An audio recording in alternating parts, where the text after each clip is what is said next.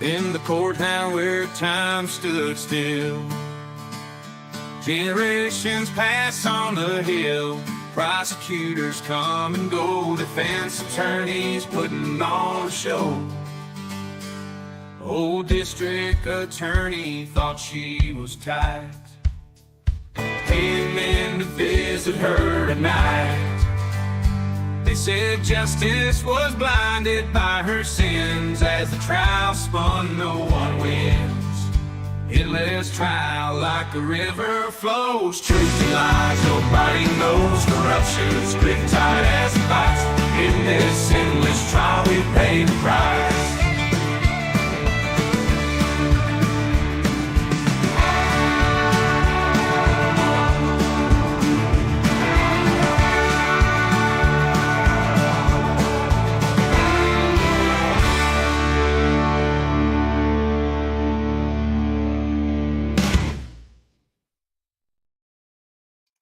Hey, yo, folks.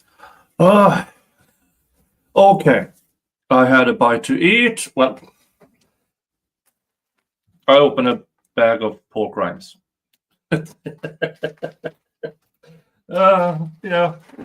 Okay, we have a jury question. We have two jury questions. They have requested an explanation what intent is in the drug charges that reads with the intent to distribute.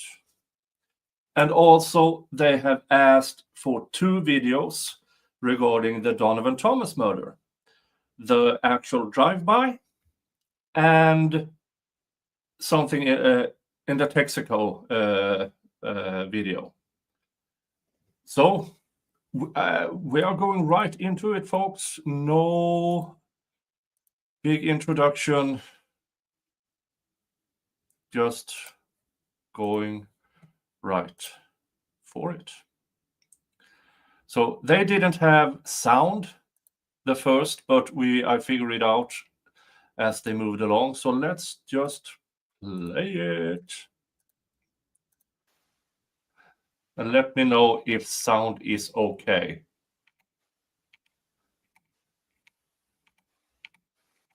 The appropriate response. That's the appropriate response. Yes. I think that the confusion is when one is a predicate of Right. the other. Yeah, I think that's what they're And I struggling with. think the correct response is, as alleged in the indictment, that if a offense is listed as a predicate. I mean, I'm not going to say predicate because maybe just say like if it's dependent upon or something like that. Right, yeah. They would have to prove out every element alleged in the count, including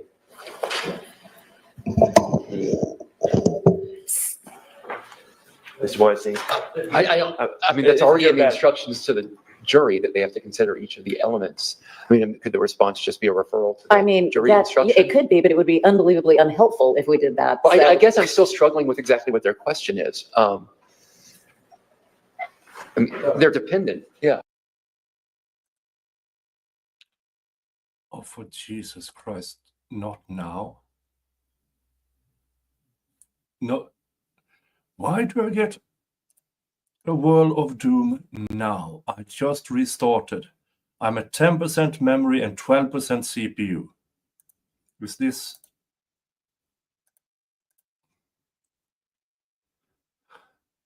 One other thing that comes to mind is with at least a firearm count, the machine gun is removed, but there's multiple firearms in the house. Right. And I'm trying to find what the number was, but in our instructions, we had, sometimes there's multiple ways to commit an Yeah. offense. That specific instruction may aid them if No, it's.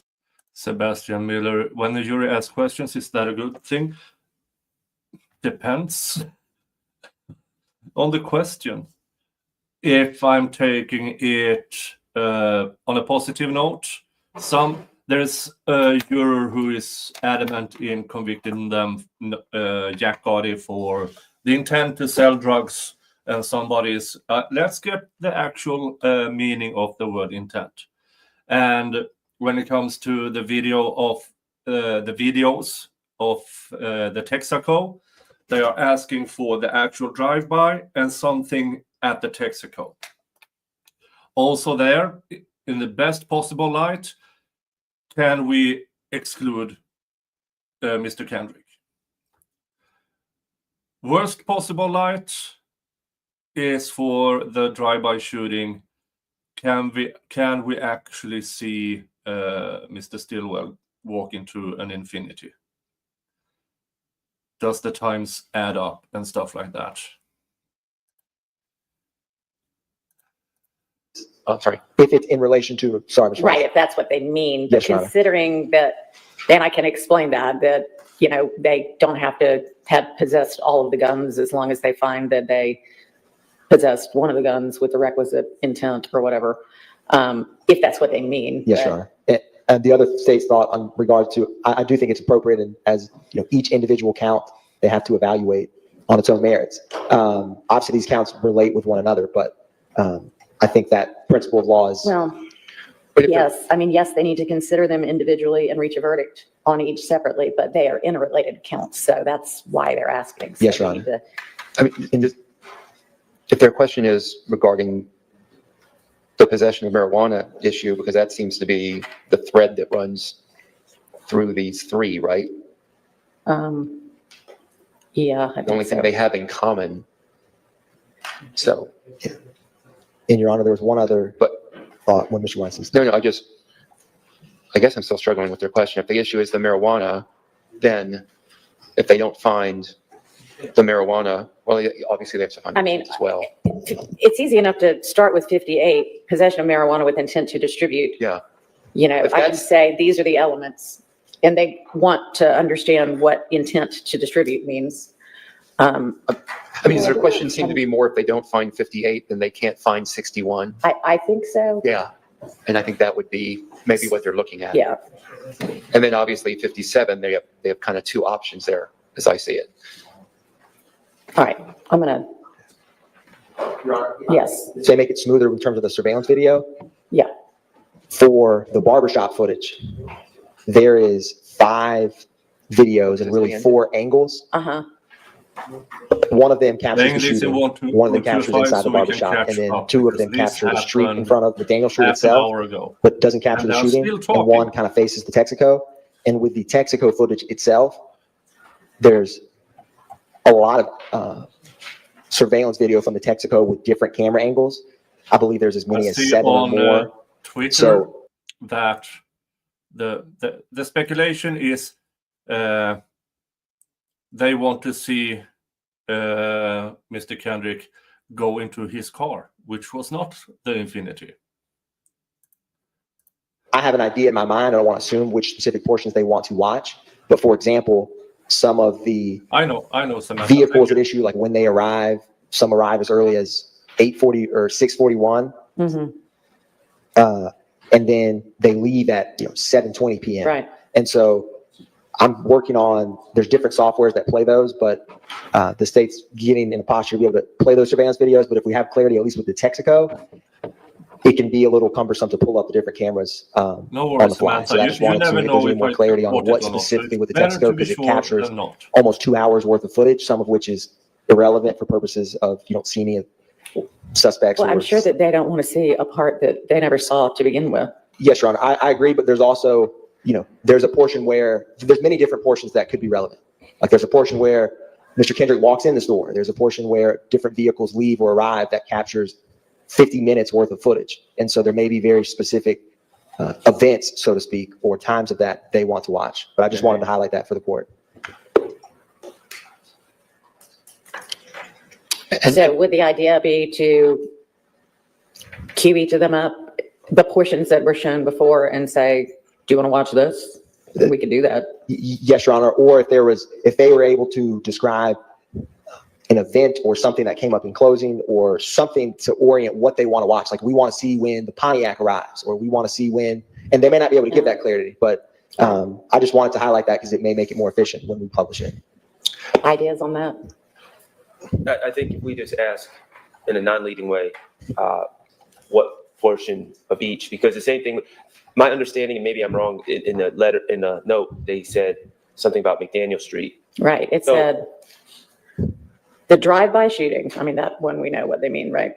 And the Texaco Northside McDaniel Street. So I think if they, I believe I know what camera they want to see from outside the barbershop. Even with the barbershop, we had 4, I think, different cameras. So if we just get clear. if everybody thinks they know which of each it is and y'all agree, then we can just start with those and say, is this the one you mean, or is there another one? Okay. With the Texaco, though, I'm not sure which one they mean because there's so many different cameras at the Texaco. With the McDaniel Street barbershop, I'm pretty Well, I don't confident. think it's the one from inside the barbershop. No, That not, one there's wouldn't 2 be- outside the barbershop. So, but I think it's probably the one that shows the actual shooting, I'm guessing. Well, we can start with that one. Yeah. And then say, is that the one? There's another one. Would you like to see Right. that one too? And they probably will say yes, That's- honestly, but That's fine with that, with the Yeah. barbershop, but with the Texaco, Right. there's so many options. I think we have to ask them what they specifically want to see.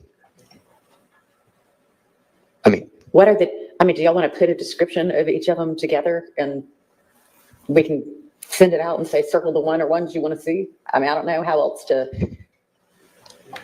yeah, I get, because there's kind of an I inside mean, Texaco and an describe outside what you want to Texaco. see seems, Yeah. I mean, what do you think about the Texaco? I think there's just an inside and an outside. No, the Texaco has, there's multiple insides. Maybe there are multiple insides in the Texaco. Well, we could just ask them, do they want to see the inside of the Texaco or the outside of the Texaco? okay, I mean, that much we can do. Yeah. Can I jump back to where the 57, 58, 61? In a second, Sergeant Brown, can you go ask them to let us know whether the video from the Texaco they want to see is the interior or the exterior? And if they can give us any more detail about what they want to see. If not, this might help, I'm not certain, but they're probably talking about something in the closing. And so if there was a point of reference, like play by. Well, if they've- defense, Just ask the question that I asked you to ask them. Okay. If they want to clarify further, that way they can. okay. Okay. Don't want us talking while I the jury understand. door is open. Okay. 57, I think I misspoke on 57 where I said there were 2 ways. Rereading 57, count 57. It looks like without the possession of the marijuana, they can't do 57, 58, or 61. So that may be what they're referring to. Because of the possession of a firearm during commission of a felony in 57 requires 58 and 61, which is the marijuana again. So that may be what they're talking about with 57, 58, and 61. Is the possession of marijuana with intent to distribute. Because wasn't there also a question regarding intent that came to us? Yeah, they originally said, well, no, I'm sorry. On their second one, they said, please clarify the wording intent to distribute and underline the word intent. So I'm looking for where I explained intent to distribute and intent right now, and we'll see.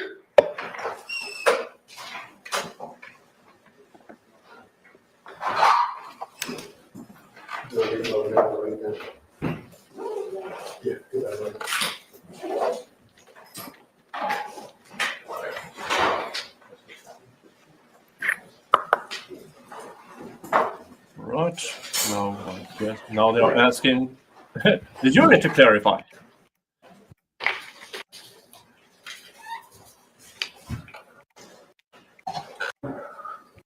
Skip ahead a bit.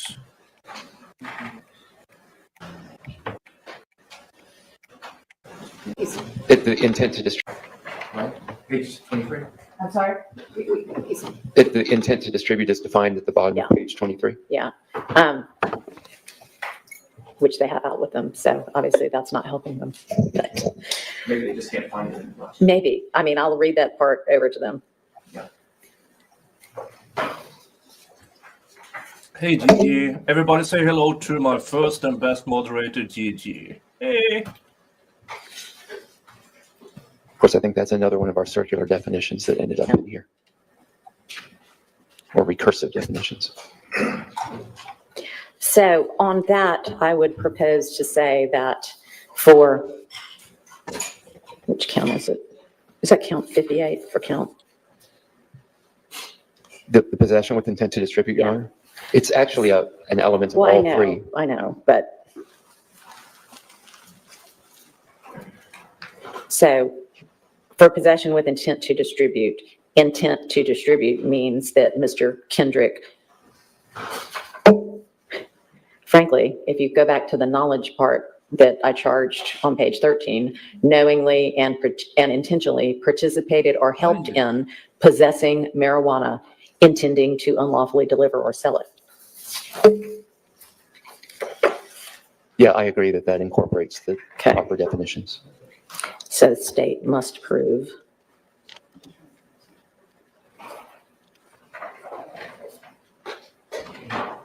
Your Honor, Hang on. Sorry, I just need to get this down and then just hold your thought.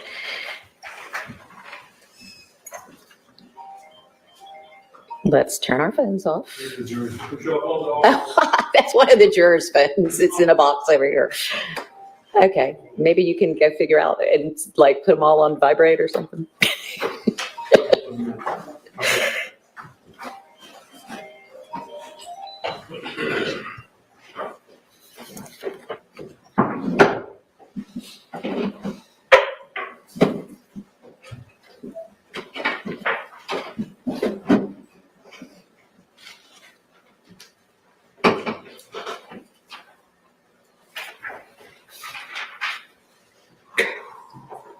One thing with if we, in the best light possible for both Kendrick and Shannon, say a juror has the same opinion that I have. The drive-by car is not an infinity. That's my opinion. I stick to it because it's not the same grill. What if a juror have owned an Infinity and had the exact same thought and is now trying to show it to the other jurors? Now, complete speculation, but or it could be the other way around. We are all speculating now.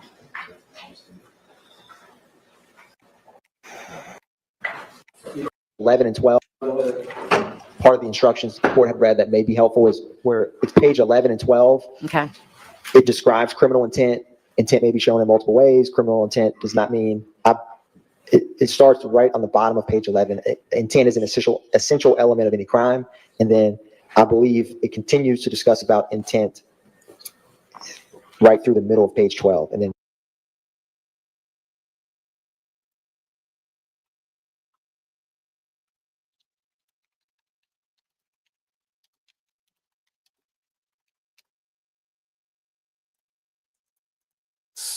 Jesus Christ, why is it doing that?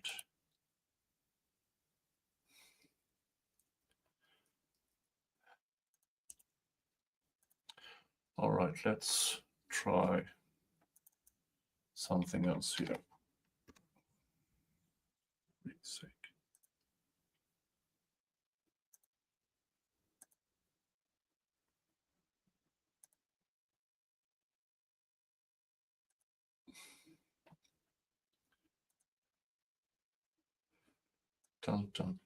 Hold on. I will try. Hold on. Share screen. Window. Share. That one. That one. No. This.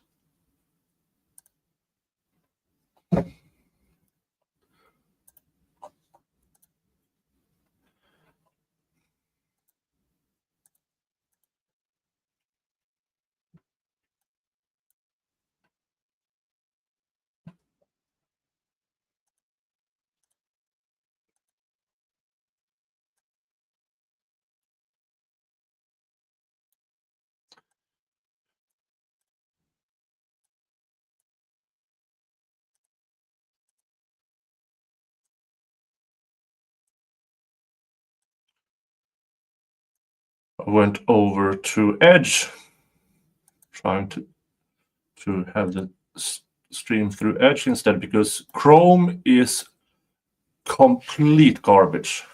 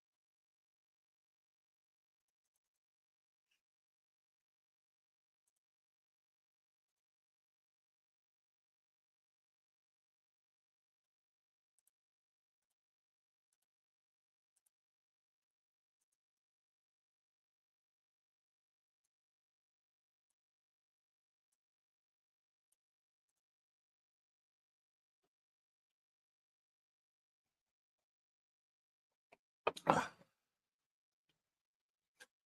Melissa. Good morning. No, we haven't. They are still discussing the jury questions. And the jury questions so far are what's intent in intent to distribute. And they want to watch 2 videos from the Donovan Thomas murder. The one from outside the barbershop showing the actual drive-by, and from Texaco. No, we don't have a verdict, Dave. Shut up, love.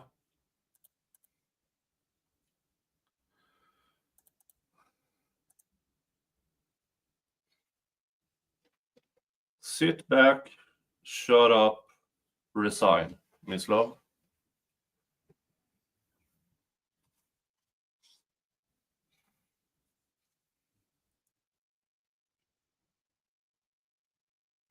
What? What do you mean there's no sound? Oh, for fuck's sake, this piece of absolute StreamYard absolute twat junk. Absolute twat junk. I need to change. I need to change the even though they have so many features I'm so used to. Since it was sold to another company, garbage. Complete garbage.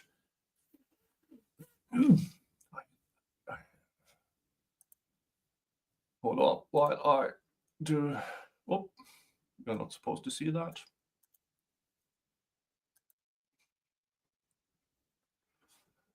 Dun, dun, dun.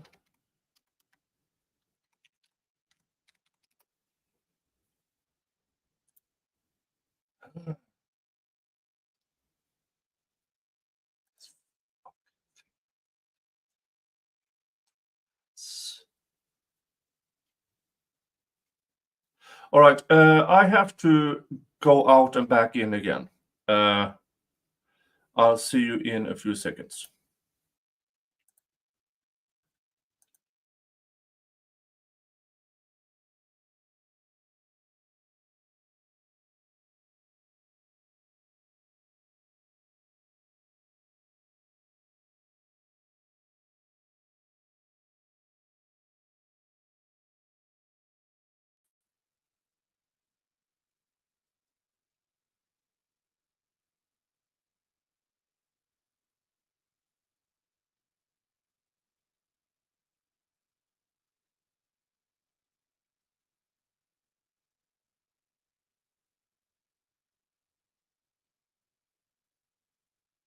The state believes.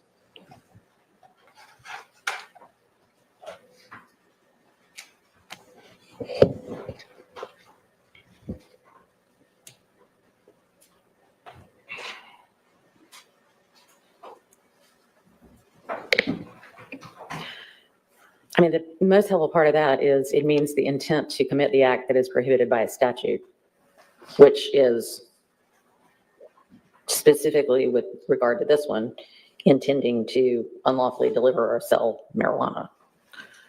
I'm thinking about saying on intent to distribute, possession of marijuana with intent to distribute.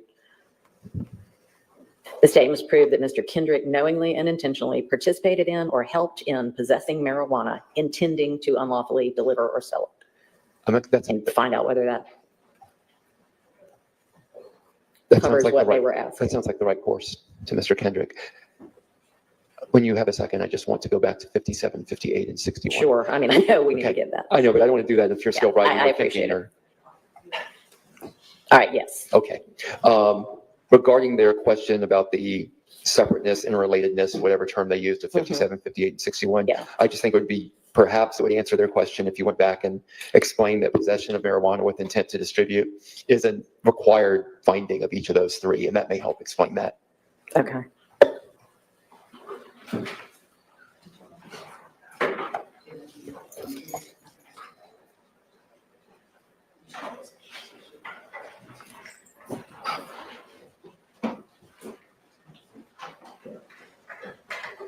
Your Honor, with the court's permission, When the court allows, I have a question. Hang on.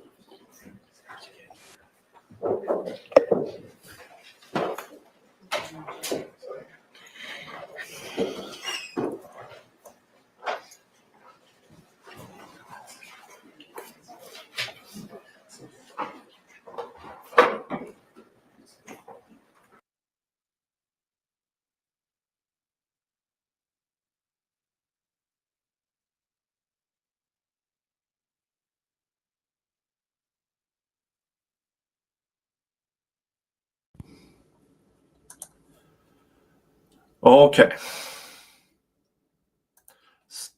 Folks, I will say this once. If you're thinking about streaming, no, not StreamYard. Not StreamYard. Now, it does have features I'm getting used to, but it's not worth it. Every fucking day, there's something wrong with this absolute horse shit trash streaming app. Every fucking day, there's something wrong. And they made it 4 times more expensive to use. So yeah,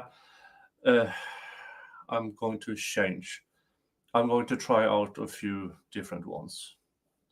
Sorry for the language, but StreamYard, go fuck yourself all the way to fucking hell, you imbeciles.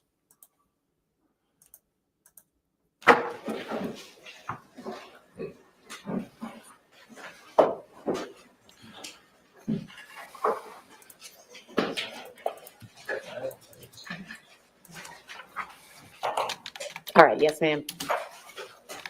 The court may have already answered this question, but I don't know whether what Mr. Atkins just referred the court to was the part about intent may be inferred from the proven circumstances or by acts and conduct. Did the court respond to that? I'm not planning to read all of that unless when I read the first part and ask them if it covers what they're asking. If they say no, then I'll circle back and read that whole part.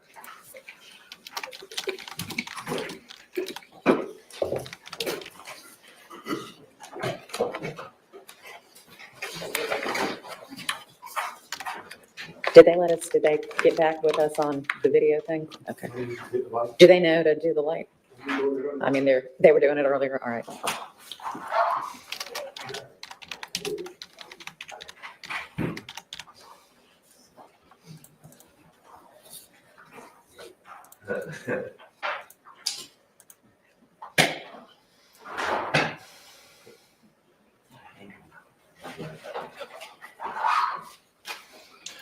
I'm going to try Rumble Studios first, because I've used that before and it has some new interesting features. Other than that, I guess I have to go Please provide the with videos of the OBS. following: the gas station when Yak was getting into the car, camera in front of the station. Oh. Y'all understand what that means? Okay, and then number 2, the drive-by shooting in front of the barber shop on McDaniel Street on Donovan Thomas. Okay. They clarified that one for us too. Judge, there are there are 4 camera angles of the drive-by shooting, so we'll be prepared to play one of them or all of them, whatever they prefer. There are 4 different camera angles of the drive-by shooting. Did you I'm just presuming they got mean yourself one a that buzz actually cut, shows Mr. I would think Rob? so. So let's start. Okay, so now the question is, okay, the drive-by, that's not an issue, but they want to see Jack Gotti go into the car. That's excellent. That is really good, because the prosecution in their closing argument said something of the sort of, he might have switched car all on the way to the scene, while the defense says he was there, he talked to people, and then he went into his own car, which wasn't the Infinity. In my opinion, that is really good. Really good for Kendrick. Start with that one and ask them, is this the one you meant? Okay. Do we have this on? Yes. So they added, Mr. Weinstein, also, please have Attorney Weinstein clarify if he said my client's watch or where is the watch regarding the Richard Milley watch, which is in no way, I mean, it's a total red herring. And good for you for distracting them, but that is not an element of anything they're supposed to be considering. Your Honor, I don't Oh, believe that was a red. That's that's not a red herring. That goes to credibility of Miss Burrito. So it's not a red herring. That is not an element of anything they're supposed to be considering. Your Honor, I don't believe that was a red herring, and it went to the credibility of law enforcement and That's their true. witnesses. but- So I would disagree with that characterization Anyway, of the what court. did you say? I said, oh, I'm sorry, I didn't say his watch. I probably said the watch. If I said his watch, that would have been I would have misspoken. Okay. So I will just say, Mr. Weinstein did not say my client's watch. If he did, he misspoke. I probably said, where is the watch? That was a 30th birthday Where gift is the from watch? Drake to Mr. Williams. All right, And it so rates I'll just sentimental value. answer that he said, where is the watch? Your Honor, would the court be inclined to respond that what the attorneys say is not evidence? Yes, that's And that shouldn't. Oh, Miss Love. Oh, Miss Love is shitting her pants right now. She did not like that. Oh, it's not evidence. Please tell them it's not evidence. Oh, clutching pearls, clutching pearls. Oh. Oh, they took notice with the watch. They took notice about the watch. Not be Yeah. even a consideration Uh-huh. rather than telling Yes. you what he said. I mean, But here's the thing, it's not his words. He asked questions. And Miss Large Ass Burrito answered. How she answered, that's in evidence. They might remember how imbecile she answered. They just want the clarification of what he actually asked. and I'm going to do both. It was definitely the watch.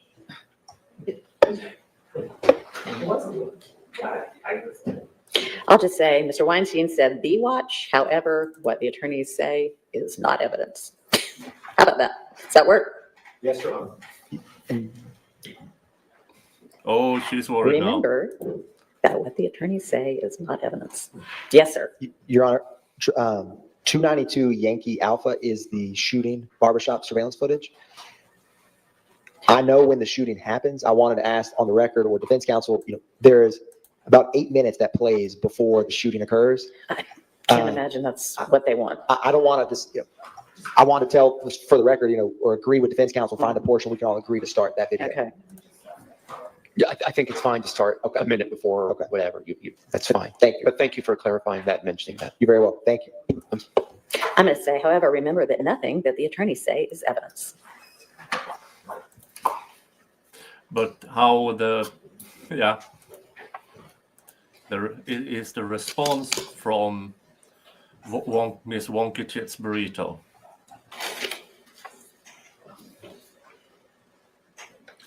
I miss Mo. I have invited her. I also sent a link to Rachel Kaufman.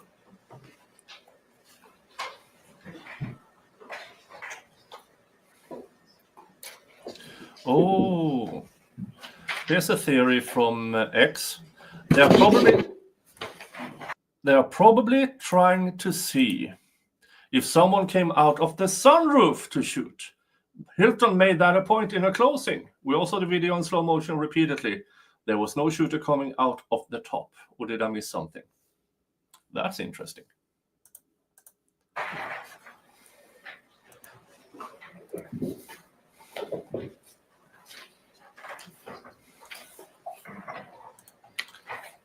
Who's the bloke in the white jacket?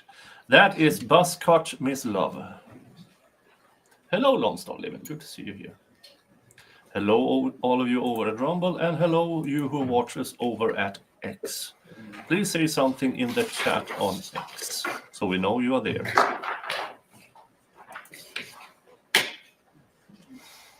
Okay. Can I skip ahead? Sit down.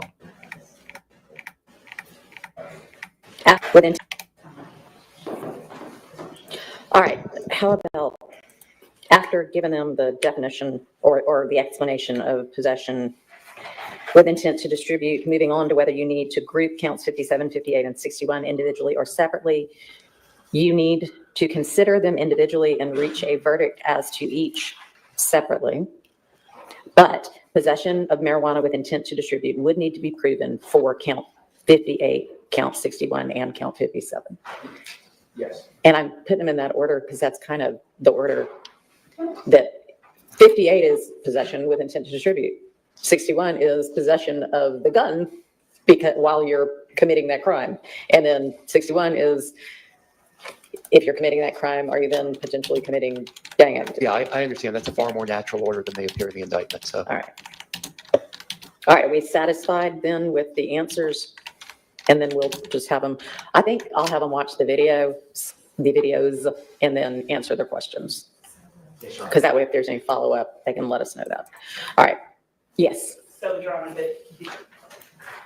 the intent is to play the Texaco footage first? Yeah. And then will they tell us when they want us to stop? Because they're at the Texaco for about 36 minutes. So what? Do y'all know when you intend to start?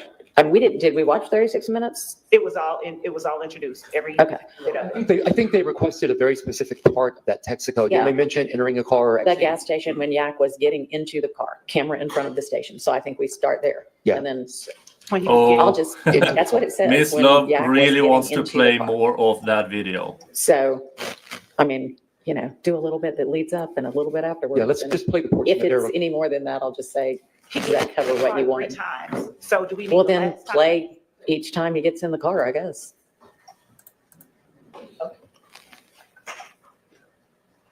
Okay, so that's going to be on camera 10, just for the record. Okay.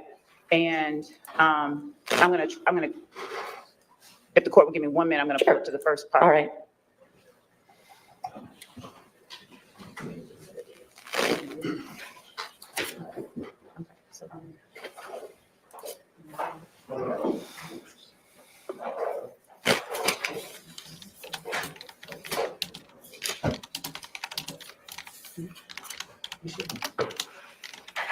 Do we have the extra copies of the indictment to give them? Have we given them extra copies of the indictment at this point? Sergeant, have we? Okay, thank you. All right, let me know when you're ready and we'll have them out. Yeah, the car that Jack gets into doesn't have a sunroof.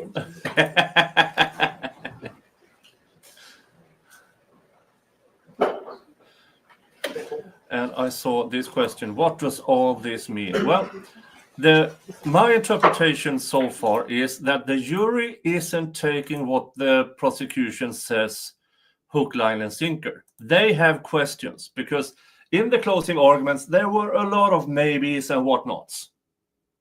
Maybe it was this, maybe it was that, maybe it was sunroof. They don't buy it. They want to see it for themselves. Same with the intent to distribute drugs. What does actually intend mean in that? Because if they find that Kendrick had no intent to distribute, all those counts are gone. And now they want to see the video of Mr. Kendrick going into the car. This is good for Kendrick, I believe, in my opinion.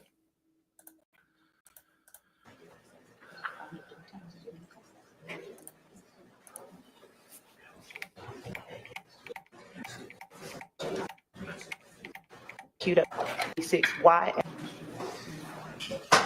All right, and Your Honor, we have it queued up 296Y at 19:16:33. All right.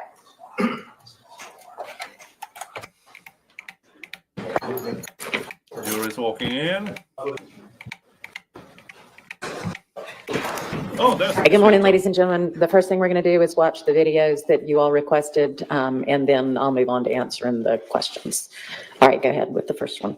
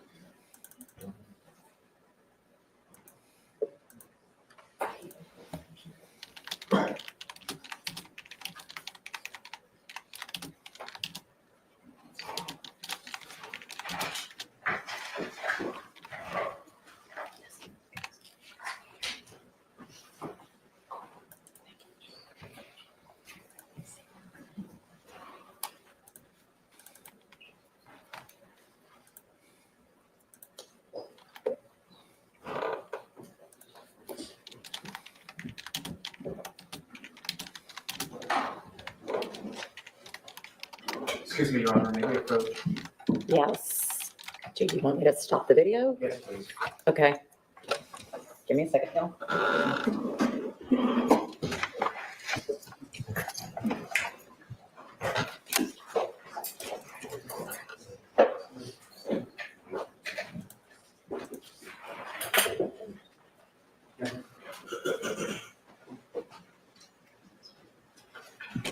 Yeah. Let's go back. This is what, yeah.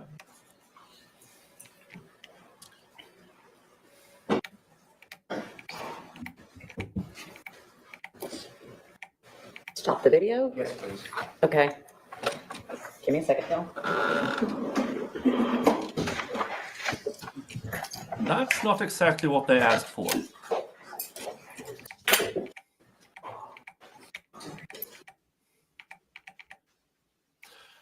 And folks, that is a sidebar.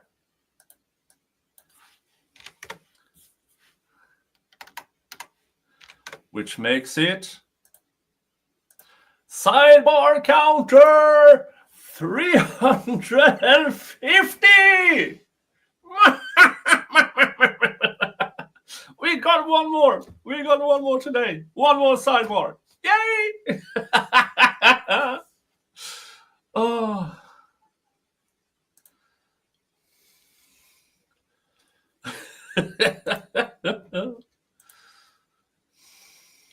Yeah, she played more than they actually asked for, which to nobody's surprise. Now, that might be what they are discussing. That she, because you see how he looks back at Miss Love. Mr. Weinstein is not happy that she played more than they actually asked for. I hope it is that.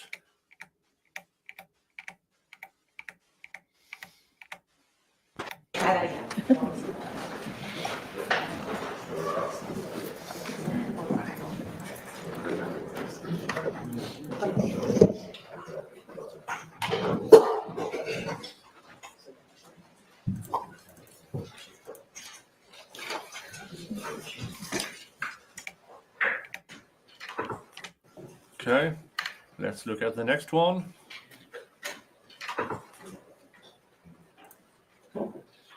Oh. Your Honor, for the record, we're on camera 10 at 18:44:31.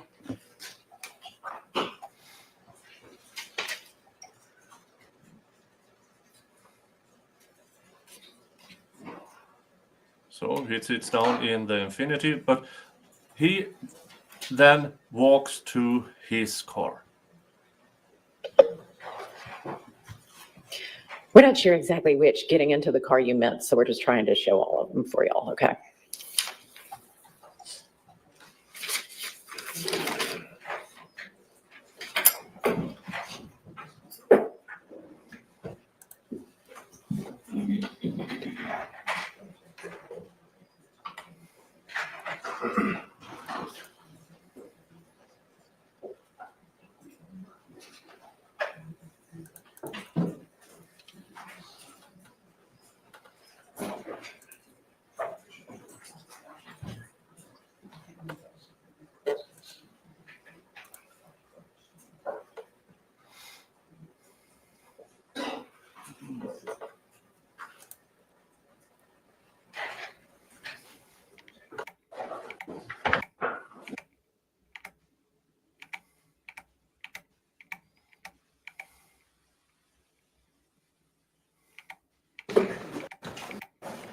And at this point, for the record, we're going to stop it and stop sharing, and then fast forward to the next point that he gets into the car.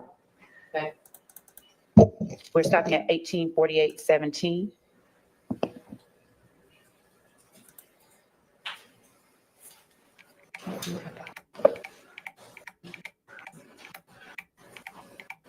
Need 25 on camera 10.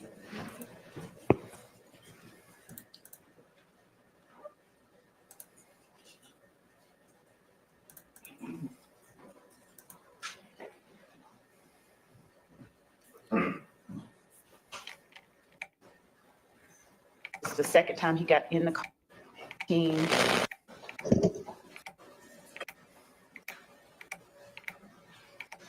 I wanted to see on No, that. that's not the last Oh, time he got in okay, the car. all right, sorry. We're fast forwarding. Sorry. Fast forwarding.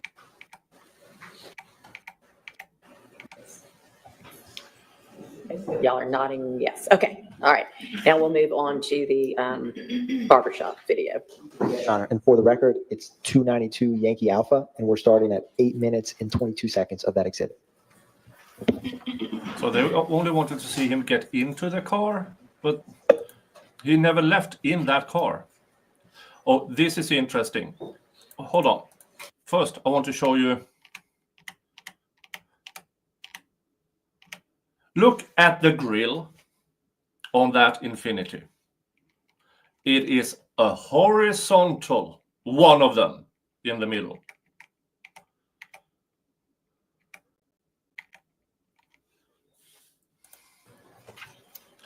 I will try to pause it myself.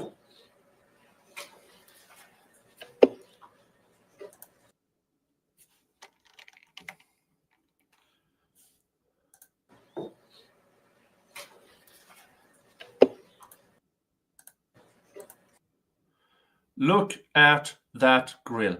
The grill in the Texaco, one vertical. Those, what you see there, are horizontal.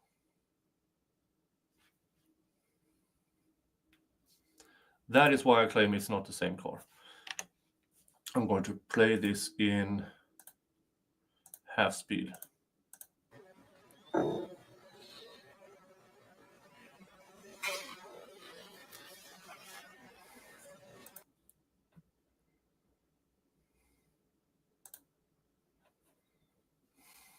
See? Those are horizontal on the grill. Let's get back to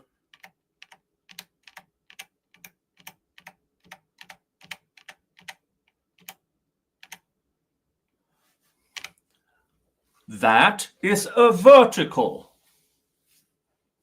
All right, let's get back to this.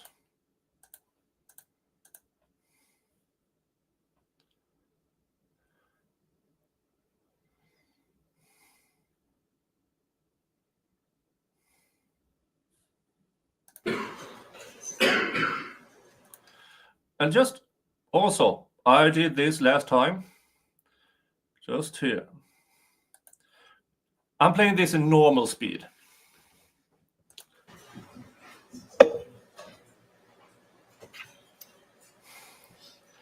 Count the seconds from when that, even with, say it is, car is passing. 1, 2, 3, 4, 5, 6, 7, 8, 9, 10. Now is their shooting.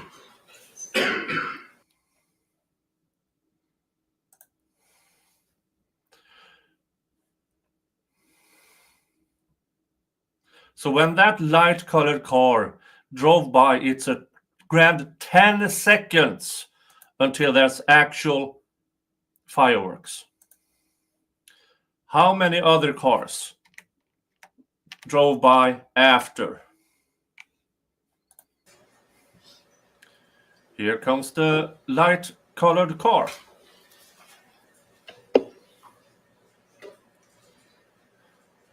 One dark car. 2 dark cars.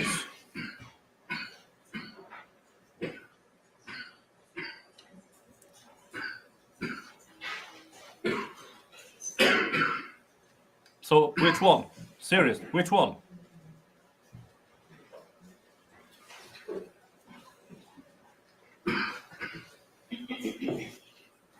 How can you watch that video and claim that is the white Infinity and that is the... Yeah. It's not... I'm telling you guys, it's not the same car.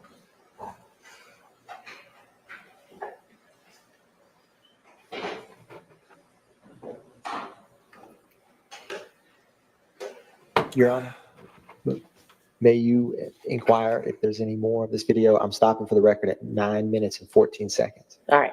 Does that satisfy what y'all wanted to see on that? Or is there a different angle or more that you want to see? That's good. Okay, that's what they wanted to see. All right, moving on. Sorry. Good, okay. All right, moving on to the questions. Mr. Weinstein said the watch. However, remember that nothing that the attorneys say is evidence.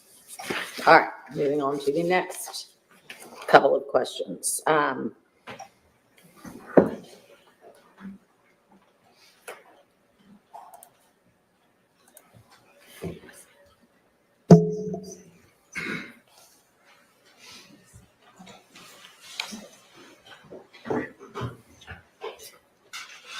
All right, on count 58, possession of marijuana with intent to distribute, the state must prove that Mr. Kendrick knowingly and intentionally participated in or helped in possessing marijuana, intending to unlawfully deliver or sell it. Does that cover what y'all are asking with regard to that one? Yes, okay. All right. Moving on to whether you need to group counts 57, 58, and 61 individually or separately. You will need to consider them individually and reach a verdict as to each of them separately, but possession of marijuana with intent to distribute would need to be proven for count 58, count 61, and count 57. Does that cover what y'all wanted to? Okay. All right, then I will excuse y'all to continue deliberations. Thank you. For the jury.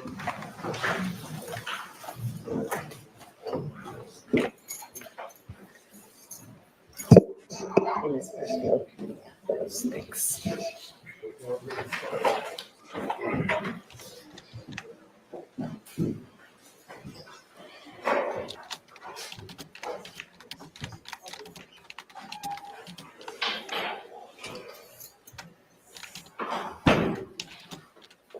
All right, we'll be in recess until we hear from them again. And not for the record, but would it work for, this is not for the record, I'm just asking you as the cameraman, would it work for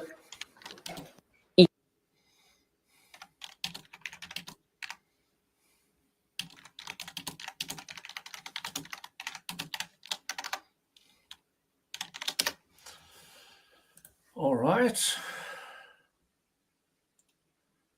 And boom. That is what we had regarding jury questions.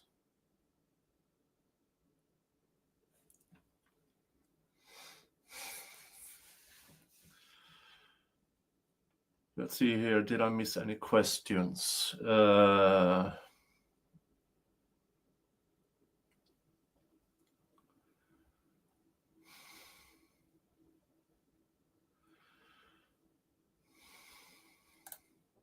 It could have been the car going the opposite direction. Yes, but that was not the state's case. That was not the state's case. When this was brought up in March with the Donovan Thomas murder, they claimed the car I pointed out was the car because they claimed it stopped after it drove out of picture. And I'm saying to you, it's not an Infinity. Vicky, how long have they been deliberating now? 4 hours and 11 minutes. 4 hours and 11 minutes. So, yeah. All right. Any other questions?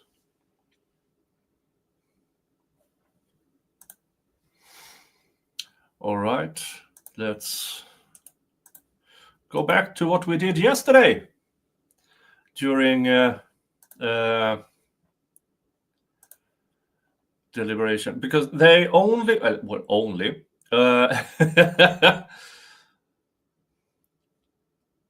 let's see here.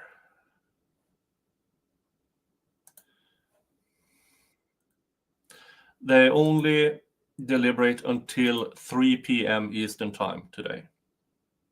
Only until 3 p.m. Eastern time. So what I will do is to entertain you. Let's roast Miss Hilton. Continue roasting Miss Hilton. Why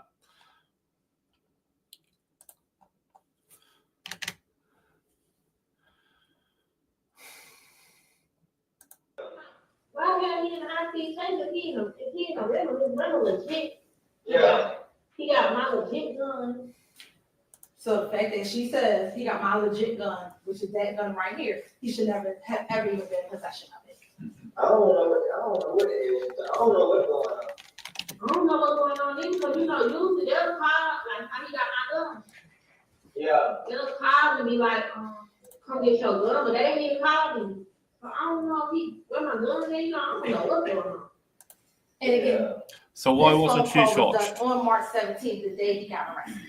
The day Mr. Stillwell, got arrested. Now for Mr. Kendrick, you have in evidence Exhibit 487 BV, which is a certified copy of conviction of Mr. Kendrick. And again, because he's a convicted felon, he should not have been in constructive possession of any of these guns that are inside the home. So now, based upon what we have shown you, they are guilty of, right now, count 1, count 50, 51, 52, 54, 57, 58, 61, 63, and 64. So let's spend some time on the murders, because that is what we need to talk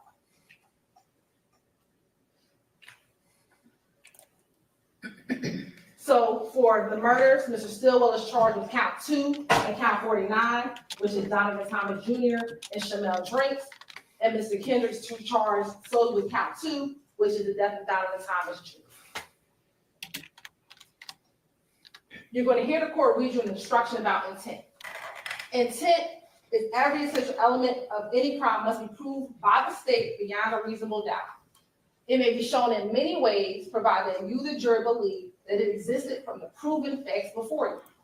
It may be inferred from the proven circumstances or by acts and conduct, or it may be in your discretion inferred when it is the natural and necessary consequence of the act.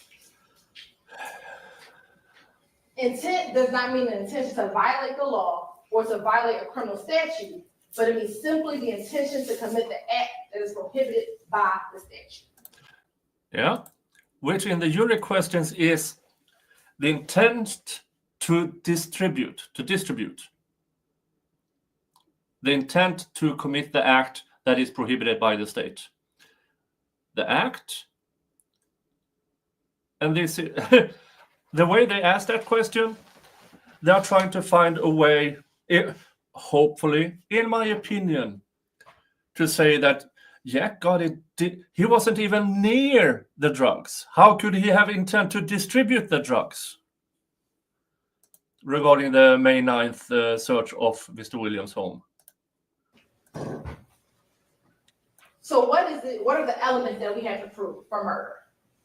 That Mr. Stillwell and Mr. Kendrick caused the death of another person here.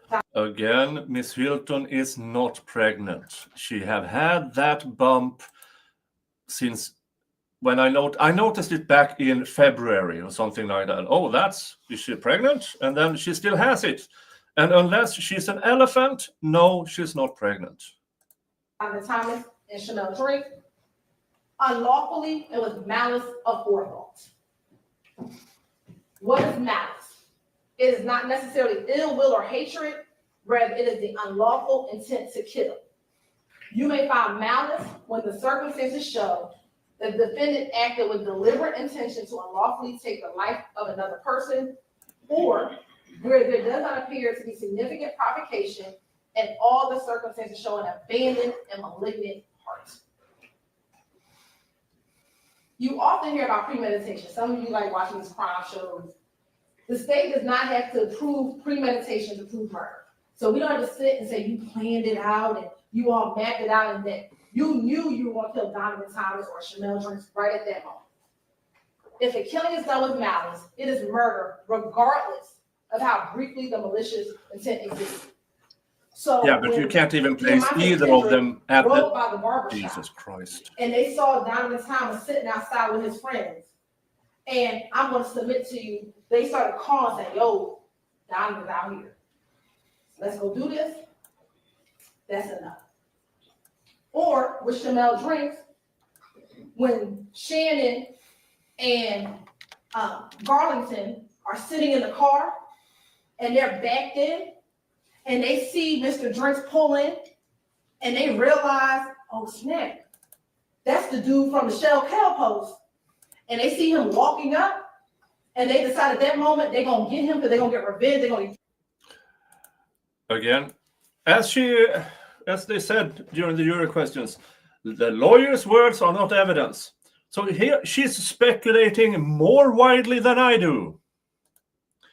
And she's trying the case. This is so stupid. But here, if you have the law on your side, argue the law. If you have the fact on your side, argue the facts. If you have neither, do what Miss Hilton does. Guess. Twat. Yes, North Media, the jury had questions. We just covered it the past hour. Thank you, North Media. Get that? That's enough right there. Doesn't have to be days planned. Within moments, that is enough. No specific length of time is required for malice to arise in the defendant's mind. It may be formed in a moment, and instantly a fatal wound may be inflicted. If malice was in the defendant's mind at the time of the act or the killing and moves the defendant to do it, that is enough for the killing to be murder. Now, motive. The law says we don't have to prove motive. You want to know why? Because oftentimes I can't get into the mind of why someone. Exactly. So why did you just try to do that? Oh, look, we bumped into this guy. Let's kill him. You just did that. You tried to get into the mind. No, Miss Hilton, that's your own mind. Your own dirty, corrupt, malicious mind.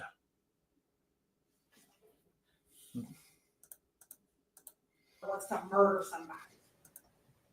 But here, when we're going to talk about it, we have some evidence of motive. Any evidence of motive has been admitted for your use in determining the defendant's state of mind at the time of the killing. So you heard Mr. Atkins talk earlier about parties to a crime. I'm not going to go over all the principles again, but he gave you the example of the bank robbery, right? Everyone who is a part of the crime. And that freaking bank robbery.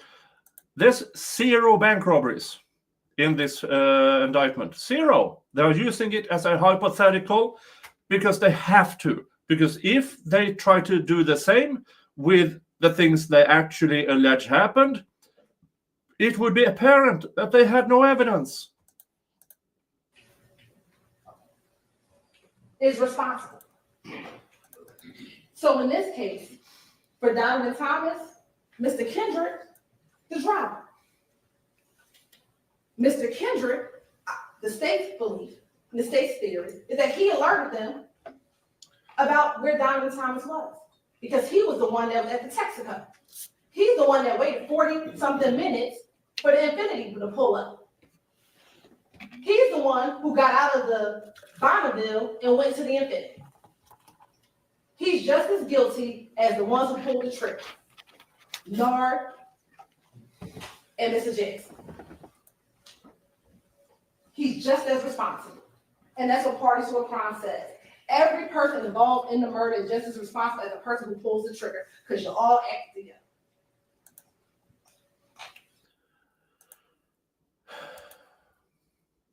If that is actually the Infinity that did the killing.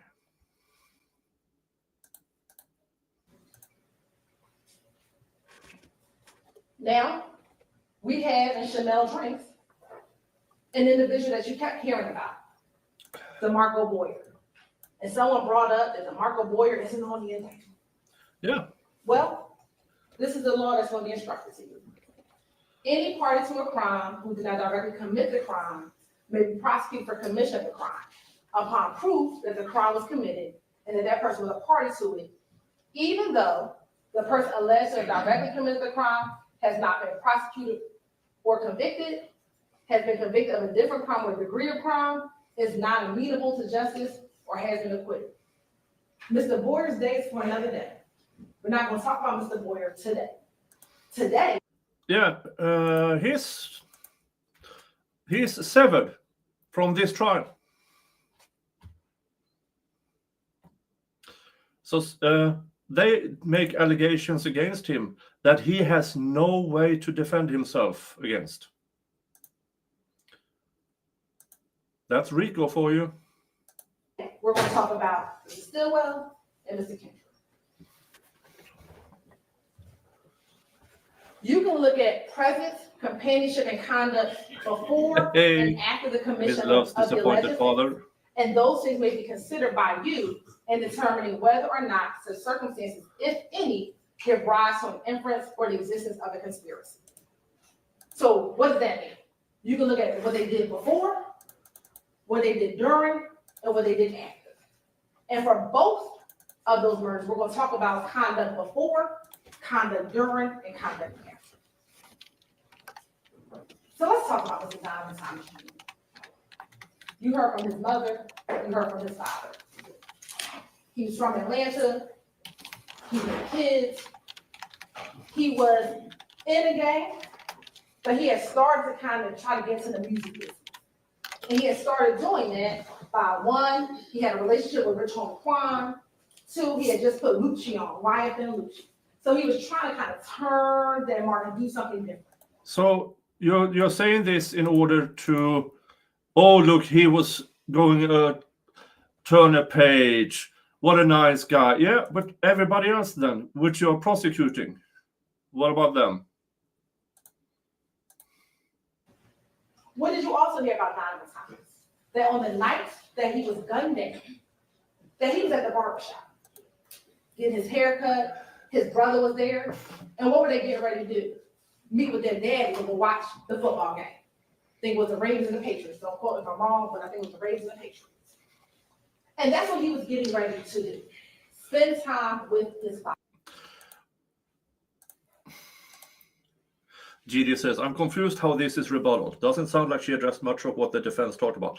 The defense opened the door by talking about the murders because they had to.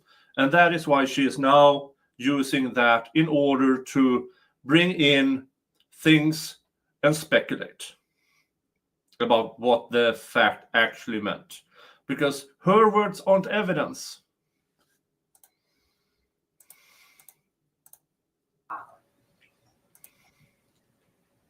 You know that he has a biological brother, but he also has a brother, which Kelvin Watts, who's super close to him, that they are brothers, but not biologically, but they share a brother, so they call themselves brothers. He said he was trying to get in the music industry. That's him with YSL Lucci. That's him with Rich Homie Quan. And so much so that after his death, Lucci had a whole album dedicated to him, Long Live Nut. And we know that Peanuts was his nickname. Now And we also know that Woody nicked his stuff. Now, Woody had means, motive, and opportunity. Over some timelines, because I think oftentimes we focus just on the murder, but there's some things that led up to that day that is very important for you to consider as you continue to look. So we know in September 2014, Rich Homie Kwan's father's barbershop shooting. Now, Mr. Copeland, we're gonna talk about Mr. Copeland, told you on the stand here that him and Threat were responsible for that. YSL members responsible for shooting up the shop of a YFN gang member. Or shoot the father of a YFN. Yeah, because he personally had a beef that had nothing to do with the other guys. Nothing. No, Brandon, we do not have a verdict. We do not have a verdict. Not to my knowledge. And I don't see anything about it. Of his gang associate. Then, if you can recall, in all of the different interviews, majority of them, Mr. Copeland talked about this shooting at the Lakewood gambling house. He talked about it in mostly every interview when he kept on telling them about the history of him and Kelvin. And he talked about the fact that Kelvin had shot up the gambling house and shot up Doug's car. Then he talks about, in multiple interviews, of meeting at Cascade Skating Rink, in which him and Kel were there. Kel wanted Copeland to call Thug so they can maybe squash whatever issue that they had. And that when Thug, Mr. Williams, got on the phone, he asked Kelvin, "Are you gonna pay for my car window?" Kelvin said no. They got into it, and it kept on going. You heard about the January 6th fight at Club Crucial, in which Copeland was jumped at the club. And then upon leaving the club, there was a fight with Bloody J, that some YSL members jumped on Bloody J. And that Kendrick and Arnold, they were arrested when they left the club.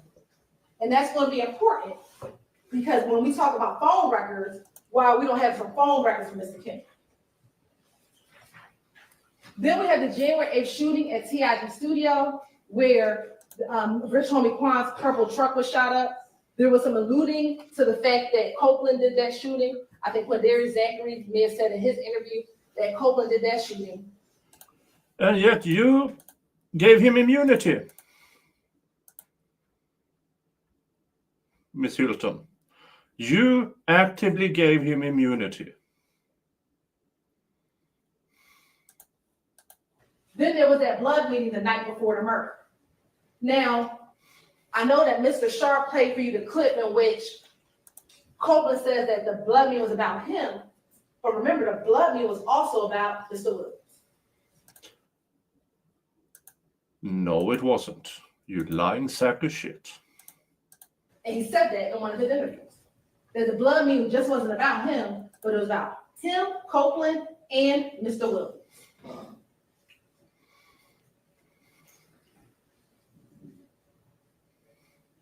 Then on January 10th, you have the death or the murder of Mr. Donovan Thomas at 330 McDaniel Street. Then you have the retaliatory shootings begin immediately. See, the streets knew what it took the state and the government a long time to figure out. They went directly to who they thought killed Donovan Thomas. They immediately started shooting at Jeffrey Williams' family's house and Kenneth Copeland's family's house because they thought that both of them were in on it. Also, in the late morning hours, early on January 11th, Kenneth Copeland meets with the Atlanta Police Department, and many of the YSL members, they flee to Miami. You have more retaliatory shootings. Let me go back. Isn't that weird that so much of your evidence are people shooting at YSL? Isn't that strange? It's almost as if they were actively targeted and actual victims, because it seems like the RICO should have been against the YFN, all of them. But here we are. In April, between April and May of 2015, you had the incident at the Dunbar Center where Copeland is found with that gun. They don't arrest him then. He calls Gaither speaks to him, they let him go. But once they did more investigation, they got the video surveillance from the Dunbar Center. They arrest him on June 10th. And then that's when he does the 9-hour interview that we'll discuss. In August of 2015 was Quindarius Zachary's interview.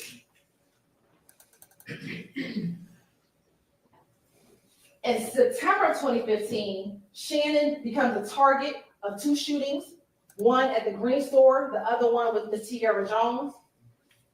In October 2015, arrest warrants are taken out for Garlington, Copeland, Sledge, and Stillwell. In November 2015, there was a preliminary hearing. The case was dismissed against Sledge. In 2016, the case was dismissed against Garlington and Copeland, and Stillwell received a bond. Between 2016 and 2018, there was some additional investigation. Yeah, Mr. Stillwell got out on bond. And I mean, from October 2015 until now, until the indictment 2020, 7 years without an indictment. 7 years out on bond. Or, yeah. Well, 6 years out on bond without anything happening. And they could not find enough evidence to even bring it as a separate trial. So they bundled it up in this absolute fustercluck that is the RICO, in hope that they could just, oh, look, bad guys, prior bad acts. They must have done it. I can't for the life of me understand why this is even remotely allowed. A follow-up, and the indictment came in 2022. We're going to talk more about these dates, but I want to give everyone a general timeline overview. As Mr. Atkins talked to you about earlier, you determine the credibility of the witnesses. And I can't remember if it was Mr. Shard or Mr. Weinstein who said it, but they are absolutely right. We don't choose our witnesses. You lying sack of shit. He said you claimed you don't choose your witnesses, but they are your witnesses. You actively choose who to call to testify. You lying sack of shit.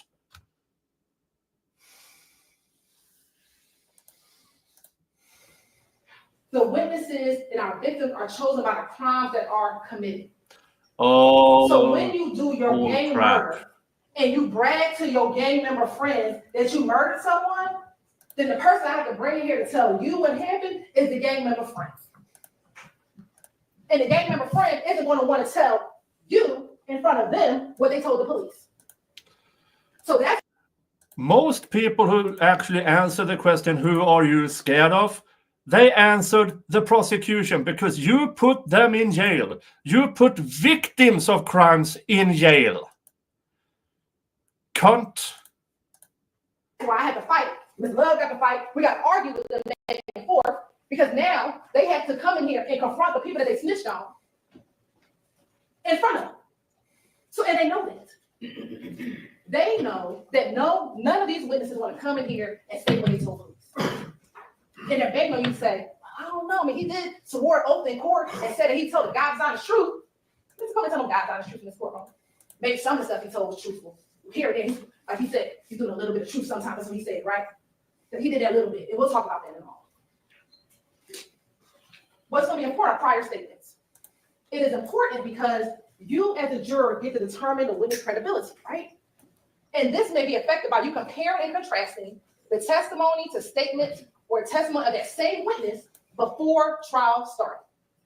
You, the jury, can decide whether there's a reasonable explanation for any inconsistency in a witness's pretrial statements or testimony when compared to that same trial testimony. And we'll actually apply common sense and reason to decide what testimony you believe or do not believe. So let's go through the evolution of Kenneth Rudy Coleman. Let's take some time, all right? January 11th. This is hours after the murder. His girlfriend's house just got shot up, and they called him. Thorpe calls the girlfriend to kind of check in on and see what's happening with their shooting, and they put Copeland on the phone. See, on January 11th, when he walks inside, he real strong YSL, right? He's not trying to give up his friends. He want to let the police know, I didn't murder. Now, let me tell you something. I didn't murder Donovan Thomas. I'm telling you, I was at my girlfriend's house. I'm gonna tell you, I went to the green stove. I went to McDonald's. He's not gonna give you too much information because here he's trying to still protect his friends. That's just common sense. The police don't really know what's going on yet. So when he first goes in, he's trying to protect his friends. But then we get January 28th. See, if y'all remember, y'all, this is after he gets out the shootout on the highway. See, this is after he came from the little pool party and he on his way home and they shoot at him at the highway. And remember, in this interview, he talks about, I believe, Shannon being upset with him because he didn't want to shoot back. So here, he's trying to tell them everything that YFN people are doing to him, but he's still not trying to give up his friends. They're his friends. But he's a little frustrated because everyone's blaming him for murdering Donovan Thomas, and everyone's shooting back at him, shooting him, and he didn't do anything. Then we get February 20th. Now, this was the worst one because that's when he's trying to come out the house to take his baby to the hospital, and they come down the street shooting at him. So now he's like, they are shooting at me, they're shooting at my baby and my girl. Look, this is too much. And he tells them about what happened. Again, this is an interview where he really didn't want to give up who shot at him. He knew who did it, but see, that gang street code is he still didn't want to give up the person who shot at him and his baby. And that's when Curtin was like, you're not going to tell me who just shot at you with your baby? Then the next day was February 21st. They had arrested him for a violation of probation. He was upset because they arrested him on violation of probation.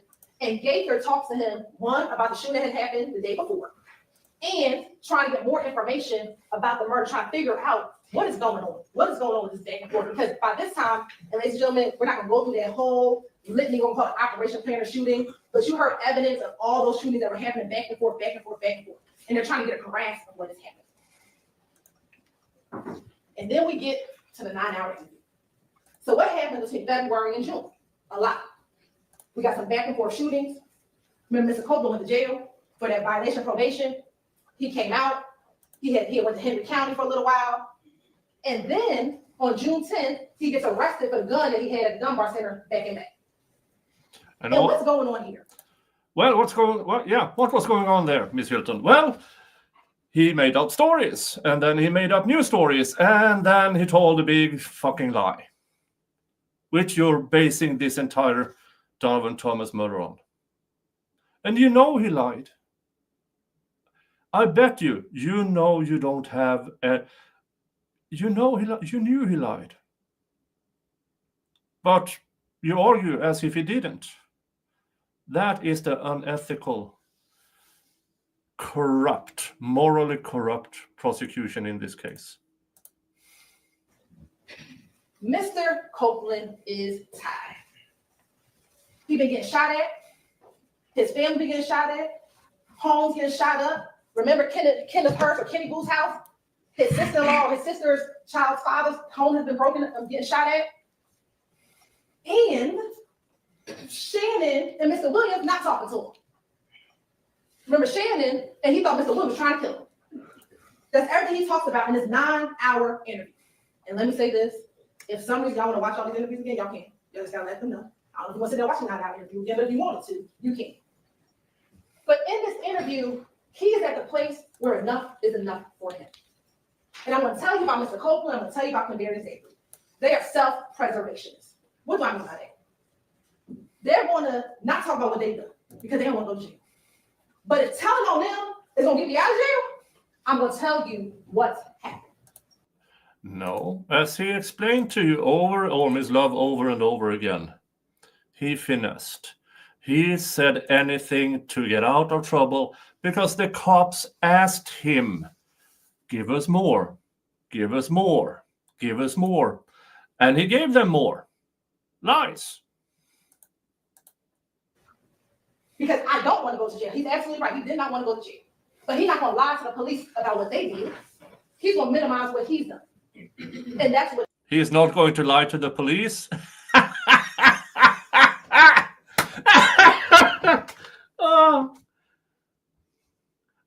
How can anyone stand up there and try to be credible in this?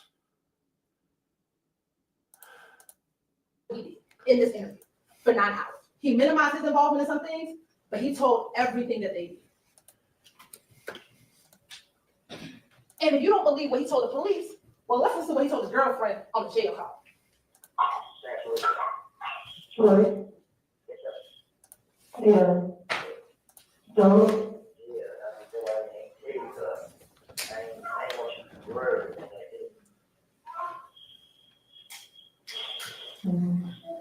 Hi, Iron Rabbit. Thank you for stopping by. Happy Thanksgiving. Yeah.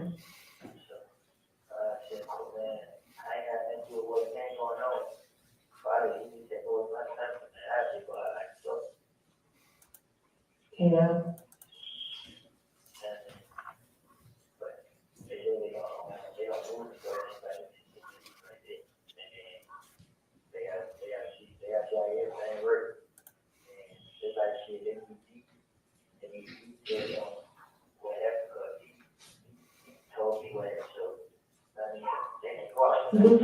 Okay, I got a semi-confirmation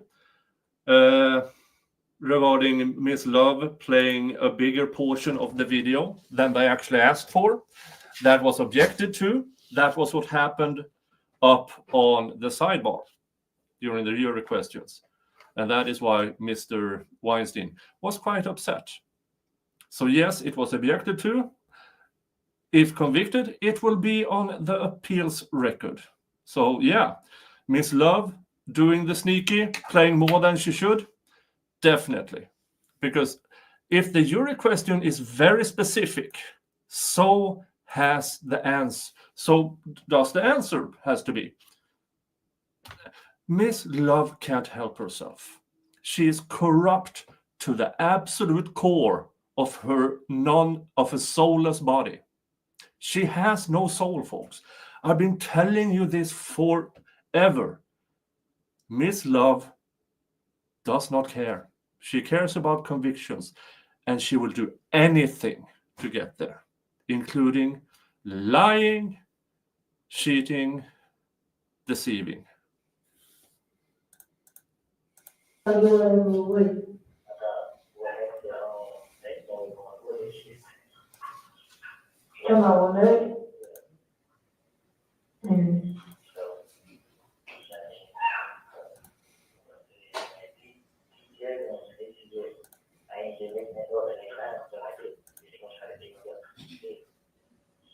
Yeah.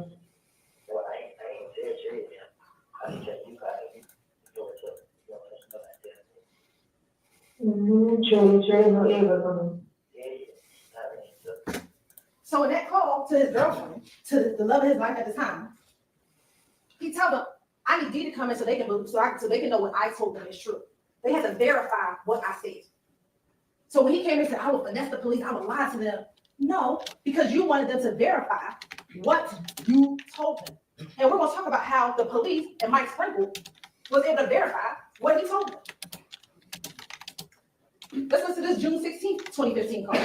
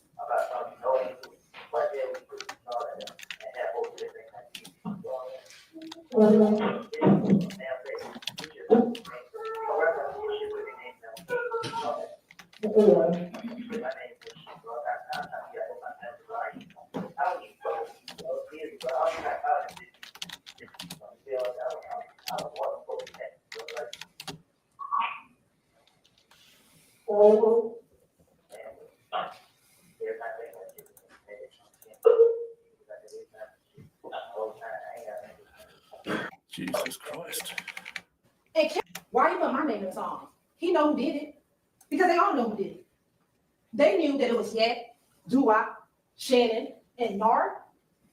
No, and they didn't. Copeland is upset because he's like, why you put my name in the song? Put the ones who did it in the song so they can stop targeting me. No. Now, let's talk about his trial testimony.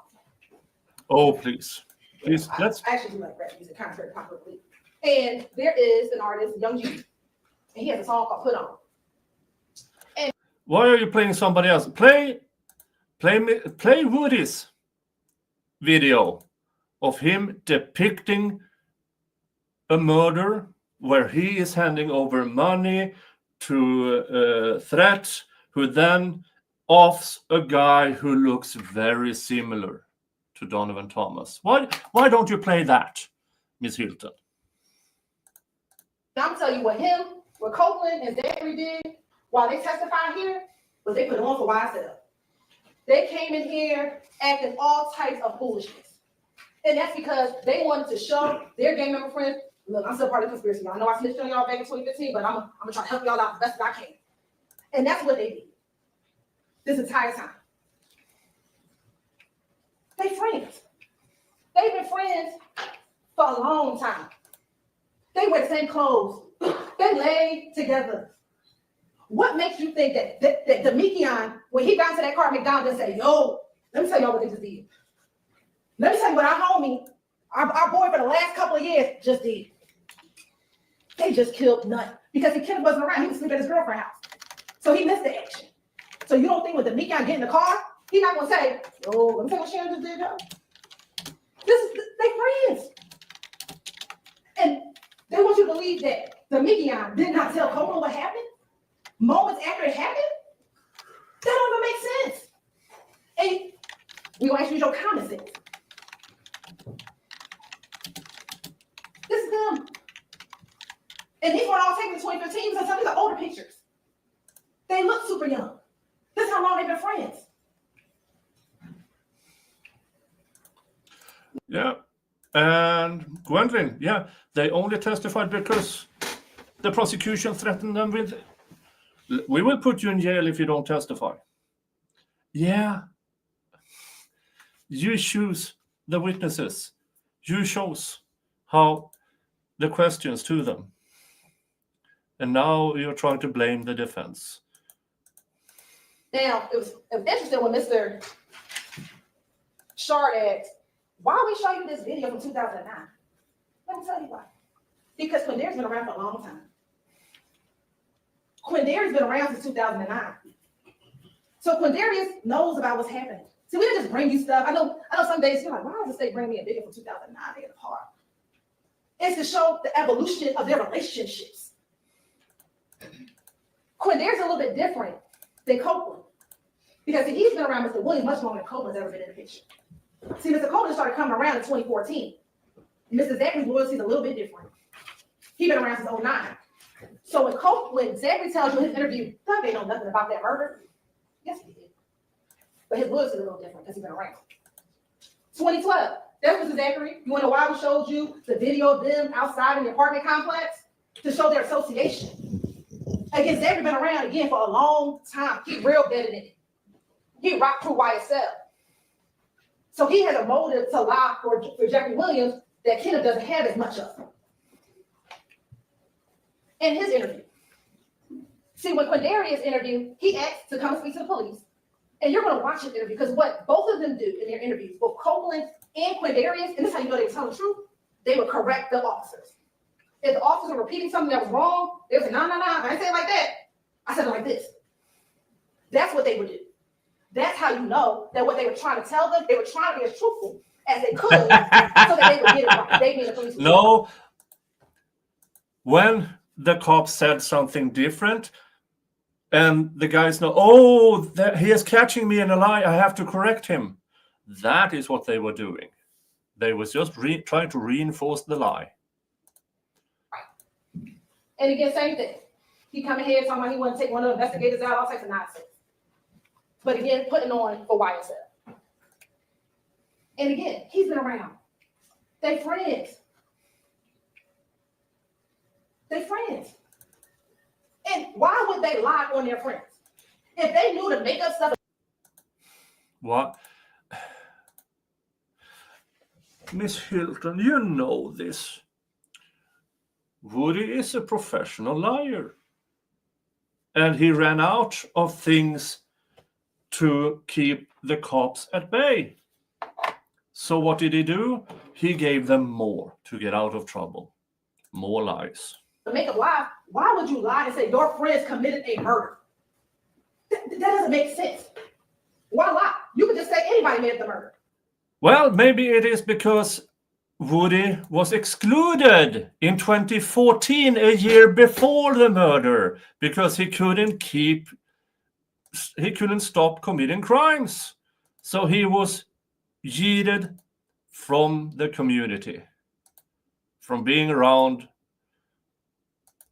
Mr. Williams.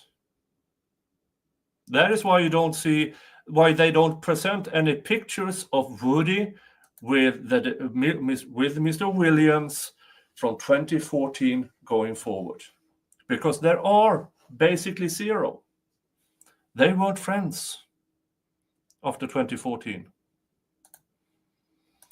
If you were just lying, you don't want anybody to verify what you were saying, you could have said anybody committed the murder. But that's not what they did.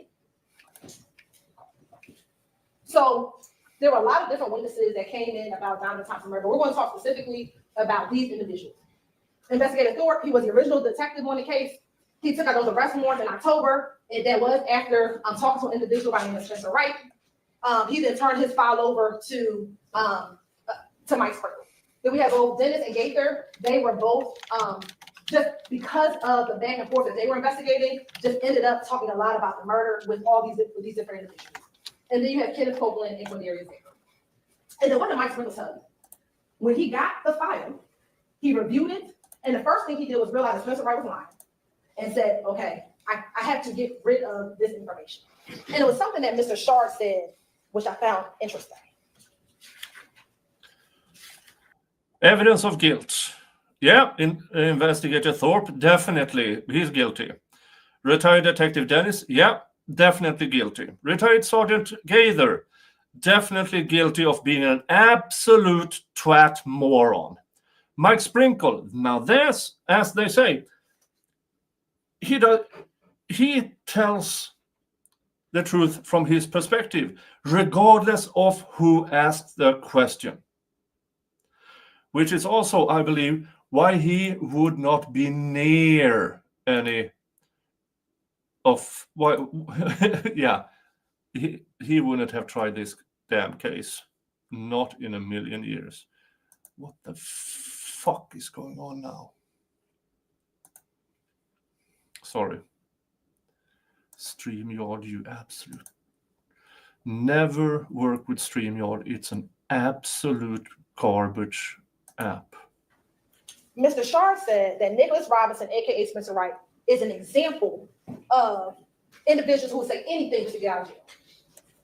But the difference between Nicholas Robinson and Quindarius and Kenneth Copeland is that Mr. Sprinkle couldn't verify what Nicholas Robinson said, but he was able to verify what Quindarius and what Kenneth Copeland said. So did Mike Sprinkle corroborate Kenneth Copeland and Quindarius Baker? Emphatically, yes. So let's talk about the activity before the murder. And some of these are the videos, but there was no dispute about the Lakewood shooting in Club Crucial. And what you have in both of those interviews is that both Copeland and Zachary actually sat and talked about those shootings. I'm not going to play the video for you, just in an abundance of time, but we know that those two things, at least, were not disputed. So let's talk about the day of and the days after the murder. So what did Copeland tell you about? Yeah, what did Copeland do? Well, he was brought in because people thought that he did it. And remind you, means, motive, opportunity. What does he do? He blames people he knows didn't do it because the cops would never be able to prove anything. And they didn't. And they haven't, because it's garbage. So it was actually quite safe for him to blame the people he blamed, because he knew they had nothing to do with it. There would be no evidence of this, keeping him out of trouble and keeping them out of trouble. That's my theory of Woody's thinking at the time. He lied because it was safe. And here we are.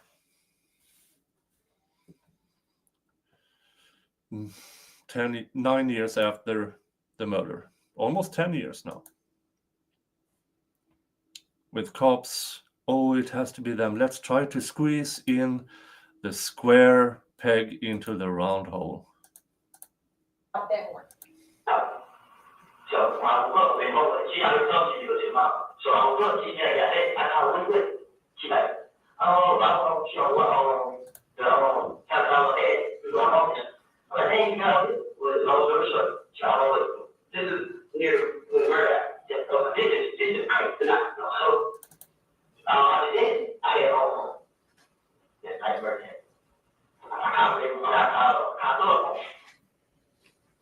What did the phone records tell you? I know that's kind of small, but you'll have the phone records in the back. That between 6:37 and 7:26, Copeland's phone was in the area of his girlfriend's house, right? That's QR's, Copeland's girlfriend's residence, which was Myra. His phone was pinging in that area, and that's between 6:37 and 7:26. If you can recall, the 911 call for the murder came in at 7:22. At 7:26. Yeah. The 911 call came in at 7:22. The murder happened before that, giving Copeland plenty of time to get from the murder scene to his girlfriend's place. It's not that far, folks. It is maybe a 2.5, 3-minute drive. Tops.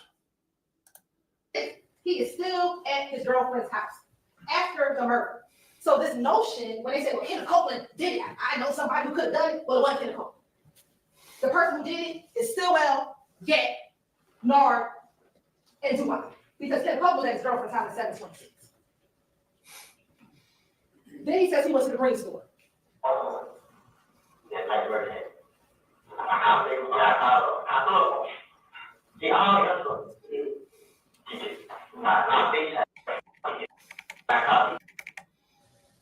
He's at the green store. And then he travels down towards the McDonald's, like he told him. And here's the thing, ladies and gentlemen, about corroboration and phone records. He doesn't know we're going to pull the phone records later. He doesn't know that Mike Sprinkle in 2016, like almost 8 months after this, that we're going to pull the phone records to see whether or not what he's saying is true. I know he came in here and said, I got 2 phones, I had 2 phones, all this other stuff. He didn't have 2 phones. If he had 2 phones, the main phone is the phone that he's calling his girlfriend on. You can look at the records will show who he's talking to. Why would he call his girlfriend when he is in the same house? Now, this would be excellent defense of him in a murder trial against Woody. Excellent. But you're not a defense attorney. He talks to his brother and his girlfriend on the phone he's talking about. I'm not gonna play it, but he says, you just heard him say he was at the McDonald's.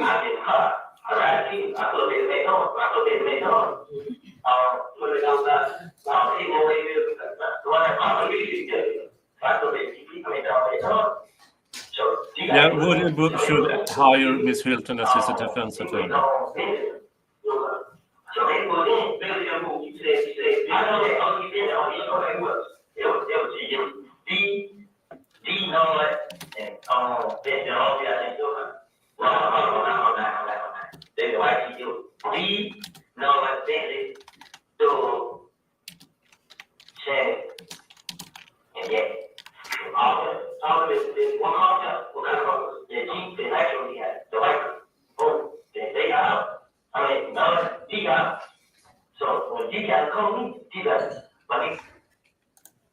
So we talked about that white nitro.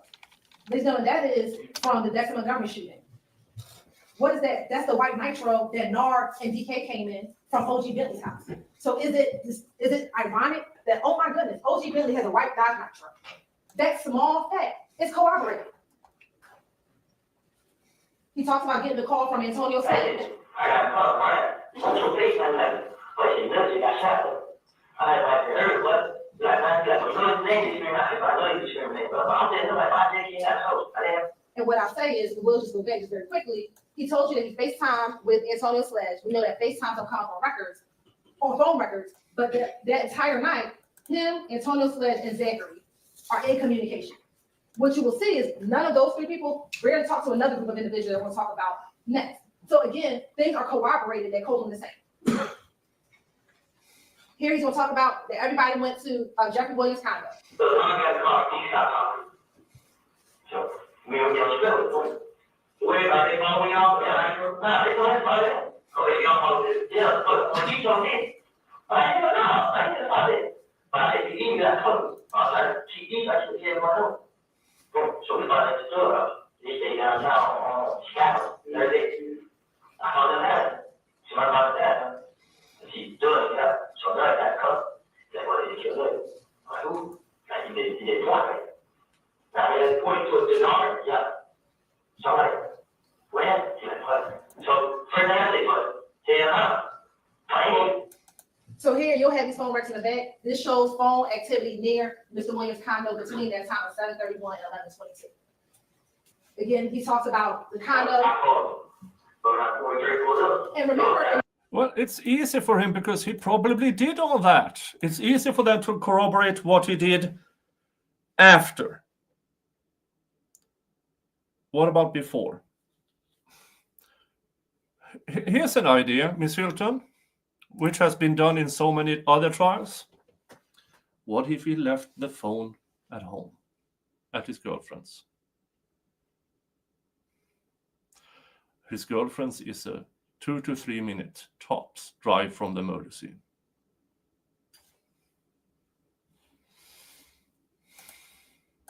Hi, Tammy. Hi, Erin. in this My faction line. interview, he first talked to Gaither and the ATF agent. Then later, Short came in, he kind of repeats what happened, right? And that's what is going on, but again, consistently talking about being around the condo. They both talk about going to Miami after the murder. This is the same guy. That he got kids, all the time. Man, like the people that trying to run, he called them. And the person got around is the person, like, personal. So he didn't him drive him straight to Florida. Like, him, Doug, his sister, a girl, Doug, and Lord, and yeah.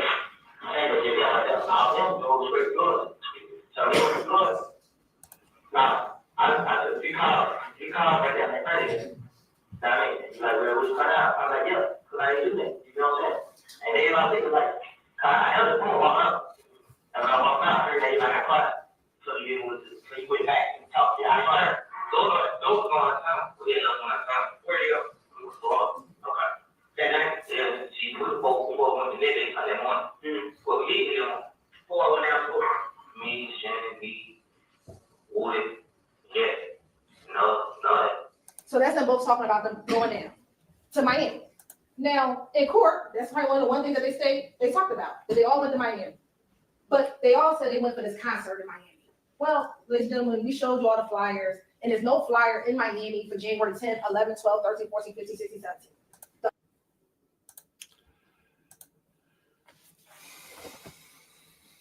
Because you didn't include it. Because Judge Glanville excluded a lot of flyers. Isn't that convenient, you bitch? The only flyer in Miami or in Florida was in Tampa Bay. So the question becomes, why are y'all going to Florida right after Donovan Thomas's murder to flee? And you never checked Mr. Williams' financial records. How far in advance had everything been put together to go into Florida? You never asked for it because you knew it would prove that it was pre-planned, because you have no case. Because YSL knew what they did, and they had to get up out of Dodge. And they went down to Bergman's house to lay low until things, maybe some of the dust started to settle.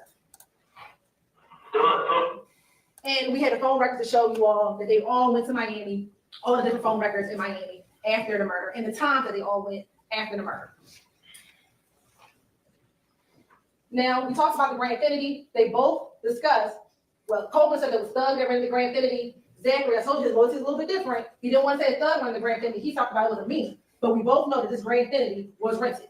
And I won't play the video for you, but there are the two clips. If you want to play it later, you can play it. Yeah. And how about that? cooperated, They asked to play. Mr. Sprinkle found a Hertz rental car record in order. Yeah. You didn't count on that, did you, Miss Hilton? That I actually wanted to check. They didn't believe you on your actual word. They wanted to check for themselves. And you lied on Mr. Gotti. You lied. Let's see, a skillet pan. If the missing flyer is really important, can the defendants get an appeal because of excluded evidence? Yes. If there are flyers or something of the sort about that concert in Miami and it was excluded, yes, it is definitely an appellate issue. To corroborate, is what Mr. Copeland said accurate? Was there a rented gray vehicle? Almost a year later, he finds the rental car. That is corroboration. What? Wait. Gray? You said silver all along, and all of a sudden you say gray.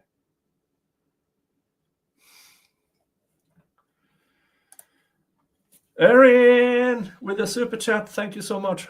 How do you think the jury would feel going back and reviewing everything we've seen from day one?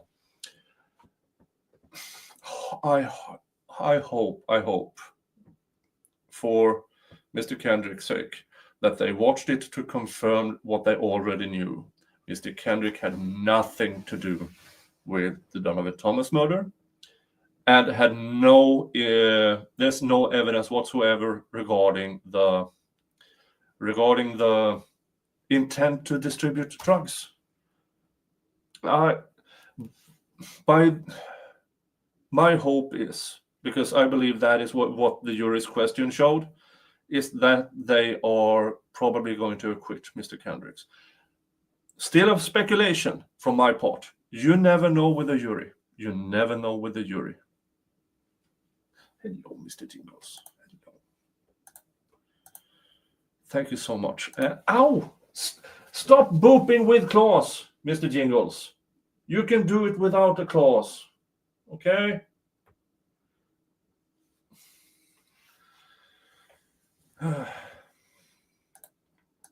And with that, ow! No, Mr. Jingles, do not bop me with your claws. You can use your paw.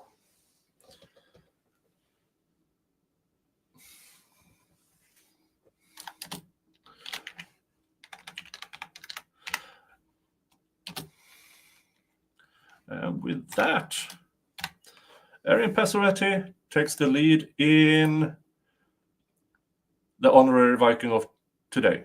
Now, since she is the first super chat I have, it was quite easy to take the lead on that one. So thank you so much, Erin. Thank you so much. Let's continue. Of what Kenneth Copeland said.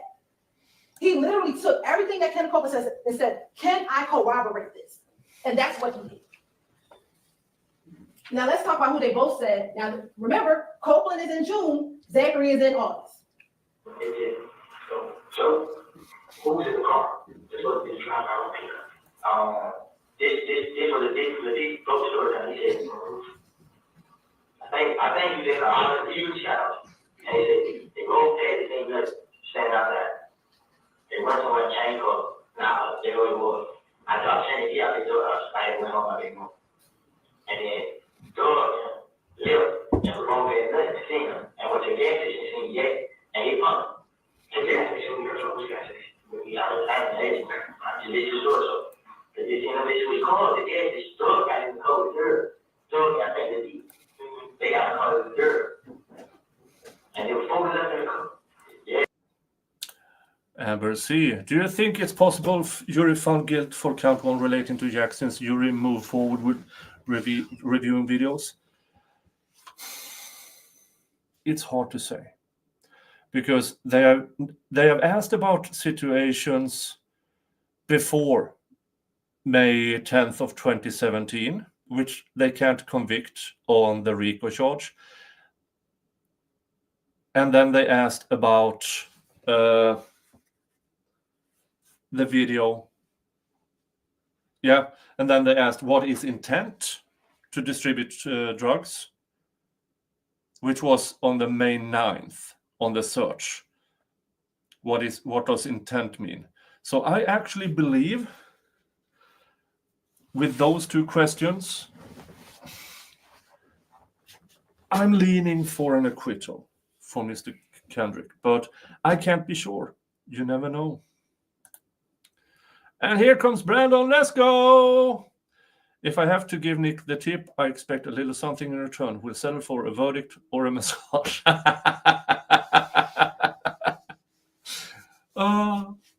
Well, I'll see what I can do. But for now, you took the lead in Honorary Viking with that $10. It is. Let's go, Brandon. Thank you so much. Thank you for your monetary support. Thank you.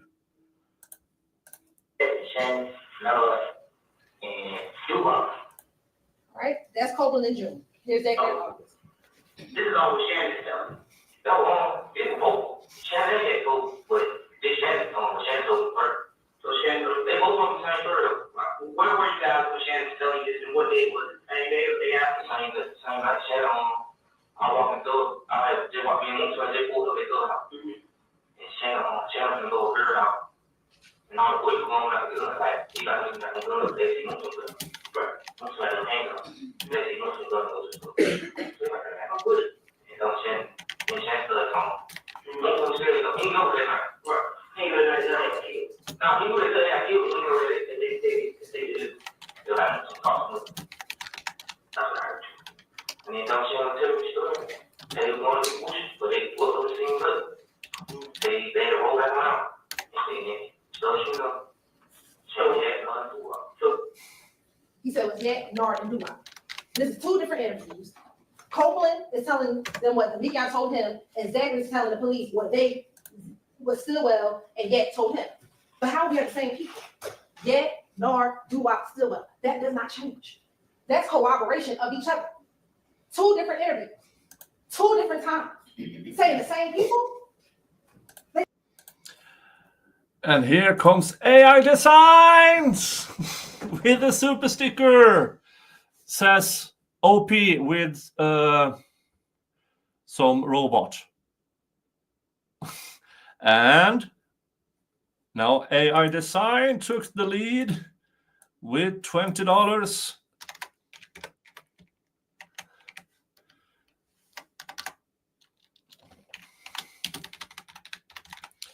And while I wrote all of this, we got a visitor.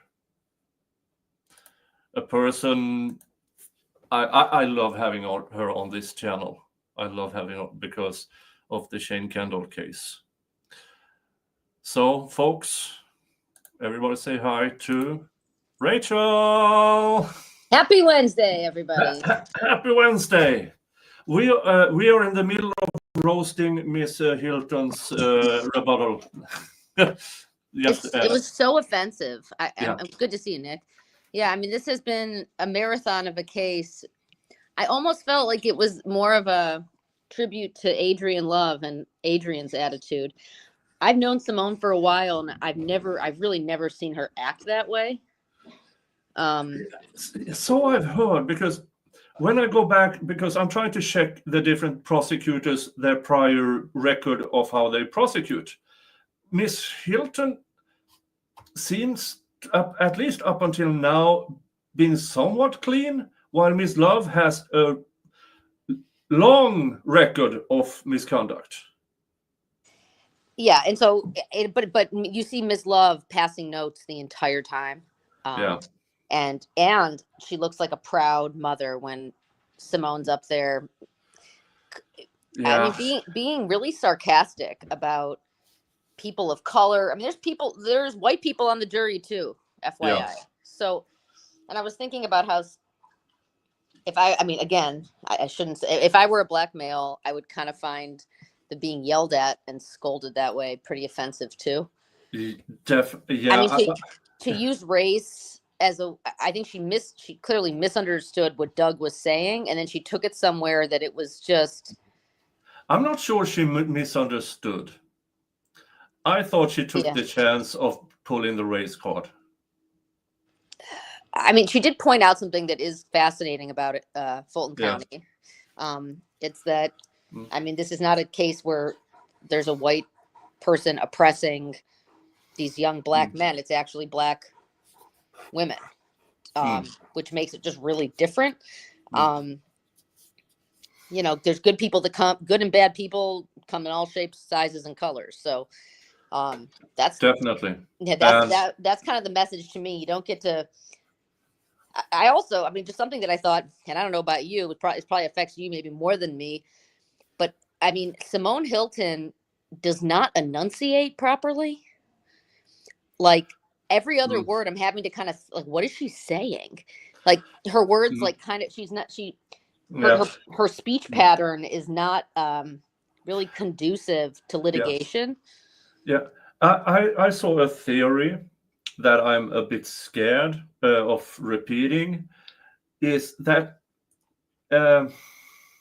she's cosplaying black.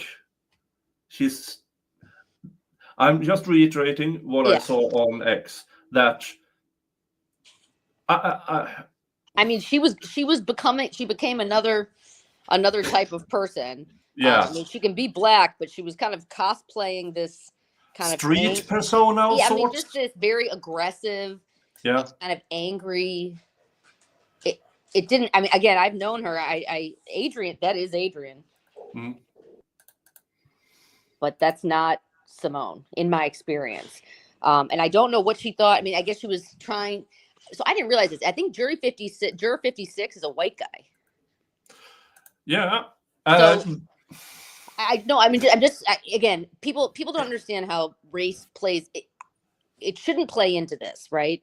But if you do litigation long enough, especially in Fulton County, you realize race is part of all of this, optics, all of it. You know, I was thinking they got to appeal to him. If I was the state, I'd be focused on how to appeal to somebody like juror 56 who's not buying it. Yeah. Annie, come here. So to me, that she kind of missed the ball on that, because I'm sure juror 56 is sitting there like, why are you yelling at me? Yeah. I do think honestly the most convincing and problematic aspect of this case is that, you know, Shannon, again, I don't think that lyrics should be used to criminalize people, but Shannon could have done a little bit of a better job with his lyrics, because it doesn't help him at all.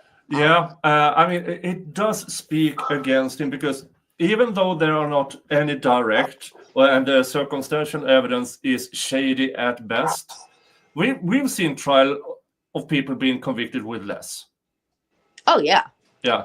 And I think, and again, that the impassioned plea was. I'm concerned some may buy it. Yeah. But, no, I do believe the drinks. I think the Mr. Shord with that video and the medical examiners. Yeah, but it still doesn't get him away from the Donovan Thomas thing. Now, I'm nowhere near beyond reasonable doubt in anything here, because what speaks against the state is they have had 9 years to prosecute Shannon Stillwell. And everybody who touched that case said, nah, we can't. And they dismissed it against everybody else. Yeah. So the opt and it shouldn't take a year to do that, by the way. No. And so I mean, they would have been better off with a murder trial. You know, if they were going to go for it, just they put in too much extra stuff. Yeah. And again, they're assuming a lot. I mean, if I was in the back, if I was in the jury room, I'm thinking to myself, he said he beat it. These guys are just puffing. I mean, that is what rap it. they're telling stories. It's a little too close to the truth of what happened to this guy, but by then everybody knew what happened. Yeah. So this isn't like he's not describing things that only the killer would know. So it's not that, I mean, him taking credit for something that you didn't do isn't that rare either. No, I mean, and as they pointed out, a lot of people took credit.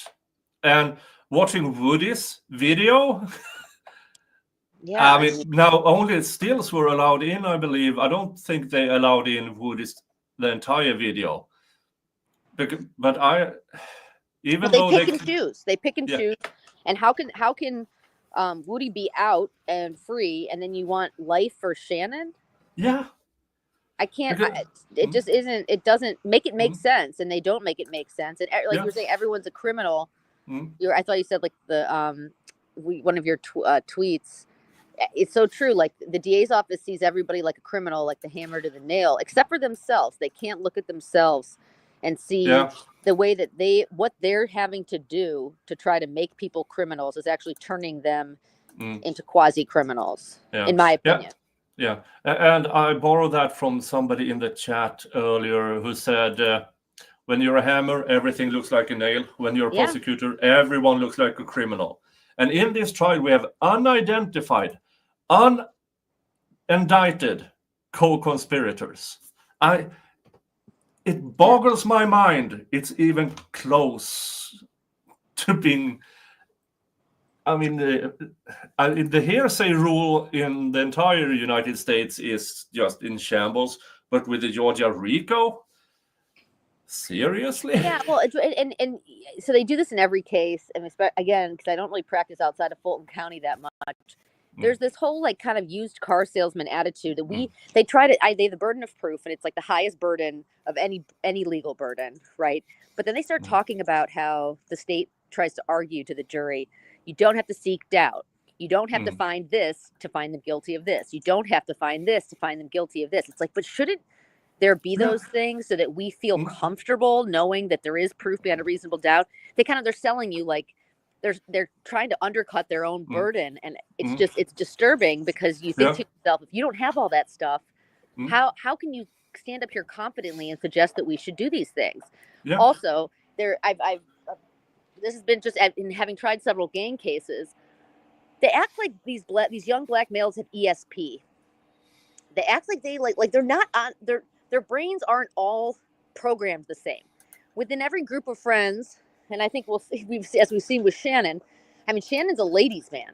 Okay, Shannon's busy with the ladies. Within every group of friends, there's one of those. There's a funny one. There's the ringleader. There's different people, and not everybody is doing or thinking the same thing. Or if you could be in a car and one of you is fighting with your girlfriend, texting in the back seat, and paying no attention to what's going on. So even being in the same car as somebody else, to me, doesn't mean that I intend what that person in the car is doing. Think about like in the car, we all want to play music. One person has control over who's playing the music.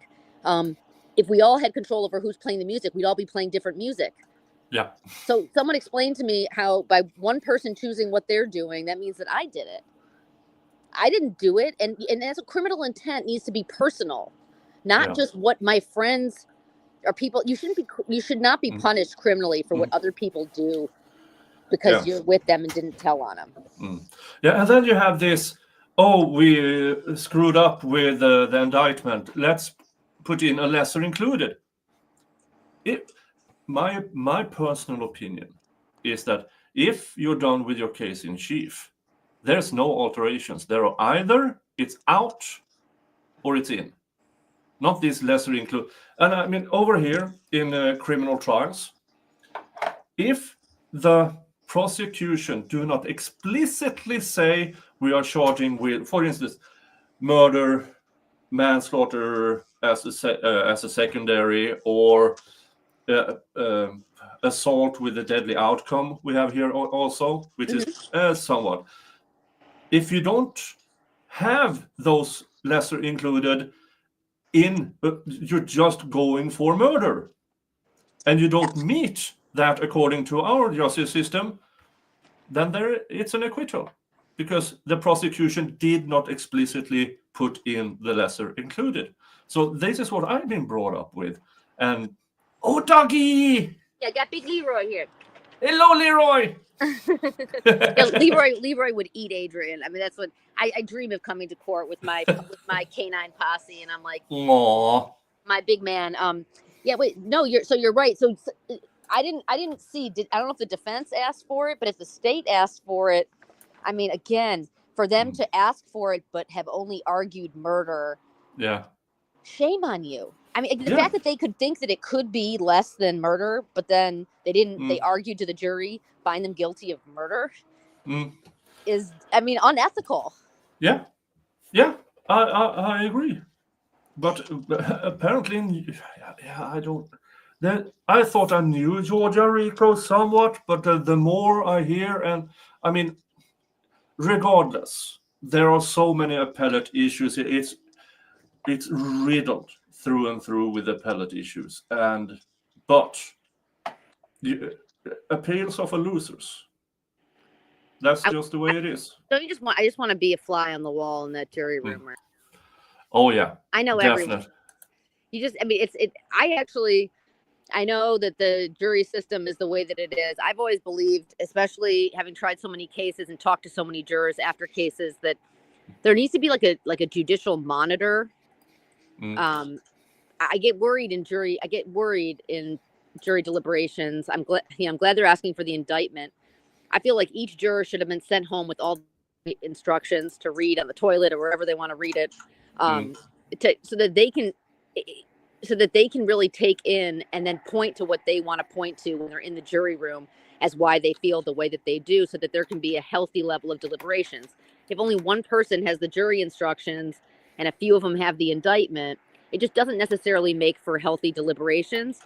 And then also, obviously we're coming up on, I don't want them to deliberate for a month. I heard Judge Whitaker was suggesting they might, but you don't want any rash, I mean, unless it's a not guilty. But either way, I would really I think that all juries should have healthy argument and deliberation, a real consideration of what they heard. And without somebody in there to monitor it, and without being held accountable to the outside world for what goes on in there, how do we know that they're actually doing that? And sometimes they don't. So, and I'll tell you, I've had other cases. I got kind of upset because I saw there's nice pictures of Doug kind of with his hand on Yak's back, when the jury was coming in, or there's a great picture of Shannon and Max embracing. I've had juries where, because I'm a younger female, where jurors have been, they take issue with me touching my client. They see it as flirting. I've been told, and it's something that I have to deal with, because I can't provide that kind of support to my client in an open courtroom. The optics of everything matter. And that's the reality we live with, that it shouldn't be that way, but that's the reality we live in. And me in labor law, it's the same thing. Now, we kind of use it. For instance, my prior boss, she was a tiny blonde thing, but probably the smartest person I've ever met. So we played with that. I walked in first as this big burly, I look like a union worker. No, you're the Viking. And then she walked in after, and everybody assumed that she was my assistant, taking notes. No, she was in charge, and she slayed once she took over. Yeah. So we used it. Yeah, you have to use it. And again, it works better if I have males on my jury. It works a lot better than because females are really mean to other women, which is, I guess it's good that there's a lot of women on this jury, because they may be horrified by Simone's behavior and more likely to criticize it. But I kind of feel like if you've ever been scolded, it was a scolding of sorts that she was doing in her final closing argument. I mean, that Adkins looked like a bizarre magician with his finger pointing, with his, I mean, I was almost laughing watching him. Like, he's the kind of law school professor. I would skip his class. If I was decent with putting music to things, I would put his closing arguments with interpreting dance. Because I mean, but hers would be angry rap music. I mean, what is she? definitely with trap music or something like that. I have no idea. But did you see? I don't know if you saw it with the watch thing, and Miss Love wanted to keep talking about that damn watch, and Atkins just leaned back and did, shut up. Thank God. So, I mean, it takes a really, I mean, it's embarrassing for Adkins and Simone Hilton, less Adam Abadi, because I feel like he's participated with her before.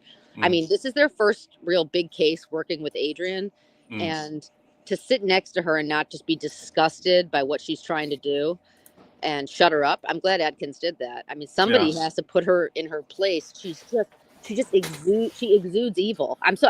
Nick, from the beginning, I mean, this case has exposed it, but we know this is not the first time she's done it. And she truly is just shameless. She is shameless. Yeah.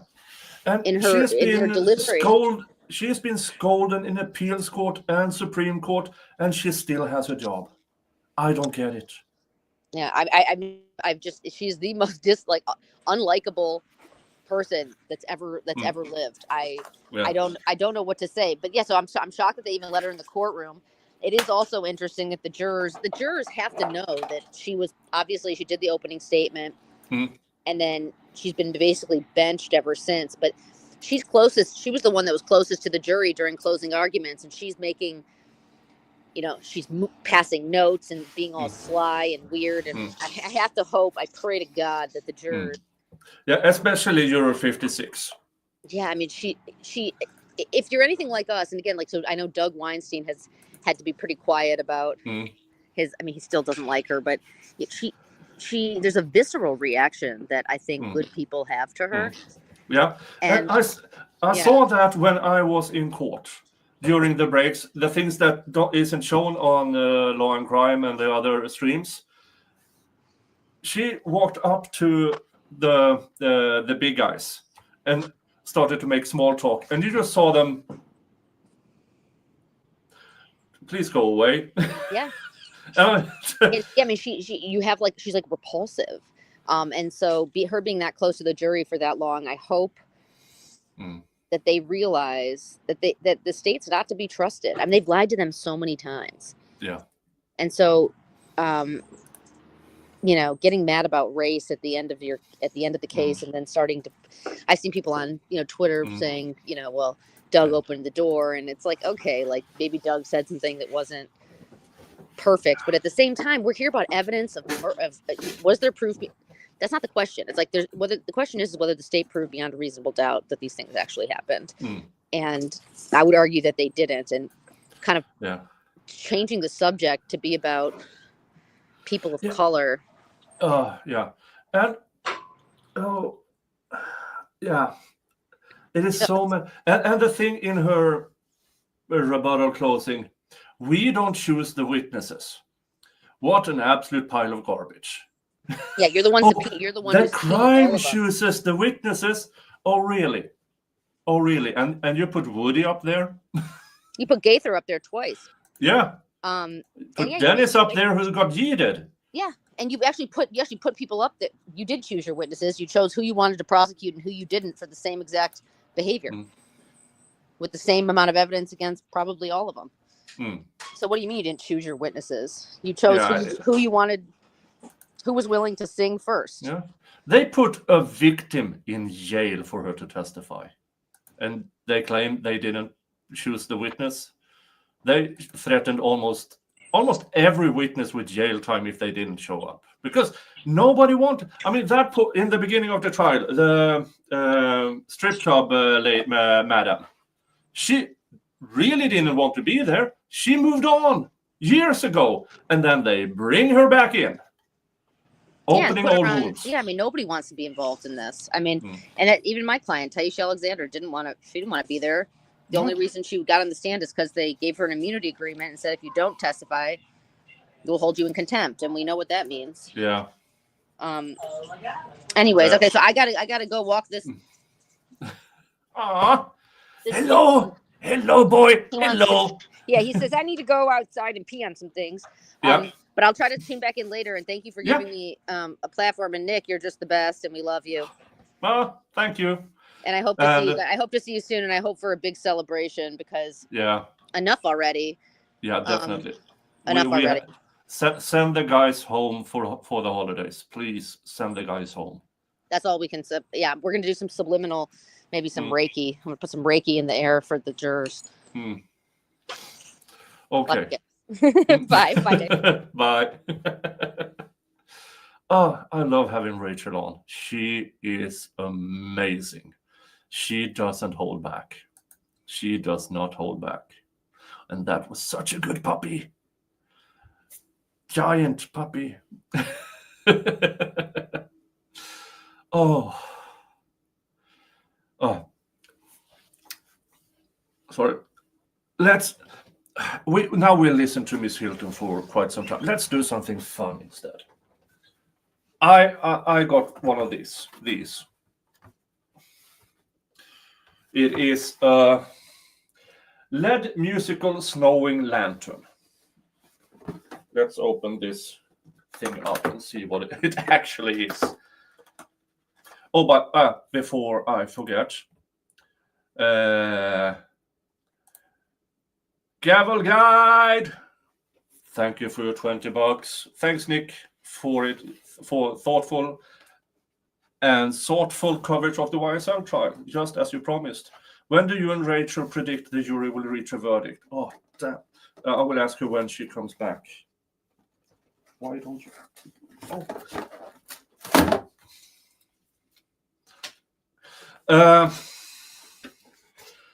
With the jury questions, if it was just Mr. Kendrick, I think they would have reached a verdict. I really do. I think they actually would have reached a verdict already. I think the jury questions, since they might have been a holdout. I don't know.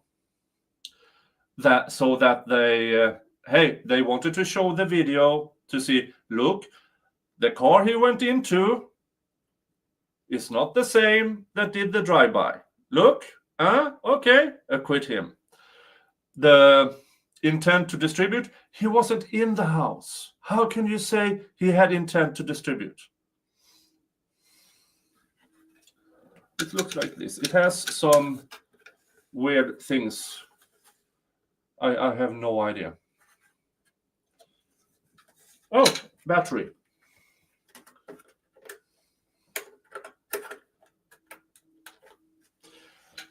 Oh, for frick's sake. Of course it has a screw. Do I have a screwdriver around here somewhere? Hold on, I'll go find a screwdriver. Not the drink.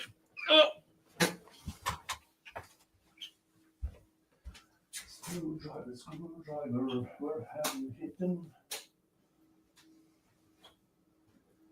I need a tiny screwdriver.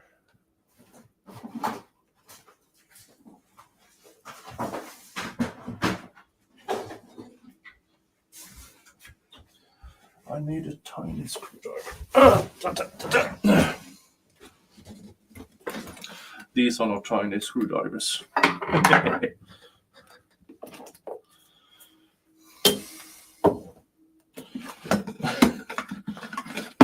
This is a garden tool. I need to put these in my car.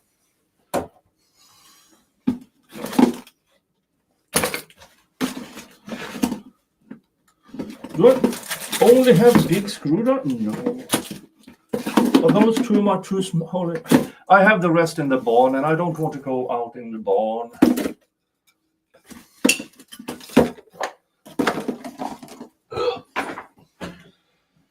So, this is the smallest screwdriver.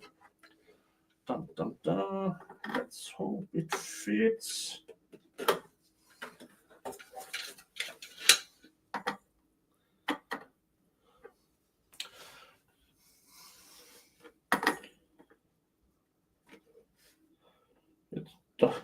Oh!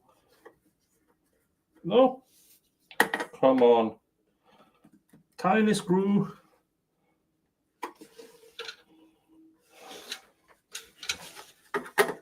With way too big of a screwdriver.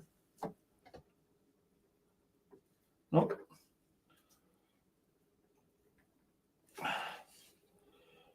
Only making it rounder. Darn it. Da-da-da-da.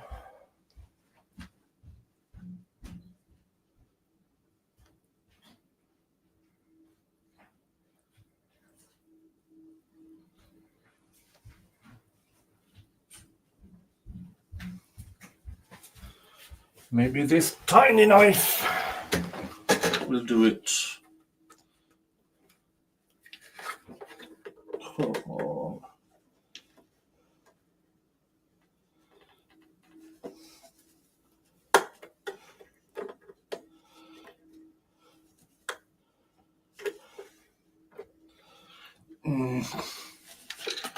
Come on, you.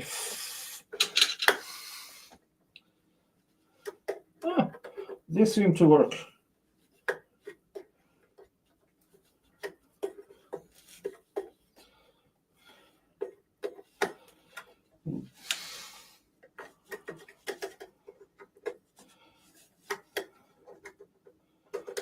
It's battery, battery driven, and the lid to the battery thingy had a screw in it. Victory! Open lid. Batteries.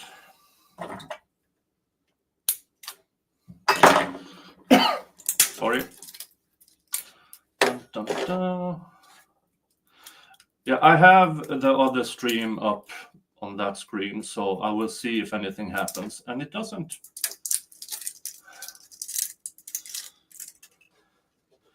Battery number 1 in.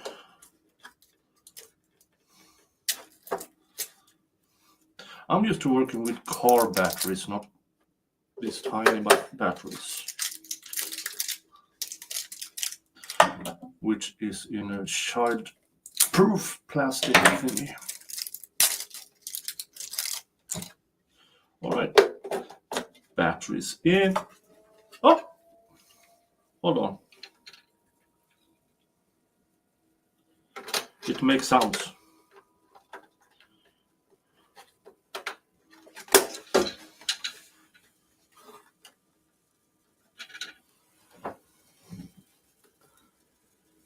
Hey, check. It's snowing.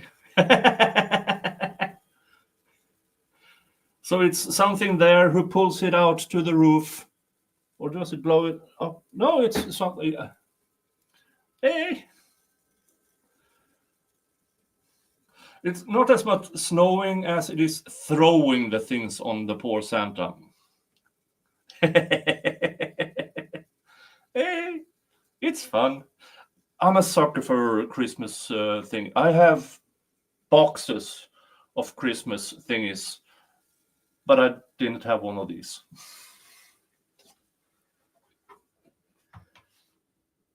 Yay!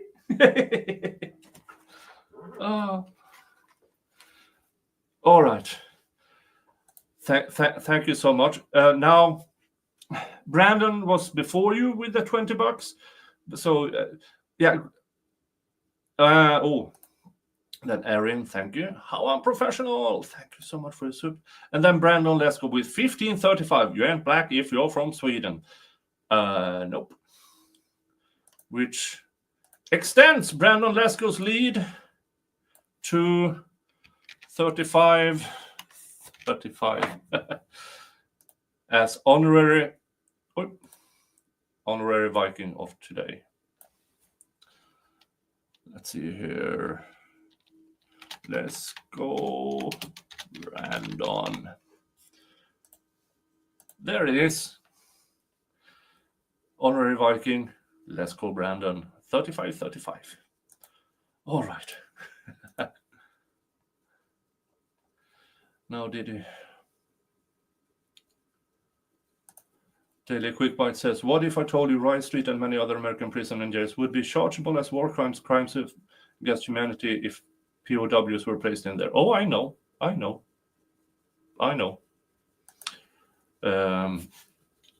Hopefully one day I can have a friend of mine on. He is a professor of international rights, Mark Clanbury, and he actually have worked on crimes against humanity charges in Brussels.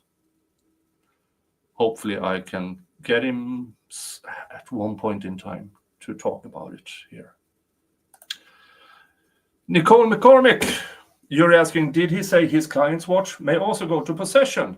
If he can possess the watch, then that wasn't on his person, then they may think he can possess guns and drugs too. Yeah, and as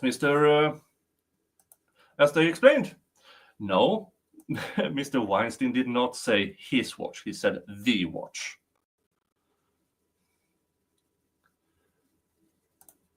Pat, did you see the jury question? Yeah, we covered the first hour of this stream was only about the jury question.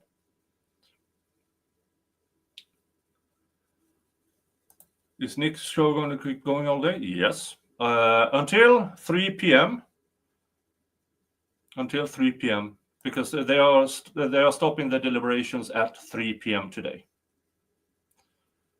So they are going from 9 a.m. to 3 p.m., which 3 p.m. Eastern time is 9 p.m. my time. So I actually might be able to go to bed in a reasonable time.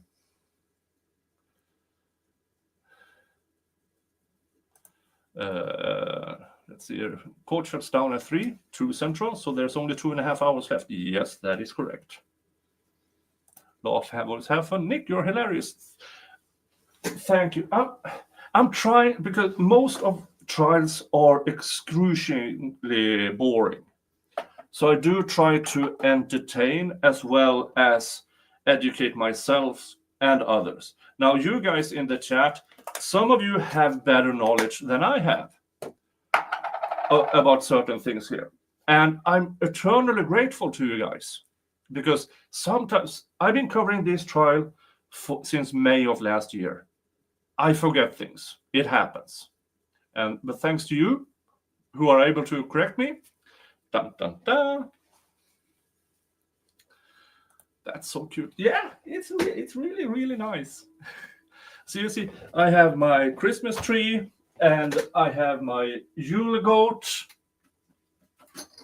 Now, before we had Santa Claus here, we had the Yule goat. The Yule goat brought the presents on Christmas up until Santa Claus became the new thing.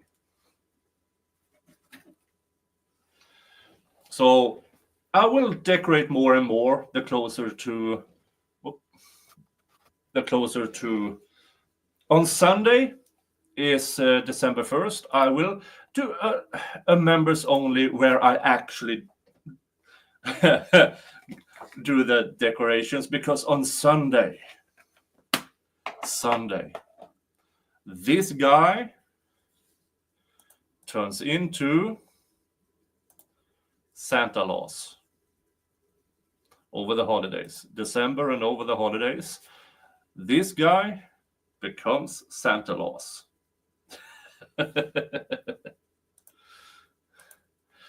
But that is on Sunday. Boom. Oh, let's see here.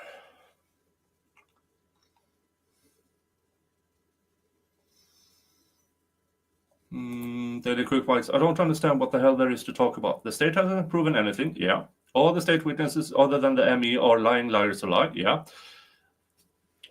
The jury does not know what we know. They haven't seen all the fusterclucks. And looking at Euro 56, it's still, they have an inkling about the absolute fustercluck. That is the RICO trial. I saw where they have some Nick your way a law that you lose your kids if you can't pass some kind of test. We don't have parenting tests here. Now, in a certain community over here who are prone to radicalizing themselves and their kids, that when connected to actual crimes, yes, you're risking of losing your kids. But I'm not going into politics that way. We do not have a parenting test.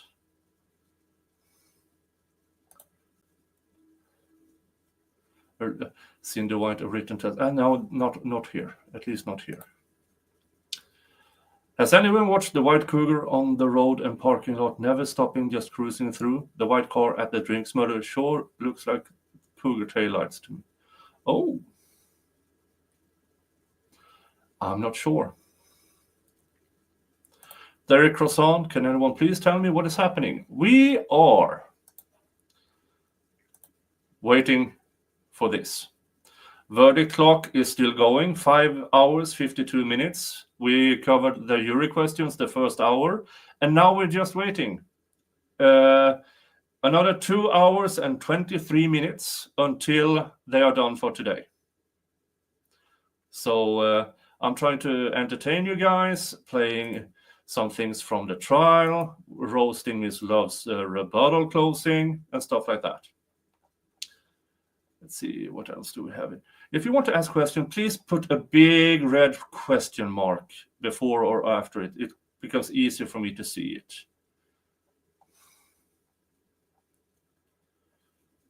And hello, here comes drama. Hello.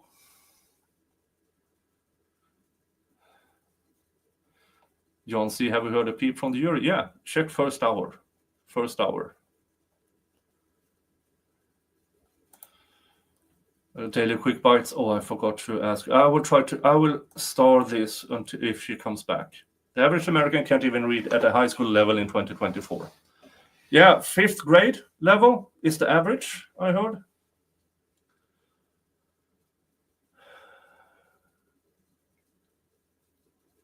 Dun, dun, dun. Angela Bledsoe, that's why RICO should only be federal, not with the states. I completely agree. Now, that doesn't say they can't be misused, but I do believe if it's on a federal level, there are less risk of corrupt district attorneys like Fannie Willis, who uses RICOs to further the conspiracy and criminal enterprise to put her in higher political positions.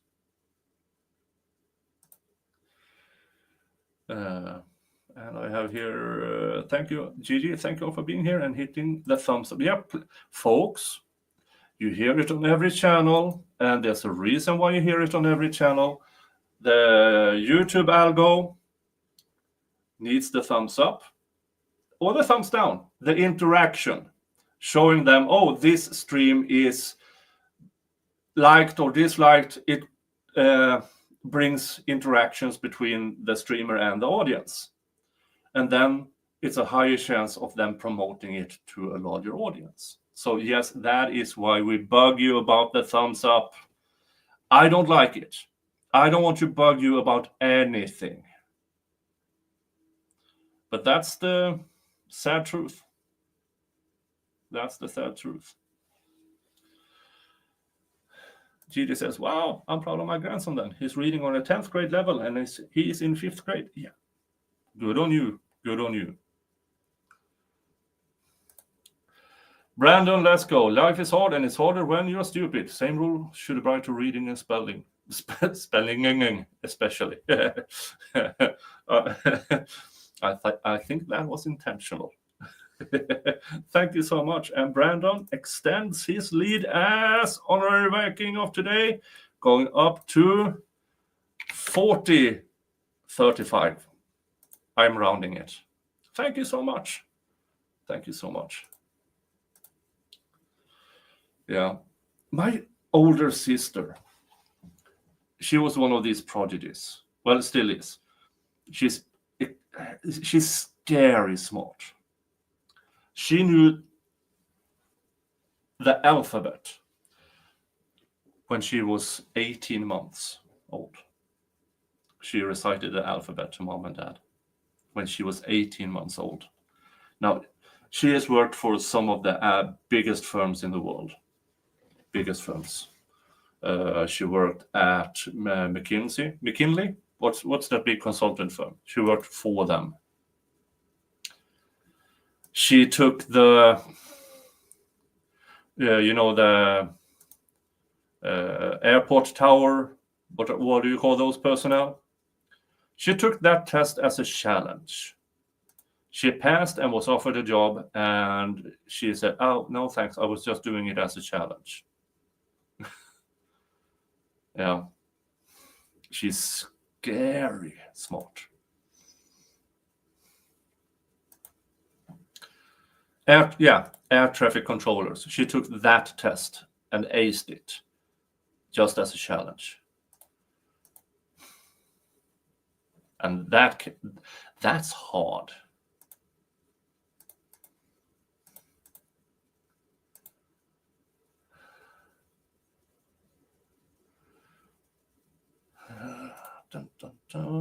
Well, the jury's probably at lunch now, or eating lunch.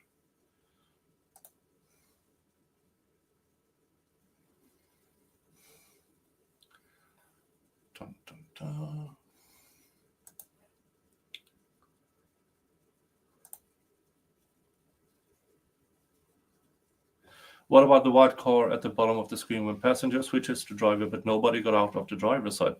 Yeah, somebody either climbed back or they did the switcheroo. I mean, that's not uncommon. I'm not sure. But yeah, there's a lot of this. And folks, the jury might see different things in those videos than we see, or the prosecution wants them to look at. So we actually don't know what they actually was looking at. But my interpretation of the jury questions is positive for Mr. Kendrick.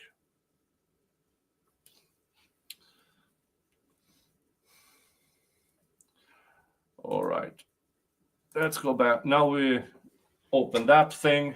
Let's keep roasting Miss Love.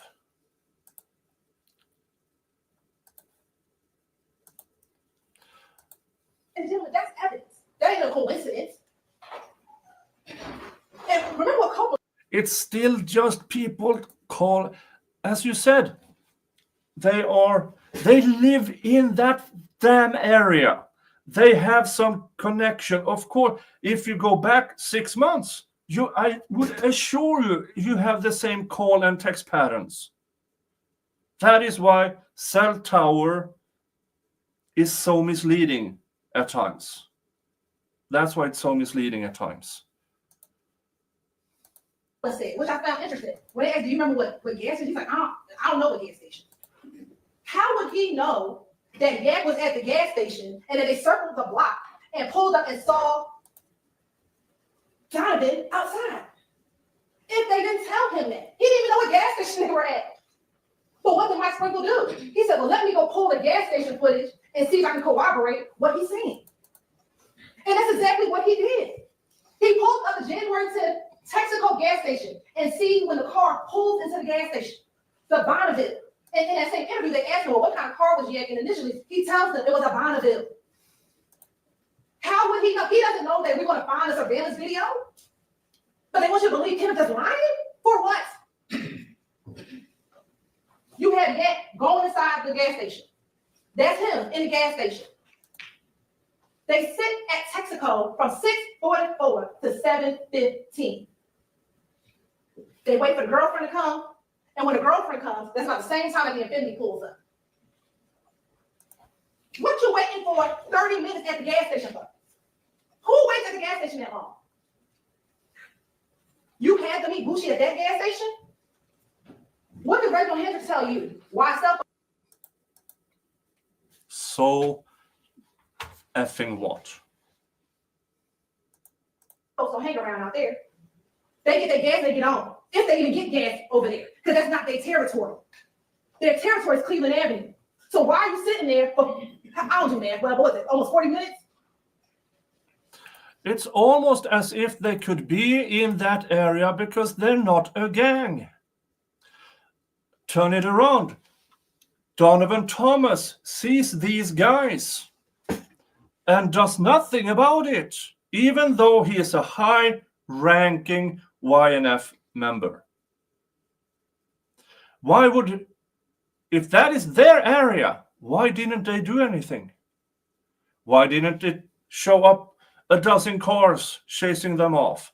Maybe it is because YSL is a record label and the people, yeah, they might commit a crime or two, sell some drugs here and there. But maybe, just maybe, they weren't actually seen as a threat. Now, after this, there are retaliation shootings. But who spread the rumor? Have you ever heard about who spread the rumor that it was YSL? Who spread the rumor? We don't know. Who pointed the finger at them? We don't know. Maybe somebody who actually did it and then pointed the finger elsewhere.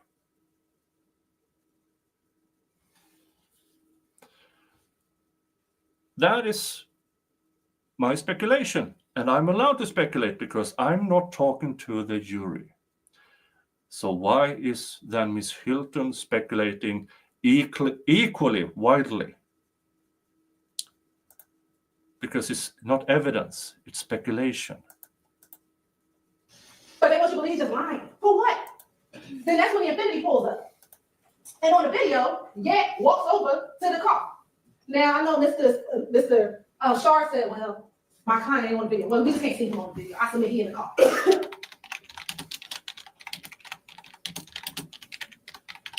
Then they both leave at the same time, and they both turn right on the north side of the drive.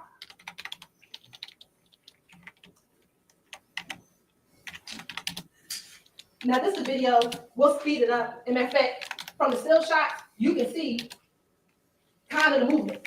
And I wish I can't pause it. It's running. You see where they came, y'all? They came down McDaniel. Well, what's right about here? It's the barbershop. I know Mr. Wines, you try to say it's a block away. It ain't a block away. Literally, when you go out here, you look up the street to see the barbershop. It's not a block away. It's yards away. So they had a vantage point to see them when he's driving down McDaniel Street. He's the one that alerts them. Skillet pan. Why is she yelling at the jury like they are non-intelligent? I hate that way of presentation. This is I said this to Rachel earlier. This is her cosplaying the street version of herself. There are other words for it, but I can't say it because I'm the whitest person on the planet.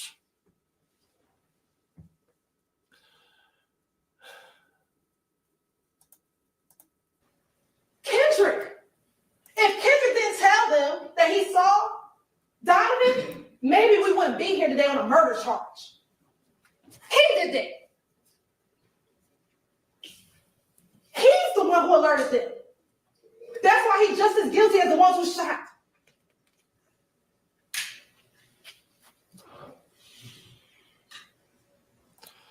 Why is Love nodding? Because she has had Miss Hilton practice this in front of her. Because the prosecution as a team decided, you already pissed off the jury enough. You can't do this. So what does she do? What does she do? She gets Hilton to do the same thing, making them hate two people on the prosecution's team. This is then when we sped through the video. So now it's about 9:05.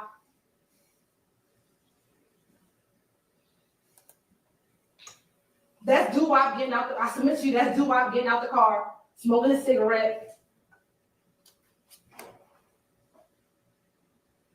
I submit probably trying to look to see if he's still out, if Donovan's still outside, so they can see how much time they had before Donovan go inside go get his hair cut. And again, that's not the car who did the drive-by. So what?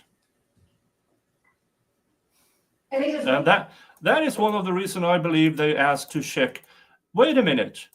We want to see that again. Because it's not the drive-by car.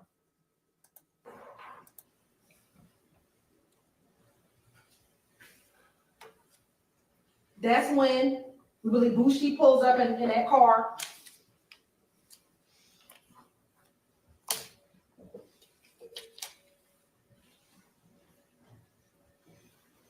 And that's Kendrick. Initially, he was in the passenger side.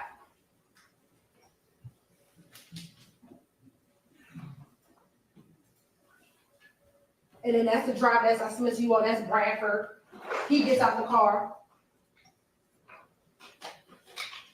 Then you see Mr. Kendrick kind of waves to the infinity. Then he walks over to the infinity. Yeah, that's the infinity. So, and again, the white car, not the drive-by car. The infinity, not the drive-by car. I submit that's when they're gonna talk about what they're gonna do, how they about to kill Diamond, what they're gonna roll around, do what car, what guns in the car, how they gonna do it, who gonna do what.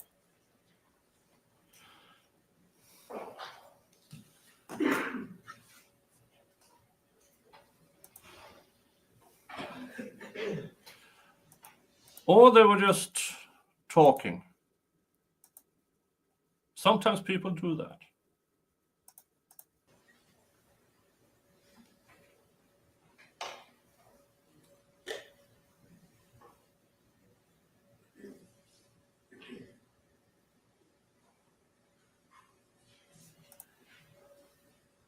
He now gets back in the driver's seat. And we talk about where did they switch cars? I submit to you, behind the gas station. Yes, folks, she actually said that. Where did they switch cars? Behind the gas station. Why the flaming fuck would they do that when they already are on camera doing all this? Are you submitting, oh, they had to get away from the cameras? They are in front of dozens of cameras, you absolute fucktwat. And folks, the gas stations have cameras in the back too. It's just that those weren't introduced into evidence. I don't know if they even were collected.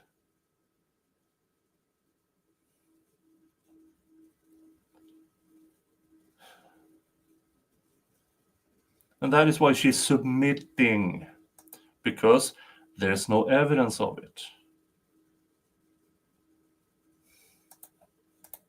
They both made it right in a moment. I'm going to show you what's right behind the gas station where they could have easily switched cars. Okay, you're going to show what's behind where they could have easily switched cars. You had all of the cameras available. Why didn't you use that camera if you were so certain? So you collected all of the cameras. Why didn't you show the backdoor camera? Maybe because it actually didn't show it. And maybe somebody, just as with the reports, decided to shred it. Why can I say that? Because we already know some of the cops on the stand. Oh, I don't have the notes. I put the things I wanted into my report and then I got rid of the notes. So what? We also know everybody, including the prosecution claimed there were the laundromat incident. They claimed there was no surveillance video. Brian Steele, on cross-examination, hey, show me that picture again. Yeah. Mr. Kokomo, can you zoom in on that corner? And he zoomed in, and lo and behold, a surveillance camera pointing exactly to where the scene was. But surely no cops viewed it. And then Mr. Steele asked the keeper of records, hey, you have those records, don't you? The radio chatter, yeah? Let's listen to it. And on those radio chatter between the cops, we hear clearly, hey, let that Toyota by. It's the owner. So we can check the surveillance.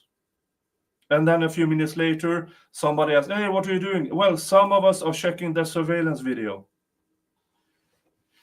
Prosecution lied. Investigators lied. And destroyed the evidence, in my opinion.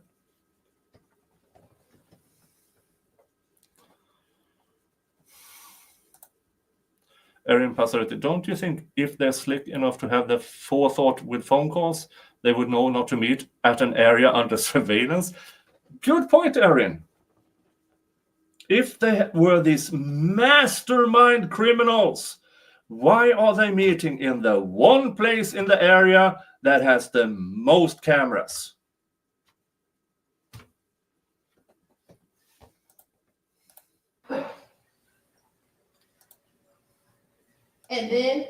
And remember, we talked about the time, so it's not 8:08. Remember, this time is off by a few moments. And that's them coming down the street in the event, shooting. Of course, you're going to see, I'm going to play this all this, the reaction, what happens in the store. You got babies running. Bullets have no names.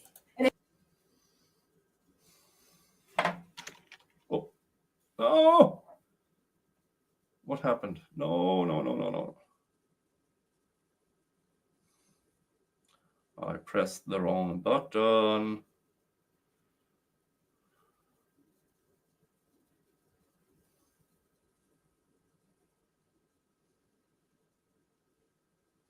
Where was I?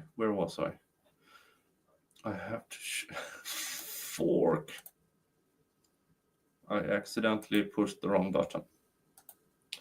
I have to actually check.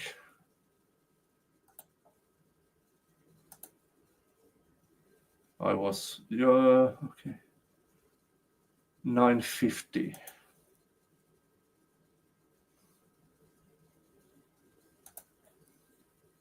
There.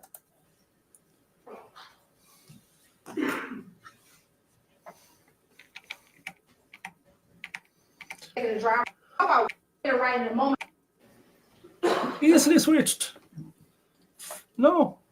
They are driving in separate directions. You twat. Time is off by a few moments. And that's them coming down the street in the event, shooting. And what I was going to do was show, where did it go? Yeah. Oh, I already had it up. Remember, Nick, a guy outside of the barber shop said a Pontiac done the drive-by. Yeah. Which is neither of those cars. Neither of those cars.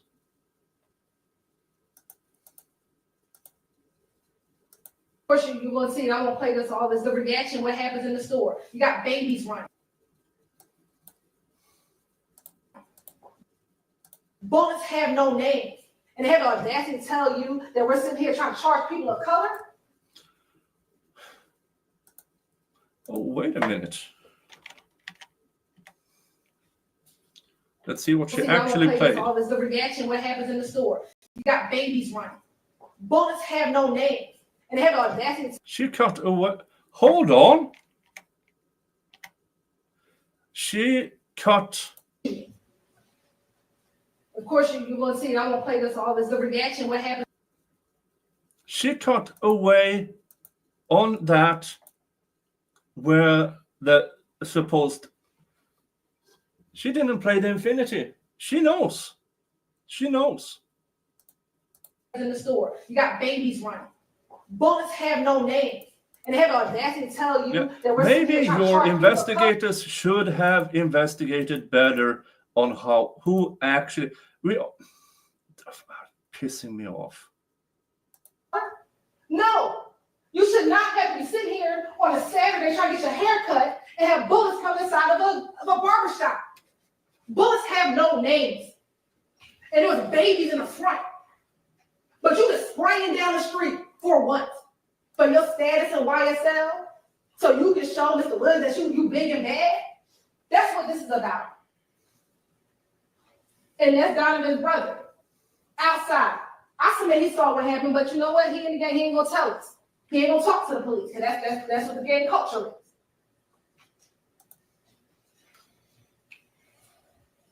So this is the Texaco. That's Northside Drive.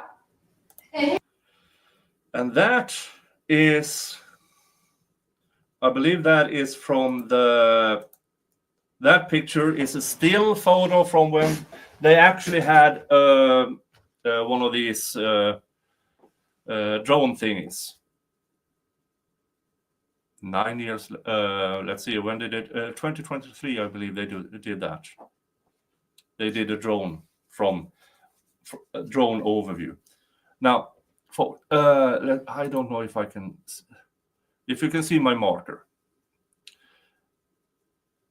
Kendrick took off in that direction. The white cars took off in this direction. Does she claim he drove all the way around to get in the back and then change cars? That would be so insanely, no, just no. There are two streets. This one is a one-way street, but they don't follow the law, so I submit that they went up the one-way street. And it's a oh, this is so stupid. street. They could have went up either. I submit to you they went up the one-way street because again they don't follow the law. This so is so stupid. Right, they switch cars behind here. They switch behind here. It takes no time to drive up the wrong way street, drive back down, and come back down into their street. That's where they switch the cars at. That is so insanely stupid. They both. I guess we didn't ever show you that. I mean, And this. Now, I've got the question on a few. Why don't they object? And I have to trust Max and Doug. It is considered extremely rude to cut off during closing arguments. I've seen it been done. I would have said, facts not in evidence. Facts not in evidence. She can only, technically, in closing arguments, you can only go with the evidence you have submitted to the court. This is nowhere near submitted. Not even mentioned during the case in chief that they could have switched the cars. You can technically object in closing. But I have to trust Doug and Max. They are in there, in the courtroom. Where he talks about it. I'm not going to play it for you, but that's what he said. And let me tell you something. This is how you know they switch cars. We told you he came in the Infinity with Javorth Bradford, right? This is Javorth Bradford phone records. After the murder, this is him between 6:36 and 7:19. You see the crime scene, he's stationary around the crime scene, right? There's a gap in time between 7:19 and 7:24. At 7. Her wording here is really, she really planned her wording. He's stationary near. That near, folks, is about a square mile. A square mile. That is what they claim is close. 24, between 808, this is where Bradford's home is, right? From 731 all the way to 808. What's over here? Oak Drive. OG Bentley House. Where they said they got rid of the guns. Let me tell you what he's doing. He waiting for them to come back. And you want to know how we know that Yank isn't in the car with him anymore? This call right here. Using security. You may start the conversation now. So, I live down, I was sitting there like this. I believe that the defense closing arguments were excellent. Now, the first half hour of Max Shard's was a bit long winding until he got to his points, what he actually wanted to make. Then, okay, he was building. But in my opinion, first half hour of his closing could have gone, Doug Weinstein's closing, excellent. Excellent. What now they got their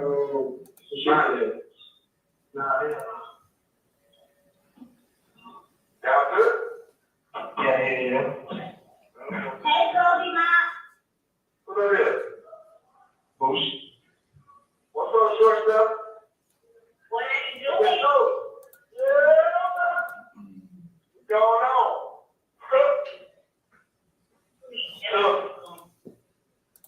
Yeah. Where you going?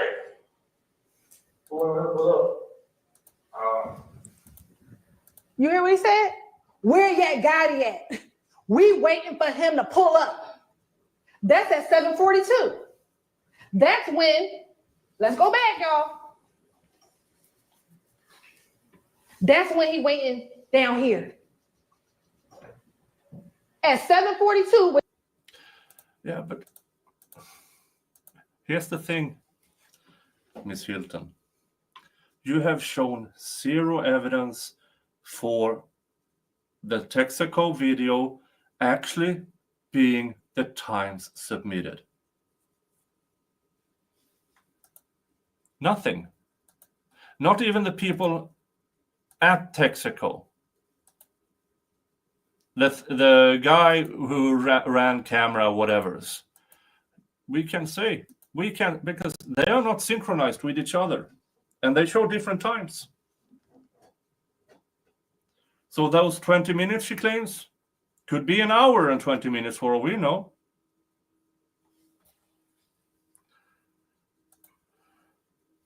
Which is one of the calls that's right here. Yak ain't with him. You want to know why? Because Yak with the other 3 murderers. That's where Yak at. What evidence do we have? No, we don't have DNA. You want to know why? They got rid of the car. No, we don't have DNA. You want to know why? Because they got rid of the guns. All we have is what they told their co-conspirators. And that's what I have to bring to you. What I have are the phone records. What I have are the surveillance videos to corroborate what the co-conspirators said. Yeah. This is called cherry picking. Remove everything else and only through tunnel vision the size of a toilet roll, and all you get is crap. All you get is crap. Was anybody hit when the car was shot? Yeah, Donovan Thomas was murdered. And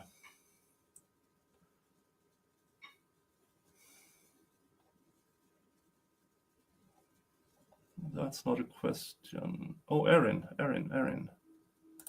Did Bushi testify at some point and I missed it? No. No, he didn't testify. Because I don't have those things. I wish I had them, but they got rid of it. Or they never existed. Because they didn't do it. Because the person with means, motive, opportunity was neither of them. Now you can claim, oh, look at the phone.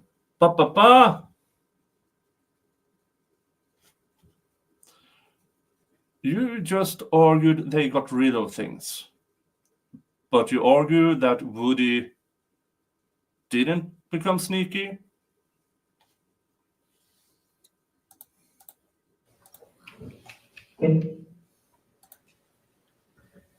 That's Jack the night of.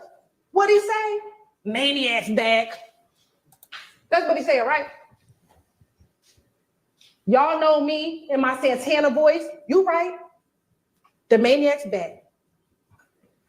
He just drove the car that took somebody's life. For no reason. How about this, Miss Hilton? Now, let's bring in every person who said something similar in the Atlanta area, who said something similar, and show it to the jury. Stupid. For no reason. That's just to show you, that's Javorce Bradford in that Pontiac. That's on that surveillance video. This is when they talk about the guns used to commit the murder. So back to that. Make sure everything right. Demetrion pretty much told you him, Shannon, Nard, Bentley. Now, Demetrion being up, and a girl the mother went to Bentley house. You did. And when they got them doing it, they spoke through the one house. But I think the girl is bush. Man, the girl is supposed to be seeing it. She knows what's going on. And this girl, Shannon. Brandon, let's go. Thank you again. As a reminder, Monday is Get Out of Jail Free Day in New Jersey. Solidify those trial dates, folks. Thank you for your continued support. And you are extending your lead as the honorary Viking of today. Thank you so much. You know, they can't try to do about the cup. This dude told him that I was a hotel. So it was Yak driving, Shannon with the AK, Nard with the pistol, and Dewap with the pistol. Now, I'm saying Dewap had the pistol. Right. But you just know what seats, how they got to sit in the car, and all you know is the Yak drive. You got to know that, that's what drive. And that's Well,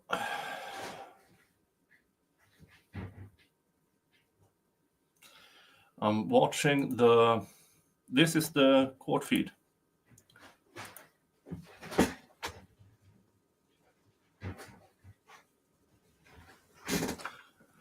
Mr. Jingles, if you brought in another mouse, I'm going to staple your ears to a wall.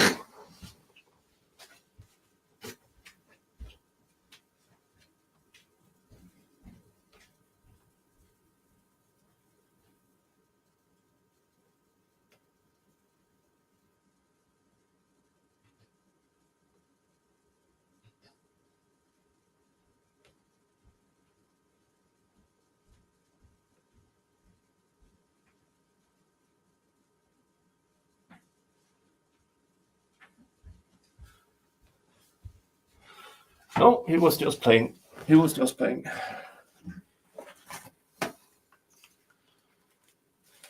Let's check the X if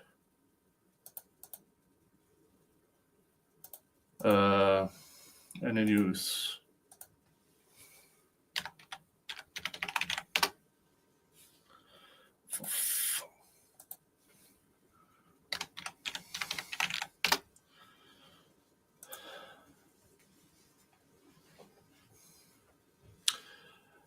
Dun, dun, dun.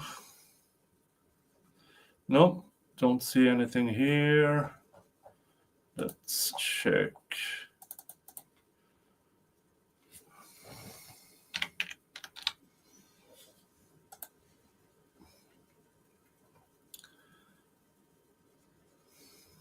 Nope. Nope, don't see anything. So, but thank you. Let's see here. Remember, Woody said him and Rich Homie Kwan shut up barbershop, not Jack or Shannon. Woody asked George if he had immunity and he spilled the beans. Yeah. And also remember, in the ex parte meeting, Hilton told him if he tried to confess to Nutt's murder, she was going to prosecute him for perjury. That is how invested they are in Shannon and Jack and those guys doing this. While talking about submitting things, I submit to you there are more evidence on Woody than there is on anybody else. And I'm not sure he did. And Miss Hilton did an excellent defense of him.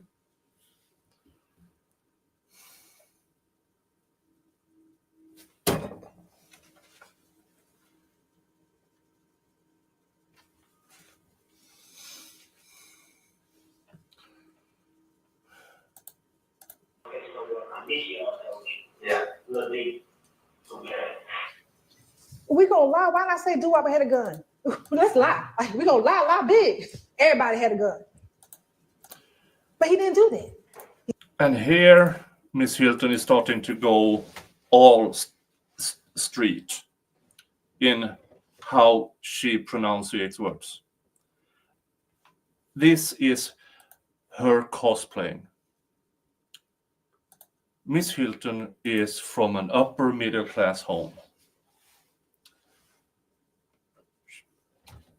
Good schools, law school, sorority sister.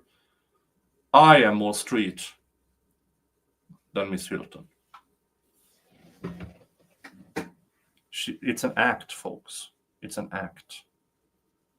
And I'm not so sure the jury likes that act. Maybe that is why they asked those very questions. We want to see those videos because we don't trust what you said. We want to hear about what intent means because we don't trust what you said. He said, nah, I don't think Doo-Wop had a gun. I don't think so, but I definitely know Yak was driving, because if we're going to lie, say Yak had a gun too. But he didn't do that.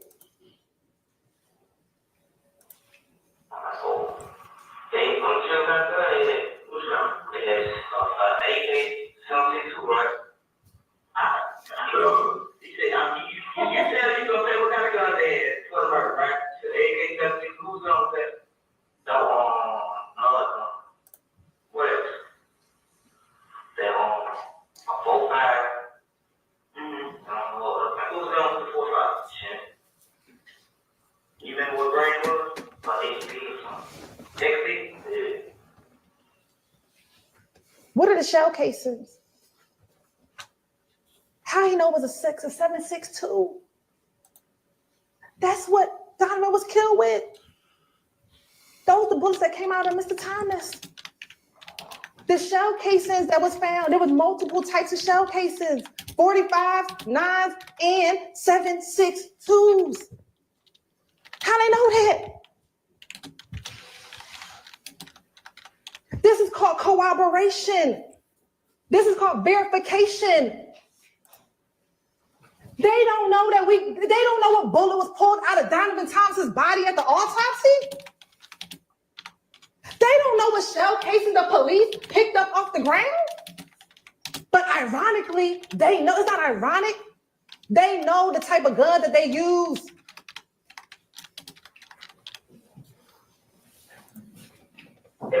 Y'all pull up on Cleveland, and the video right there, they got so like they talk about it. So they got guns. Yeah, they had 2 guns, a chopper and a handgun. They got guns to put in the cup, and they just been rolled off in the cup. So when did David pull up? You didn't take his name. Yeah, he was driving a white truck. He wanted to them to Chicago. I was there. You know, they called it the after shoot. Yeah, they look where they were on Cleveland. Vintage Flat was on Cleveland. Right. So I guess they were throwing straight Vintage Flat. And when the throw was at Vintage Flat, they threw it on through, and they got Vintage Flat, they wiped the car down. And then he said, Yeah, on the stand, Woody said he gave that Infinity to Threat, according to his testimony. They are brothers. When Threat says ride, Would he lose up his shop and rights? Too bad Threat is not around. Yeah, Threat got killed just weeks before Woody's testimony. How about that? Read into that what you want. Hey, Empress Fox. Hi, Empress. If you feel it, you can. I will send you a link. If you feel it, I will send you a link. But, ma'am, you need heal. You need healing. You are a strong woman. With the right help, you get through it. You get through it.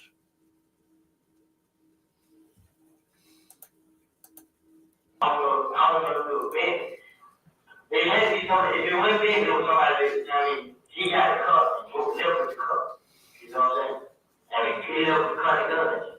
Do you know what kind of car it was? Like, it was an Infiniti thing. Yeah. A new one. You know, was it somebody's registered car? Was it a rental car? Well, Empress Fox, if you had a root canal 30 minutes ago, you should not be on anyone's stream.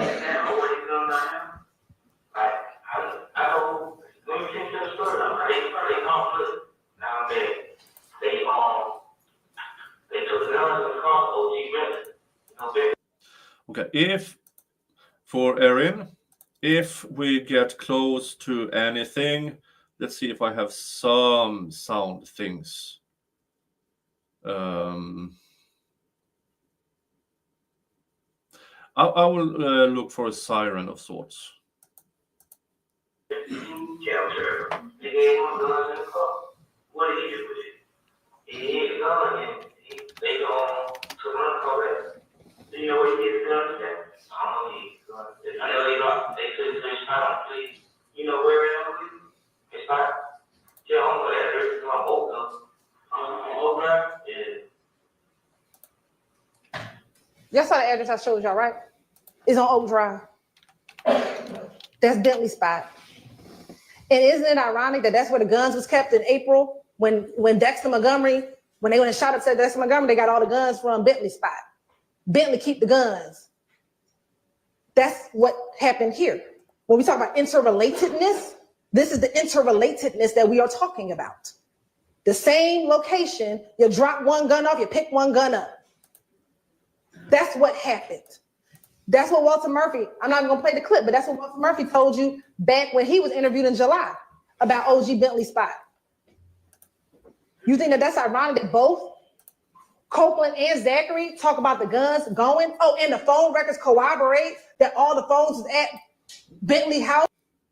Okay, I found this.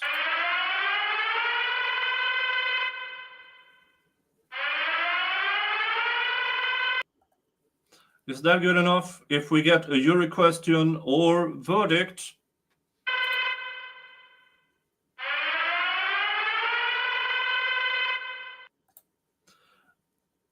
during the stream, I will play that one.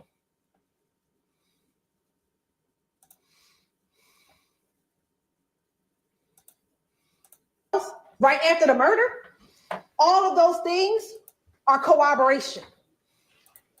That's evidence.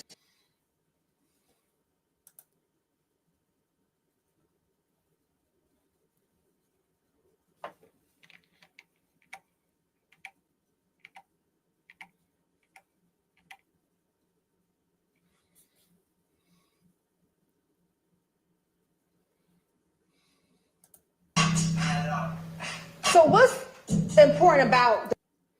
Why don't you play the song? I told you that between 2016 and 2019, there were no courts involvement. From 2019 to 22, there was no indictment, nothing happening in the case. So in 2019, which is 4 years after the murder, he knows that Sledge has been dismissed, Copeland has been dismissed, and Garlington has been dismissed. His case is the only one that ain't been dismissed. In 4 years, you haven't heard about an indictment. You think you beat a murder rap. Absolute horse shit. You had him in on occasions.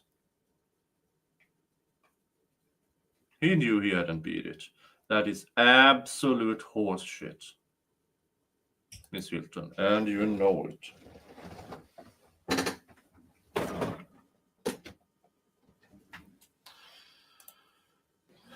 This isn't, oh, he was on this and that. He thought he beat a murder rap because you're not indicted until almost 7 years later.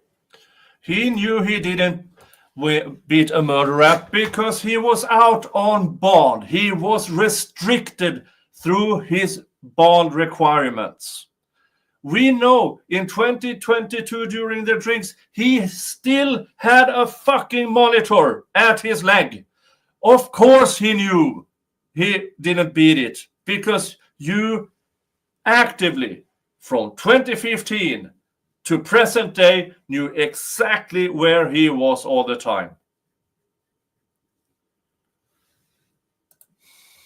Fucking liar. So you think you got away with it? I keep a stick, ain't avoiding no smoke, a chopper. This is why I don't like that the prosecution gets rebuttal without a rebuttal from the defense, because they go all out with absolute horse. Imagine if Doug or Max got a reply to this horse shit she is presenting here. Imagine how hard they would ruin her and what she is talking about. That is why the prosecution does it, because they know they don't get a reply, the defense. And I do believe that it's on the judge here. The defense should not be forced to object. The judge, in a natural pause, should send the jury out and say, Miss Hilton, you're out of line. If you don't stop it, I will stop you. But it didn't happen because we're in Georgia. I just beat a murder rap, pay my lawyer $30 for that. Me and my slimes above the law. I know it's mumbling, but he said, we don't work in court at all. And I wipe your nose, send your family's face, and just smile it off. Some of these things he repeats in multiple songs. What's this song? Let's go.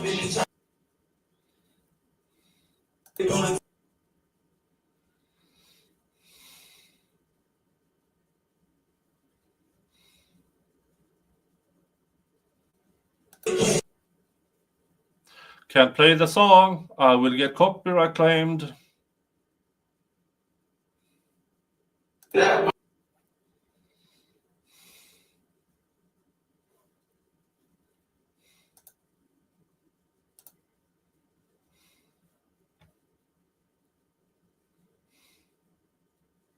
And it's a freaking song.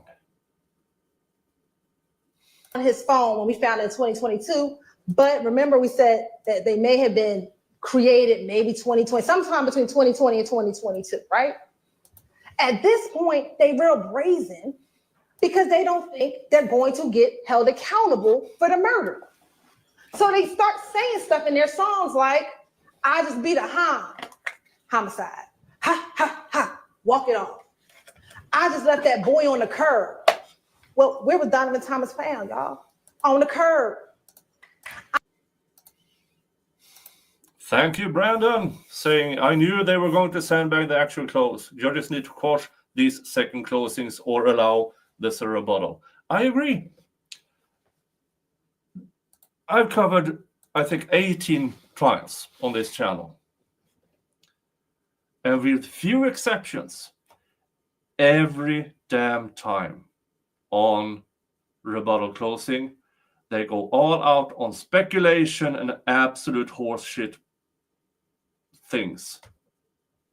Because they know they get away with it. So they can speculate wildly. And it's annoying as F. And with that, Brandon extends his lead to It is now at $50 and some cents. $50 and some cents. And is continuing being an honorary Viking of this stream. Thank you so much. I'm a big lizard, big slime, big shots, riding down your block, hanging out the top. Oh, shoot. Didn't Reginald Hendricks say that somebody was shooting out of the top of the infinity?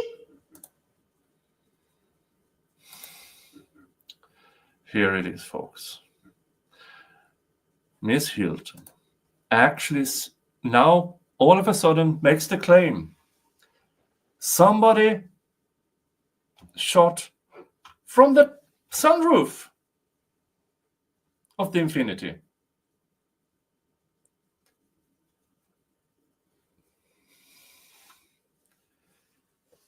This is so insanely stupid. We saw the video. Nobody was hanging from any sunroof. Not one. I don't even know if that Infinity had a sunroof. It might have had one of these see-through ceilings. But I don't actually think it had a sunroof. But yeah, from a car that they actually haven't shown had a sunroof. She now claims he got on top of it. What did he climb out of the side window on top of the car? It is, and again, this is because she knows they don't get a rebuttal.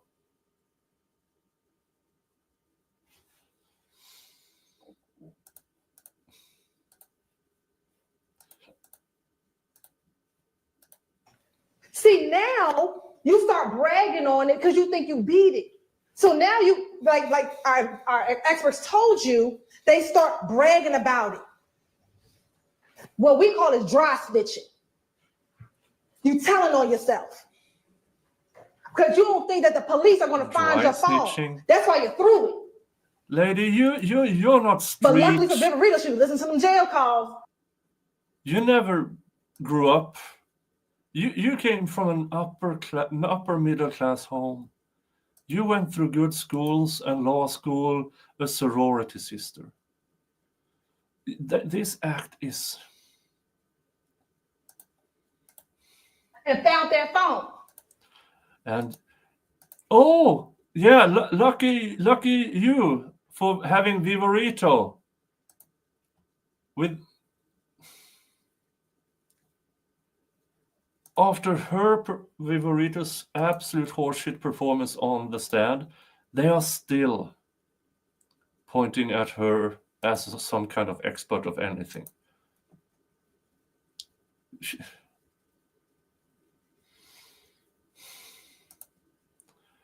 No, Dave, no verdict yet. We are just roasting Miss Hilton's rebuttal closing. Because you didn't think we were going to find it. This is called confession. This ain't rap. This is a confession over a beat. No. Folks, one of few times I go into politics here. The RAP Act.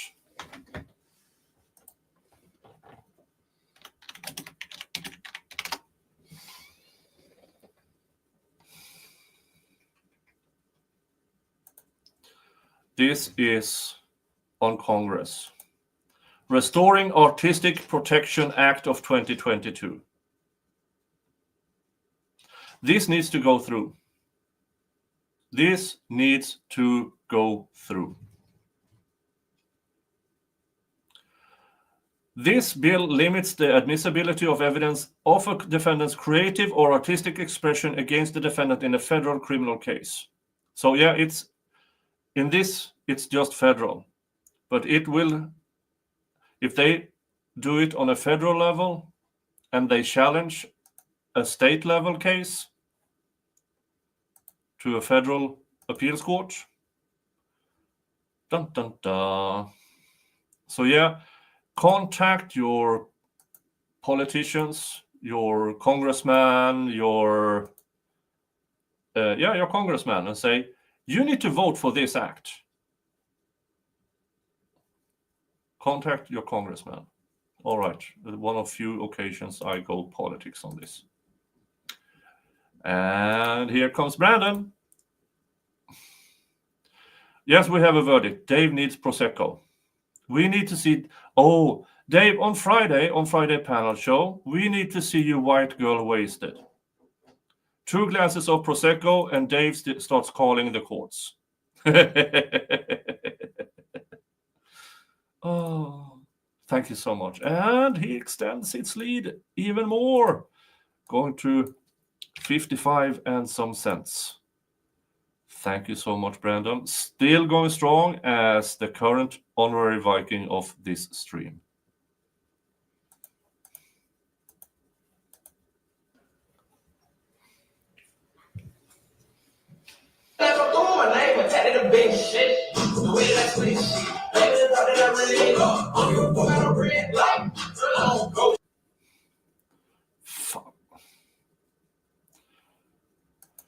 Every time they play a beat, I'm risking getting a copyright claim.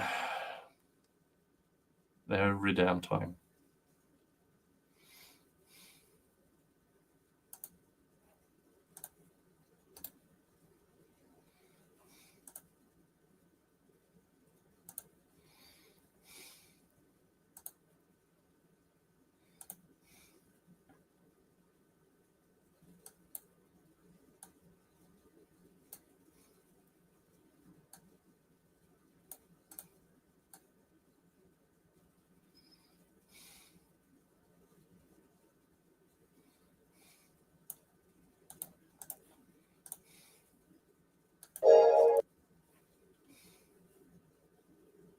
Dodging all your shots, and I'm watching my eyes. Let that bitch rain out the top of the drop. Here we go again. Lizard walk your block, let that glizzy rock. Oh, glizzy, ain't that a Glock? Hey, one Chanel killed with a Glock? One there Glock on that table? Well, what investigator Viverito said it looked like a Glock. And I found it interesting because we're gonna get the Chanel soon. We about to get the Chanel. He said that Shannon wasn't linked to the 40, but he linked to having guns thrown away. That's what he did in 2015. He's linked to the gun that was probably in the house an hour before he killed Shamel, sitting on the table in front of him.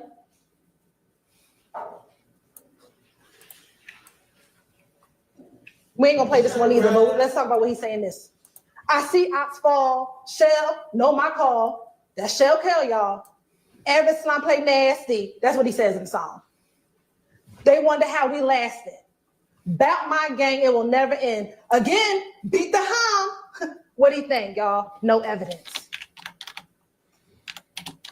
He don't realize that what his 2 co-conspirators said is evidence. Those interviews are evidence.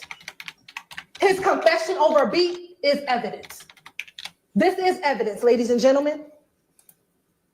And this is evidence you can take to the back, deliberate, and find him guilty. Oh, the surveillance you. video is evidence. No, we don't have his phone records, but you got his 2 friends telling y'all what he did. And they don't have no reason to lie on him. For what? Seriously, they had no reason to lie, except they were facing serious jail time. They were trying to not be in on Rice Street. And you claim they had no reason to lie? Here's a challenge for you, Miss Hilton. You go into Rice Street for a month. See how you like it.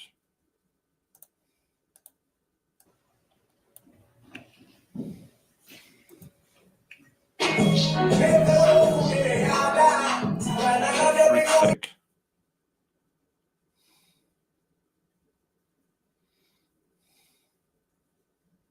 Your big homie, bitch.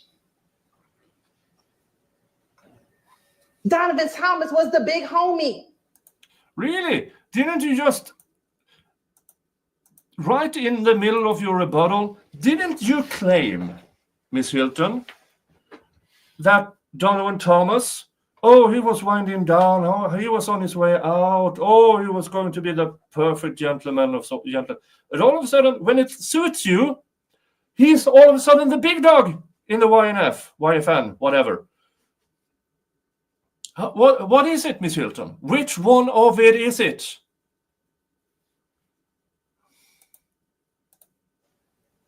There was no need for that ad lib at the end of the song. But again, in 2020, they brazen. They have the audacity to think that they can just brag about killing somebody and no one's going to hold them accountable. That's what they're doing in 2020. Oh, for frick's sake.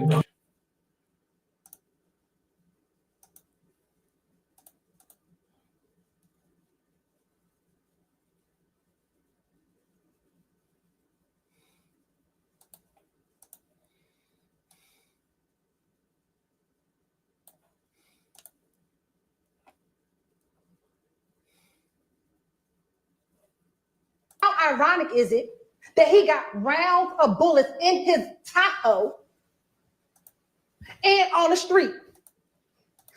Where else would a Tahoe be? In the pharmacy? In the water? Jesus. They want you to believe, oh, that's a creative line Mr. Williams did. No, it's not. It's him bragging. It's him bragging. It's him wanting to claim responsibility for it. And we talked about judging, like when I say subliminal messaging. But the subliminal is you, as the consumer, don't know what he's talking about. Oh, you twat. That is from Detective Dennis' testimony. That was stricken because he yeeted himself. That was his testimony about subliminal messaging. And for the record, folks, subliminal messaging is a part of the satanic panic back in the 80s. Oh, if you play this song backwards, they are calling out for hot dogs. Oh, if you listen carefully and change the words, it says something else. Folks, if you want to have a good time, Dee Snider from Twisted Sister was in Congress testifying, and he said this about Tipper Gore, about a song he wrote. He said, this song is not about sadomasochism, but if Miss Tipper Gore wants to find sadomasochism in anything, it's probably because she's looking for it.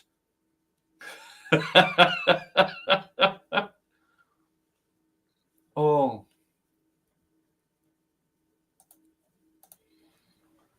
But his family, who know that Donovan drive a Tahoe, know exactly what he's talking about. Everyone in the gang knows exactly what they're talking about because that's who he's talking to. But because the masses bop to the song, they say, well, no, that's just his artistry. No, that's just his confession and his bragging over abuse.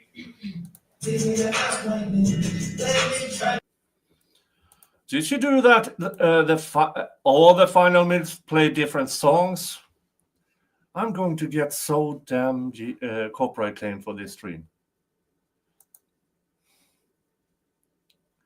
And I have to erase all of those snippets. What? Wait. Is she almost dancing to the rhythm?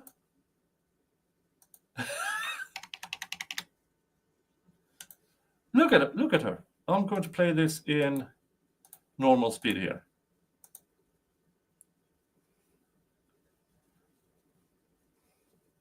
She's almost dancing to the rhythm. She can't help herself. Look. She's almost dancing.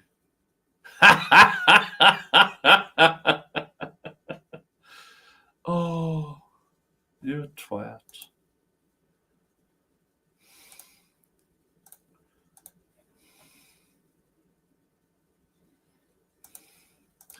Oh, just viewing that might also get me demonetized. All right.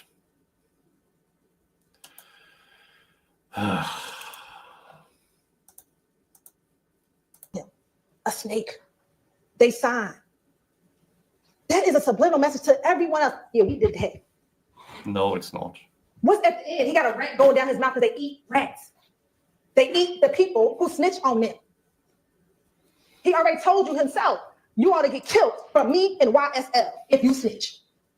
See, that video is not just, a nice artistic video. That has symbolism in it.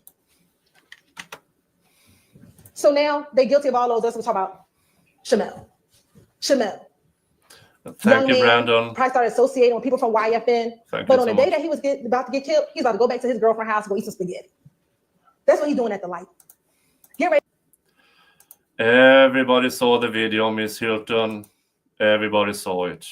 This is incredibly stupid. This is so incredibly stupid. To go back. You see him go inside the gas station. He's not worried about a thing. He doesn't know that seconds later he's going to lose his life. So the timeline here, this is, and I'll tell you here, this is a direct result of retaliation from the stabbing of Lucci. So what do we have? February 9th, Rayshawn Bennett gets stabbed in the Fulton County Jail by Jada Myrick. February 22nd, Eppinger calls Antonio Sumlin to see if he could get paid for finishing what Myrick didn't do. Then you heard about that emergency bond paperwork that was filled out on March 3rd. Then sometime around early March, the media hears about the YFN Lucci stabbing. It gets picked up on media. On March 11th at 3 a.m., two YSL associates, Christian McMillan and Darius Ford, are murdered on I-75 and I-85. That same night, there's a shooting at 12 Atlanta where a YFN associate gets shot in the head.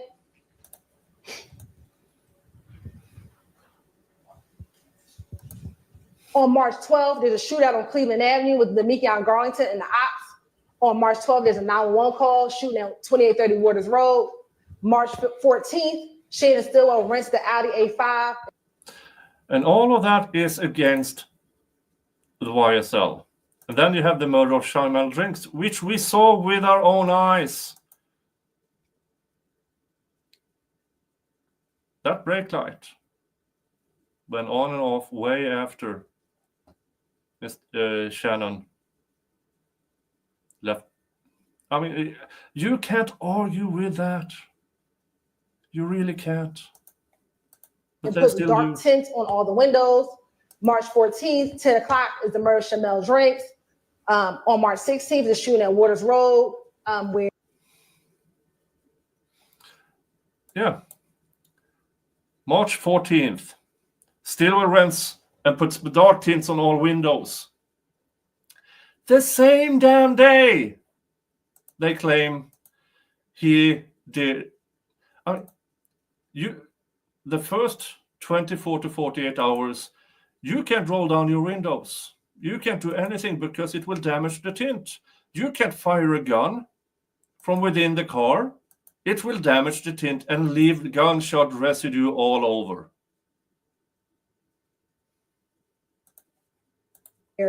Investigator RICO comes out March 17th. There's a search of Waters Road where everything is taken out except for a few guns that they left behind.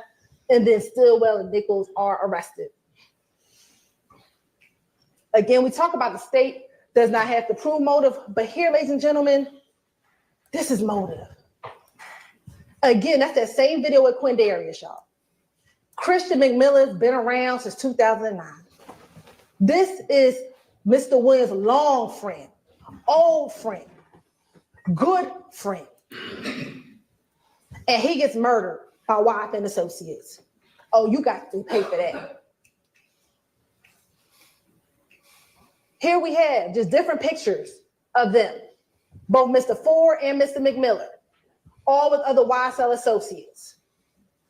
you'll have these in evidence, ladies and gentlemen. Yeah, and that is why she's skipping through all of this. But when she showed the actual video, she might actually be this stupid that she actually shows the video and remind the jury what actually happened.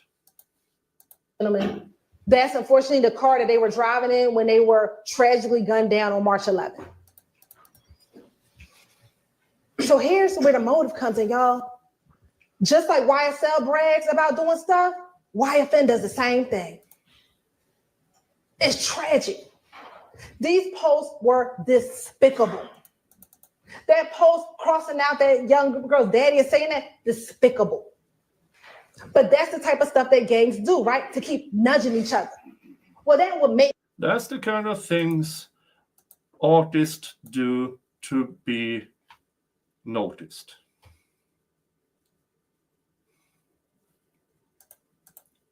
Where's my Swiss Army? It's not a Swiss Army knife. It's my cork opener with a knife thingy.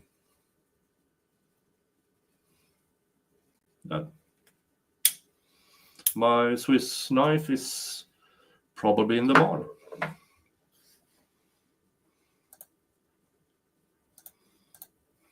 You mad. You see how heartbroken YSL was for the death of Mr. McMillan and Mr. Ford. They were devastated. These are all different YSL members posting them because they were devastated. And that's where revenge kicks in. That is Mr. Stillwell's post. I ain't gonna be the only one crying.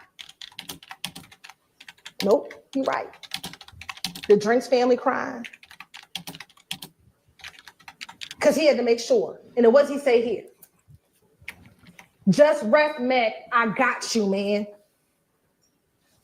Crying emoji, broken heart, taped up heart, devil emoji. He was ready to go out hunting. I know that was in January, but that just goes to show you he already knew how to be on the prowl. He already knew how to go. The desperation from this prosecution it's a crime to mourn your friend. Out hunting. And this is what Demekian say on the wiretap on about March 11th and March 12th. March 12th. I ain't talking about the AV. Oh, AV. Yeah, you know. You know what he on. He on looking for them folks who killed our boys. That's what he on. Yo,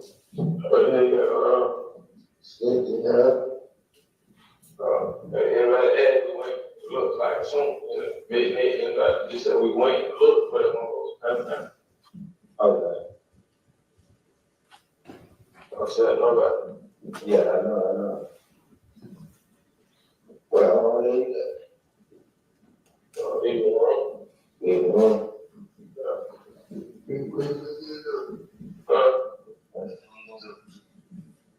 Shit, sorry, shit.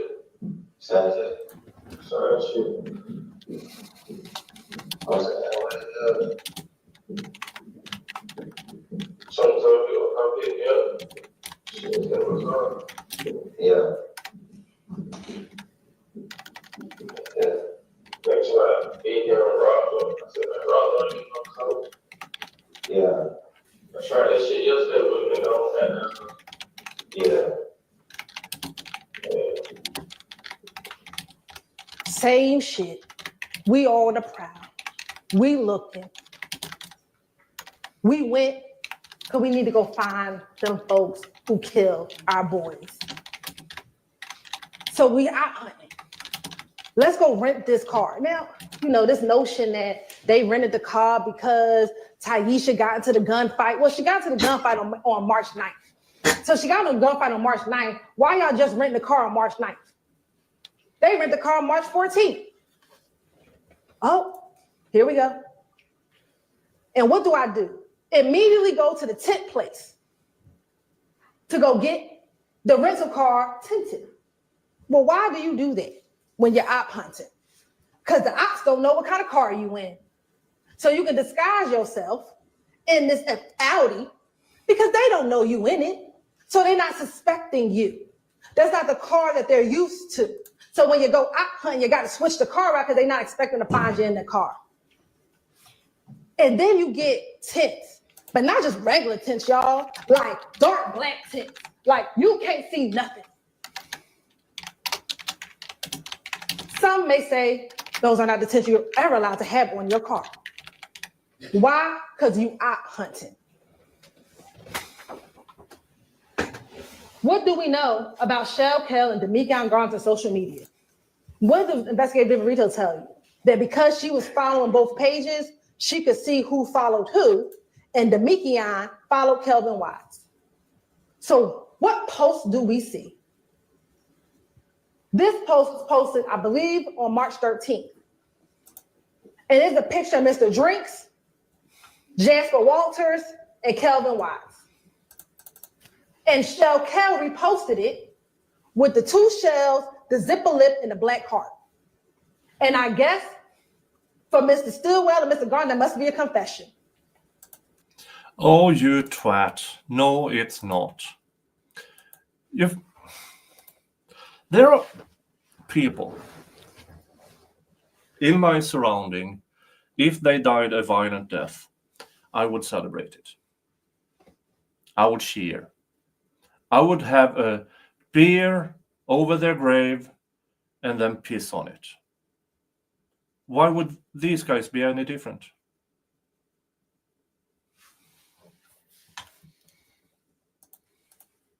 It's not a confession. Because this is the post It's that got just a post. Mr. Drinks killed. Because remember, no one knew who Mr. Drinks was. The investigators didn't know. When you listen to some of the wiretaps y'all listen to, they didn't know. So this post is the post that gets him killed. Not any verification, not that you should have been killing anybody anyway, but no verification whether or not they actually did or anything. But because Shell Kell posted two shells, a zip lip, and a black heart, that was Mr. Drinks' death sentence. Oh, you absolute fucktwat. You absolute fucktwat.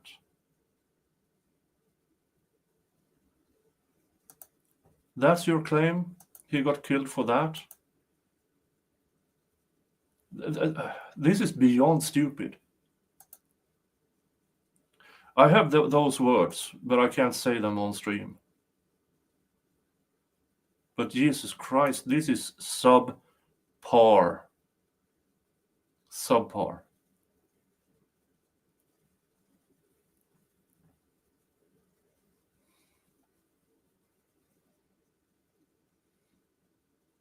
Are we having a troll in the chat again?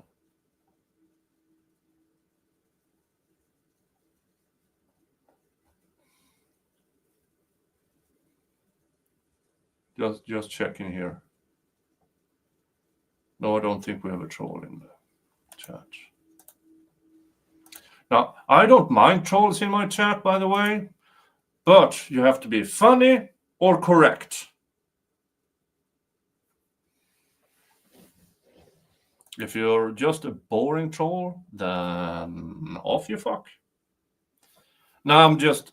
the chat was moving and something caught my eye, but I don't think... yeah. No, not you, Mama Hype. Not you, Mama Hype.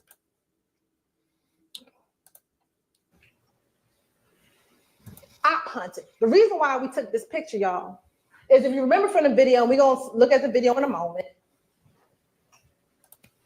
Shannon was parked about right here in the Audi. And we know that because you see him when he comes in. If you watch the videos, you see when he comes in. Remember that Mr. Drinks pulled up to this home. No, this home. They had the best vantage point to see when Mr. Drinks came in, when he walked.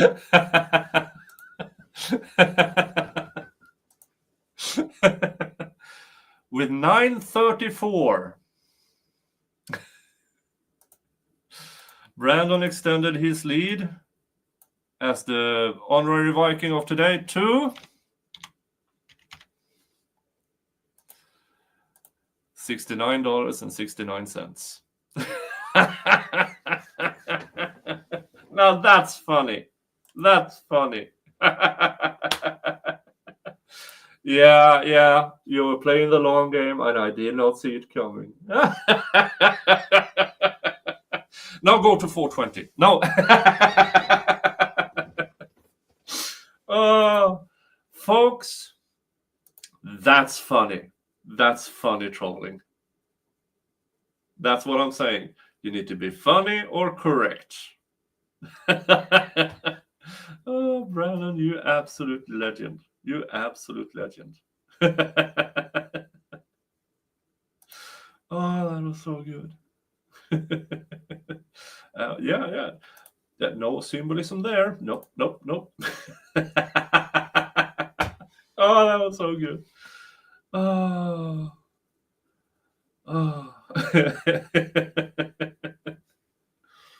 Oh, thank you, Brandon. Oh, I needed that laugh.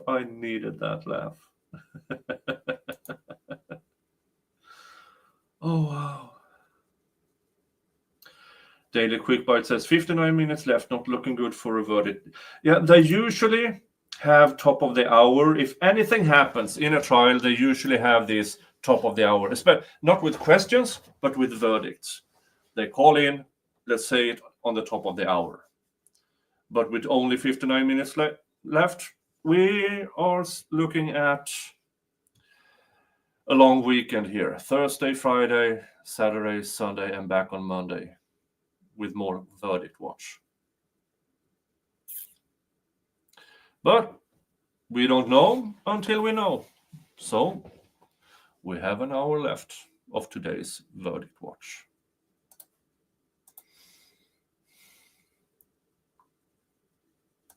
Into the store, when he walked back out the store, and when he pulled off.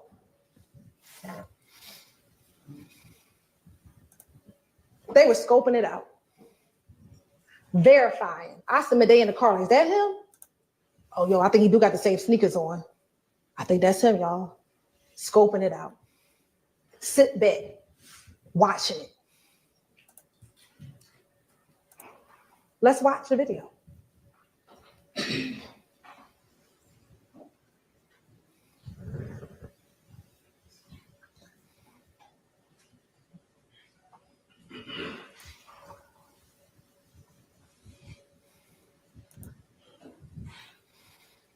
Again, this is why the jury wanted to see those videos. They don't trust her. They didn't take her word for it. Now, this goes to Mr. Kendrick. If they have a hang-up on anything, it might be against Shannon Stillwell. And I do agree with it's a much harder acquittal. Now, I still say it's not guilty, but it might be harder for them to acquit Shannon. He had guns. They just need to find the right reason to acquit for that. But I wonder if they are allowed, if they've been told that they are allowed to acquit Kendall. They don't have to agree on both of them because they are separate cases. Was that clear, by the way? I don't think that was clear during jury instructions, that they could acquit one and convict the other.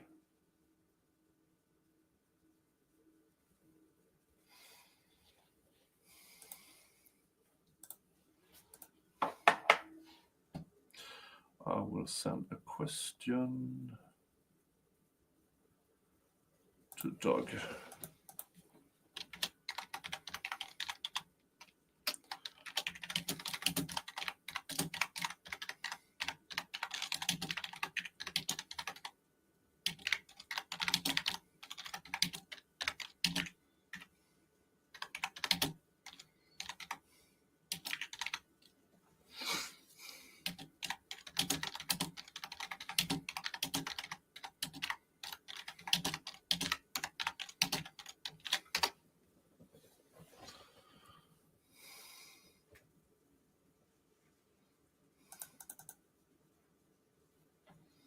I'm not entirely sure the jury instructions was clear on that. Angela Bledsoe, according to law and crime, yes. Okay. Okay. If they acquit, young Thug will be mad he pled out, right? Folks, this would have been a different trial. Completely different. If Thug hadn't pled out. We would still be in the state's case in chief. If Thug hadn't pled out. The only reason why we are here this side of Christmas is because Thug pled out. So it would have been a completely different trial. Now, this is where Mr. Stillwell, get to the gas station.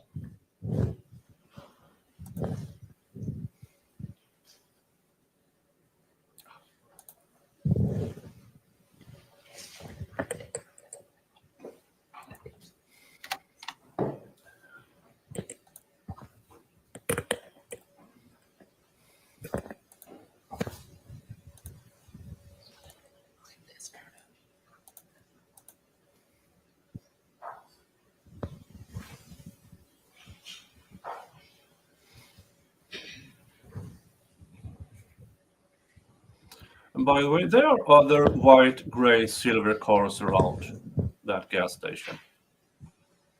Did they check if any of those belong to a gang member of something? I don't think so.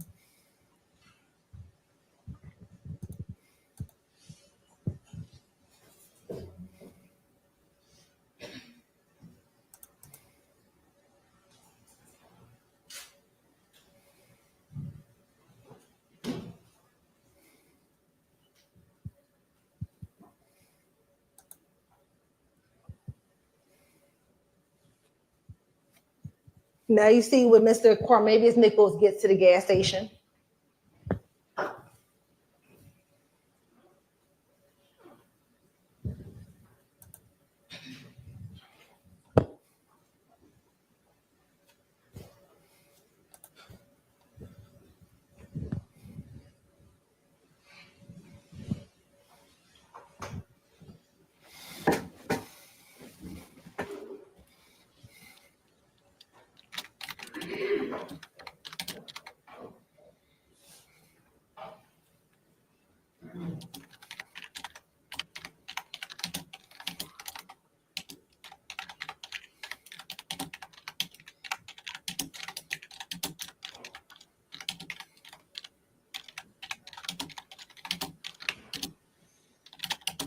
That's when Miles gets out the car.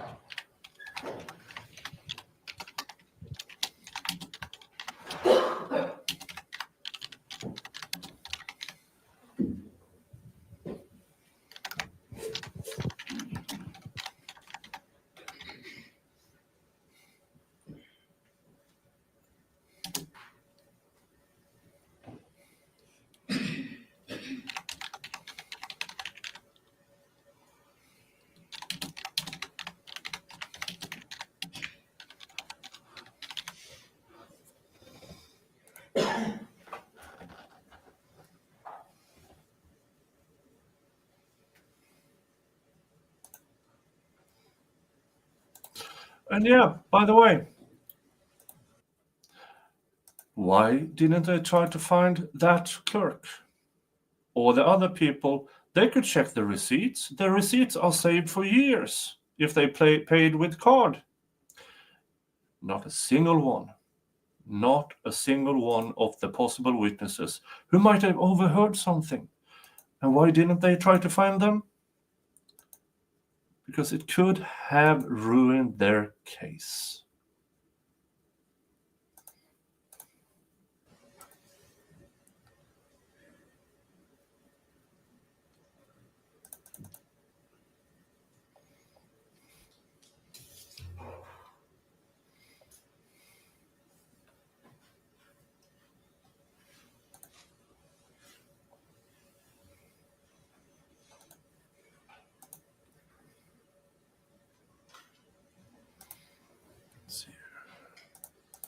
And as Brandon says, none of this has made any That's sense when from Shannon the walks start. to the car first, and we know it's Shannon because of the March 16th and wearing the same clothing. Although there maybe a few of these people did some crimes. It's not a gang. I agree.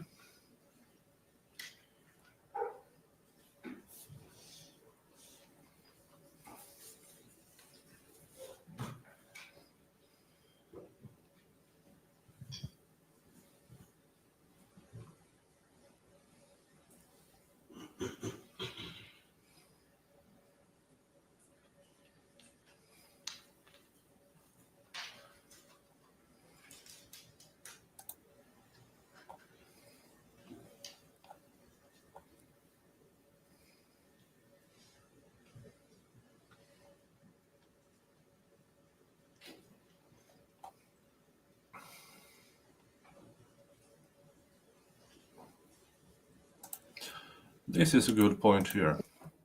I think probably the worst part of the trial system, which is under discuss, is when you hand the jury the case.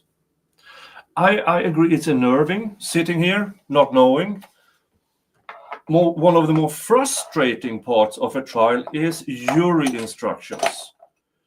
Because a bad case can be won with jury instructions. And it is insanely annoying knowing that.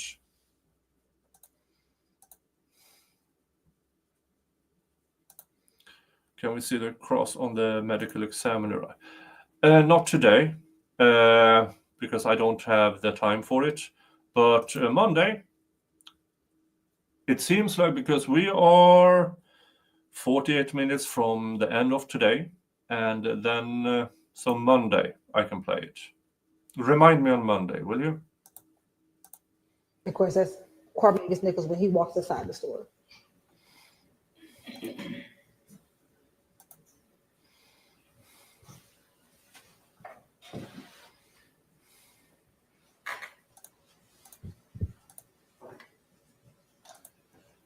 And then that's when Miles walks into the store.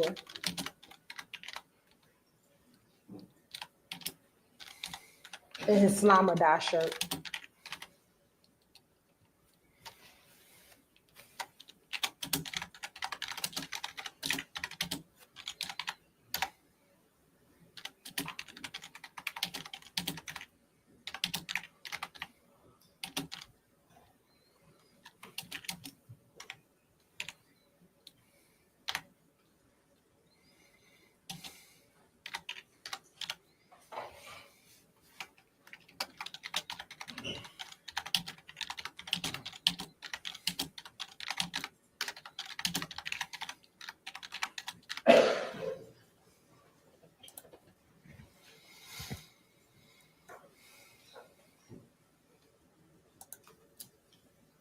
Miles and Carmazin leave out the store, and Miles in a moment gets back into the car, and Carmazin is pumping the gas.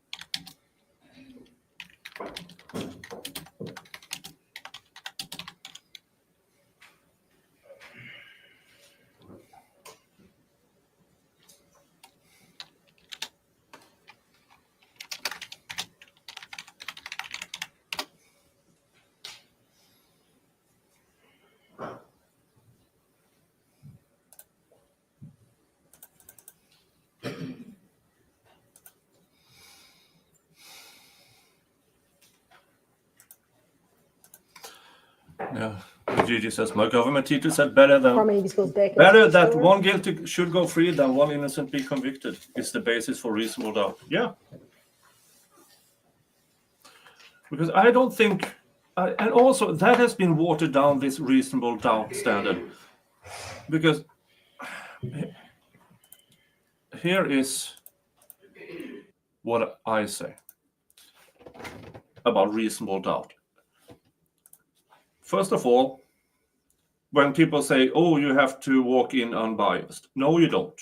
You should go in biased for the defense, for the defendant. Because the prosecution has 100% of the burden of proof. Now, opening statements, not evidence, we know. I will have questions, okay? I will have questions. I will have a bunch of questions. During the state's case in chief, they need to answer each and every one of those questions. If I'm still have a few questions, or even have more questions, it's not even close to beyond a reasonable doubt. But somehow a majority seems to believe reasonable doubt is a competition between the defense and the prosecution, and we need to see who we believe more. That's not the standard. It's never been the standard. An unreasonable doubt is, oh, that person is laying there with his skull fractured. It might have been an alien. That's an unreasonable doubt. The guy with the means, opportunity, and motive, with the bat with blood on it, yeah. And the blood comes back. Oh, it's a match. Now we have beyond reasonable doubt. Maybe he tried to wake him up with the bat and got blood on it. That's unreasonable doubt.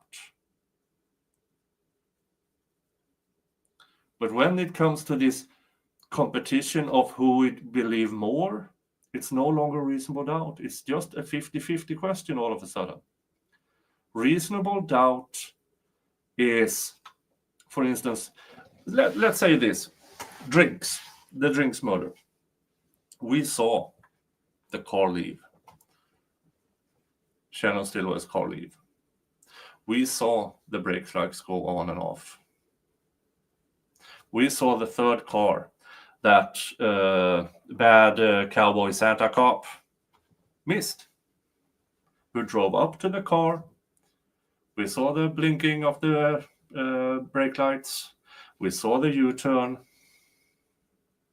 That's reasonable doubt. Is there a low, but still probable that that person in that car could have committed the crime? That's reasonable doubt.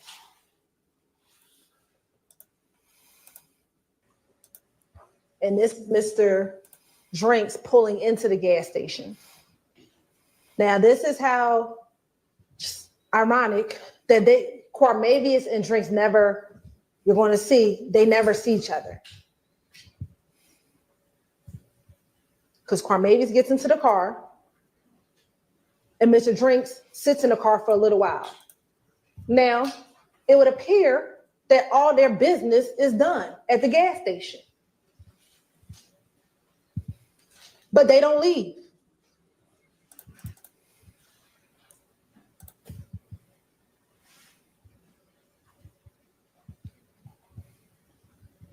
It is 21:56.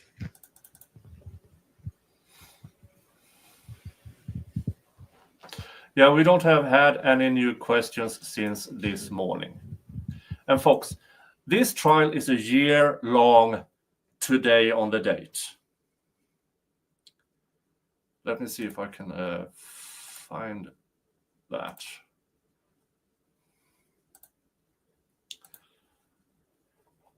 Let's see here. I'm going to show, this is my Young Thug RICO trial playlist.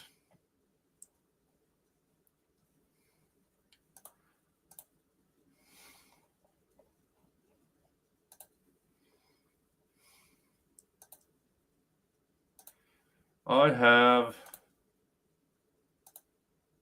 on this trial alone, 200 and 87 streams and videos on this case alone. But let's find the first day of trial.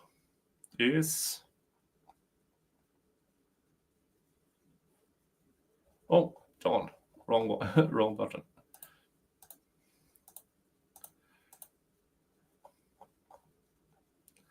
Here it is.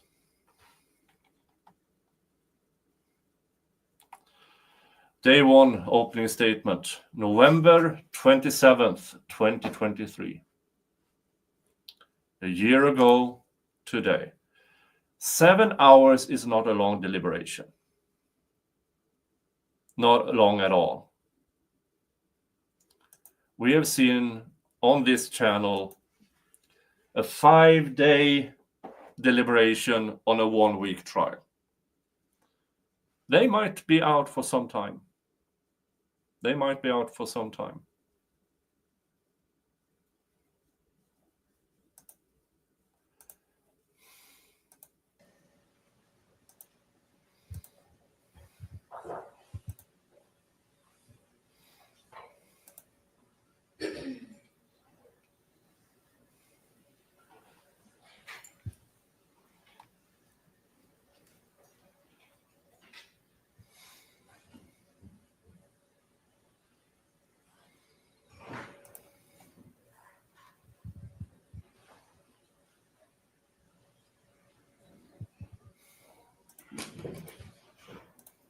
Thank you, Money G. Saying, I give you so much credit for sticking with this trial, Nick. I must admit, I have to dip out many times throughout the year. So kudos. Thank you so much. I don't blame anyone for dipping out and then returning a month later, because it's been a bad trial. It only picked up steam when with the Judge Glanville situation. Then it picked up. I mean, let's see here. I can go back to the playlist and show you some of that. Yeah.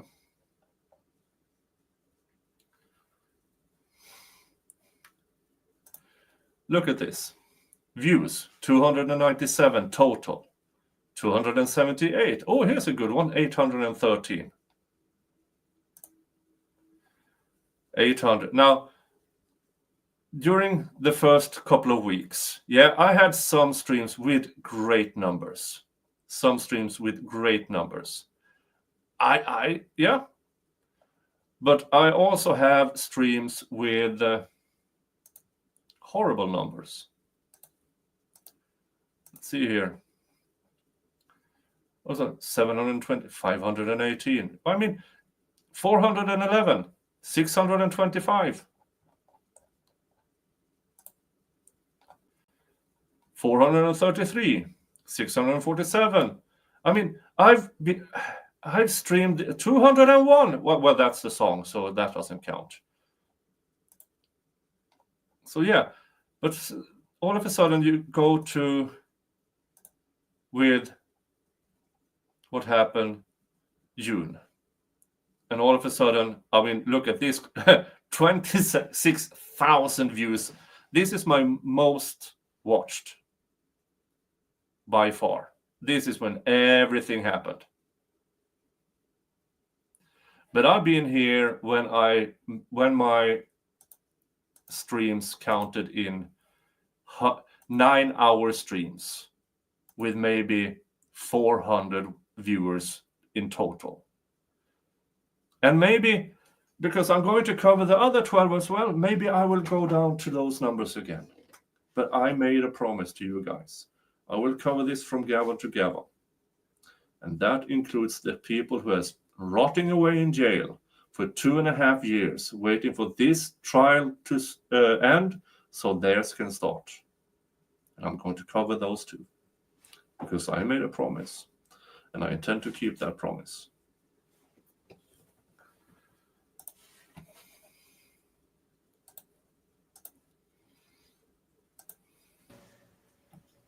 Now Mr. Drake is finally getting out the car. See where he's walking? He's walking closest to where Drinks and Demikian are in the car. Yeah, and I got an answer that yes, it is clear in the jury instruction that they can acquit one and convict the other. Toddly Pip. I've been dipping in now too. Where's Attorney Steele? Attorney Steele is Young Thug's attorney, and Young Thug pled out, what was it, a month ago? Hey, Toddly Pip, I've been a member for 19 months. Toddly Pip has been a member for as long as I've been monetized, folks. So everybody say thank you to Toddly Pip for sticking around. Thank you for your continued support of my channel. Thank you so much.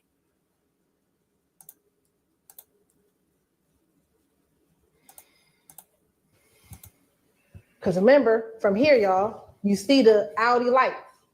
The Audi's here. He just walked right here in the same sneakers from the picture. And coat and jacket. Shannon is charged with 2 murders.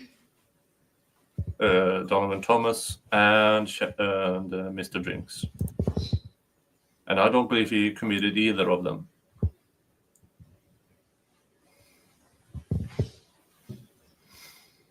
Teresa Troy says, you are the only one who consistently commit to the other defendants and continue coverage. I mean, I said this the other day, that I am a bit jealous about the large channels. Dipped in when it got interesting and draw views, and they will probably dip out once the verdict is in here. I'm a bit jealous of those amounts of viewers, but it's better that people watch them and get the acknowledgement, and maybe it will They're still trickle sitting down there. to me eventually. None of them come back into the store.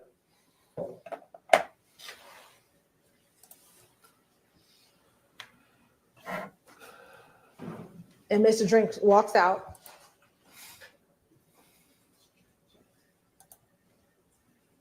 And he walks back to his car. Now it's 21:58.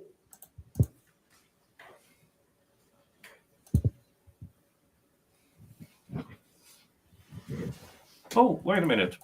Doug has a TikTok out. Let's watch that.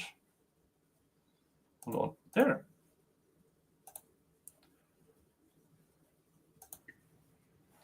It is 1:40 p.m., day 2 of jury watch.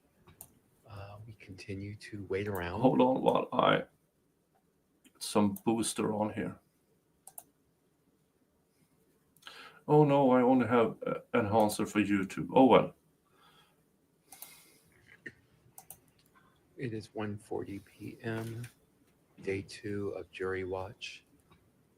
We continue to wait around, see if the jury has any more questions. They should be here until 3 today, assuming they don't come back with a verdict before then. Could possibly stay till 3:30 if they want to, but I would be expecting them to leave around 3 o'clock. So we continue to wait around, do a little other work while we're here, and just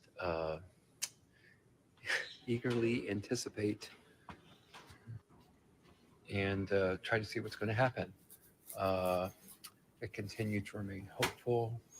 I think the questions from the jury this morning, which I'll probably discuss later today, were positive for Mr. Kendrick.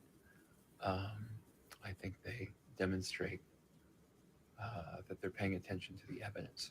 So anyway, just a quick update, and we continue to wait. All right. And if you have TikTok, you should subscribe to, let's see here. Yeah, Douglas Weinstein. There it is. Oh, Jesus Christ. He has a lot of followers on TikTok. Good on you. Good on you. You deserve it. Every piece of success Doug Weinstein deserves.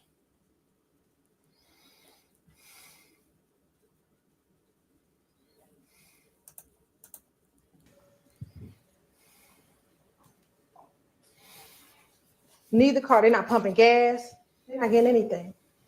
They're watching Mr. Drinks. I submit confirming that that's the person and that's. Miss Hilton uses "I submit" as I know we didn't say this in our case in chief, but while I'm clutching my pearls, ignore the trial. Listen to what I say here instead. That is what her "I submit to you" actually means. Ignore the evidence, ignore our insanely stupid investigators, ignore Miss Hilton, ignore Glanville's misconduct, ignore all of that. Let's just watch this video and listen to my voice. And they didn't. They asked specific questions about what she showed them because they don't trust her. Patty B, Nick, in your opinion, who has the stronger evidence against them, Shannon or Jack? Oh, Shannon, by far. By far. For me, still nowhere near beyond reasonable doubt. Social media posts.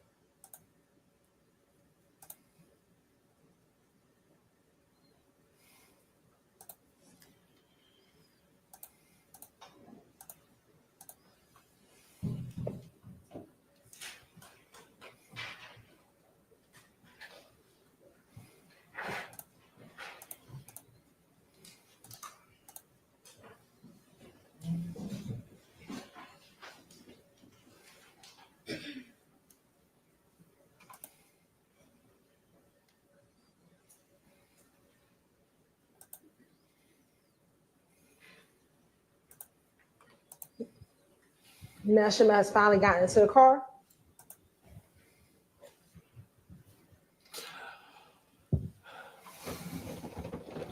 Woody has a book for sale on Amazon. Wow. I'm not going to buy that one. And I submit this is what's happening. Folks, regarding Woody, I like the guy. I really do. He is fun, charismatic, and everything. Would I hang out with him? No. I also know vest-wearing bikers. Some of them are amazing. Will I hang out with them? No. Have I represented a few of them? Yes. Will I hang out with them? No.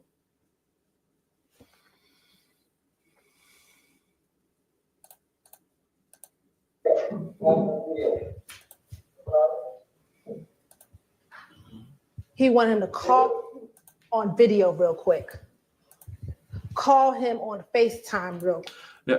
How she plays this is so disingenuous. Because everybody knows they can't match the time on the video surveillance with the time on the phones. They can't.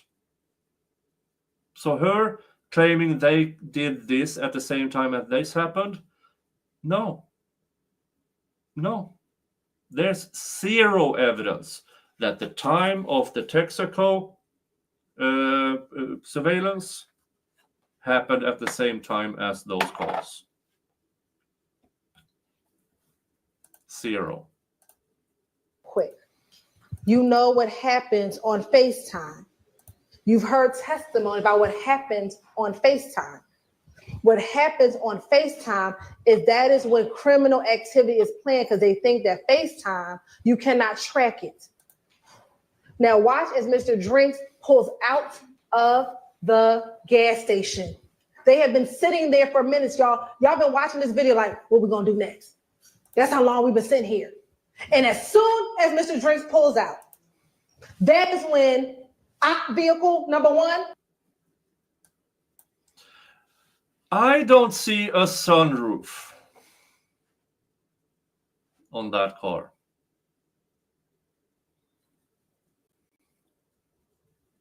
I don't see a sunroof on the other car.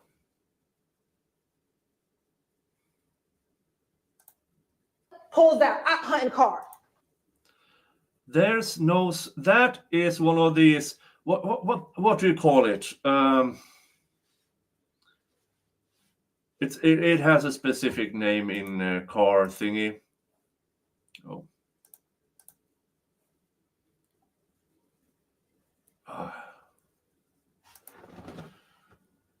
No, not headliner, not moonroof.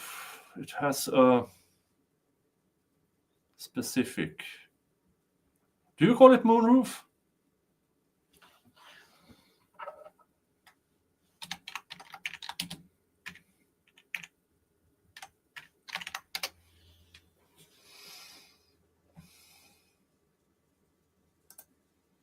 Panorama roof. Thank you. Panorama roof. That was the word I was looking for. Thank you, Brandon. Thank you. Panorama roof. That is a panorama roof. It is not a sunroof.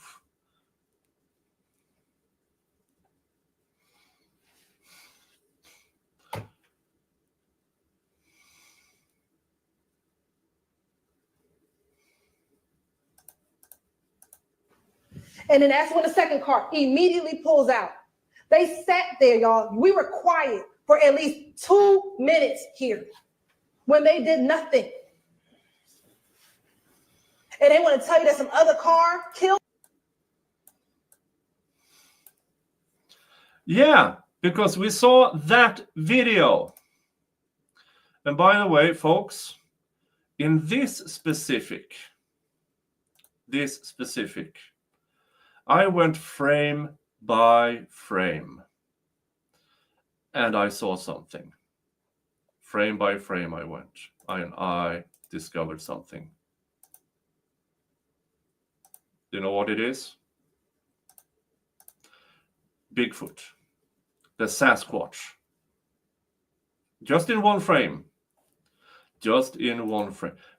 Folks, my Photoshop skills are amazing. You can hardly see it is chopped in, can you?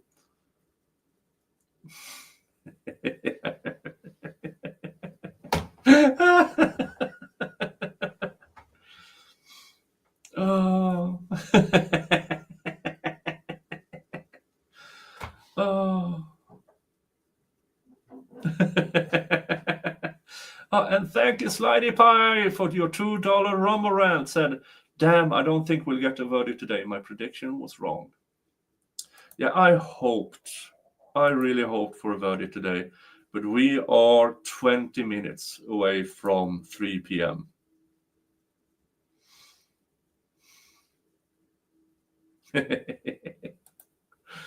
Oh. Let's get back to the him.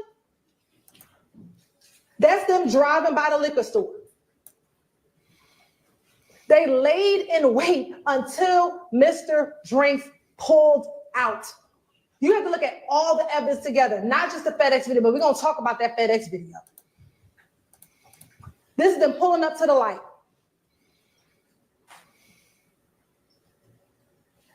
You see there's somebody walking on the street, walking this way towards the gas station.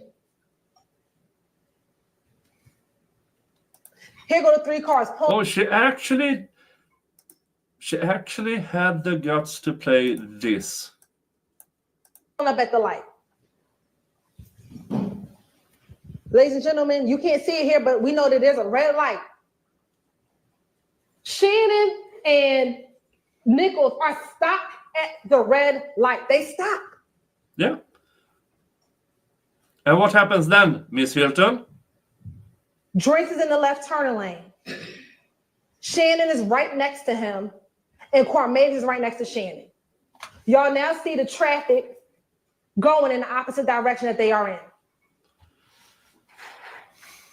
Then you see Nichols pull up. I'm just gonna submit that this car stops here. This car, I think, saw what happened. No, Miss Hilton. No, we all saw it. We all saw it. This car sped up. I don't know what happened. Maybe they was shouting between them. I don't know. But what we can see is when this car sped up, Shannon takes off, remembering what happened in 2015 when he was shot at and his friend was killed. So he takes off. So does Mr. Nichols. Takes off. I did like, whoa. You had the person walking down the street. Yeah. Over here is a person walking down the street. Maybe with headphones. We don't know. And they never bothered to find the driver. Why? I'll tell you why. Because it could have ruined this case. What if the driver of that was an actual rival gang? They never even bothered to search for it. The moron, Bad Santa Cowboy Cop, was surprised to see that there was another car. Surprised. He's that bad. And you know what else, how bad he was? I've said it before. The Bad Santa Cowboy Cop, 100 murder investigations, and not once, never did he manage to find the murder weapon. Not 30 years, 100 murder investigations, and not once did he find a murder weapon. I didn't know it was possible to be that bad at your job. And as I said, reasonable doubt is it possible that this car who just sped up is the shooter? If you say, yeah, it's possible, but that's reasonable doubt. Mr. Sharp, and we're going to talk about this car in a moment. Mr. Sharp talked about what the medical examiner said. What she said was there will be no conscious movement. She didn't say anything about unconscious movement. Oh, for fuck's sake. This is such an absolutely moronic stretch. You have the burden of proof, Miss Hilton, the prosecution. So why didn't you ask that question?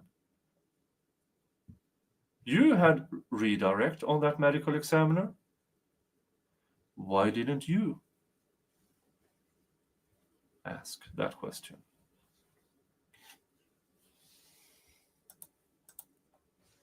Why did you wait until now?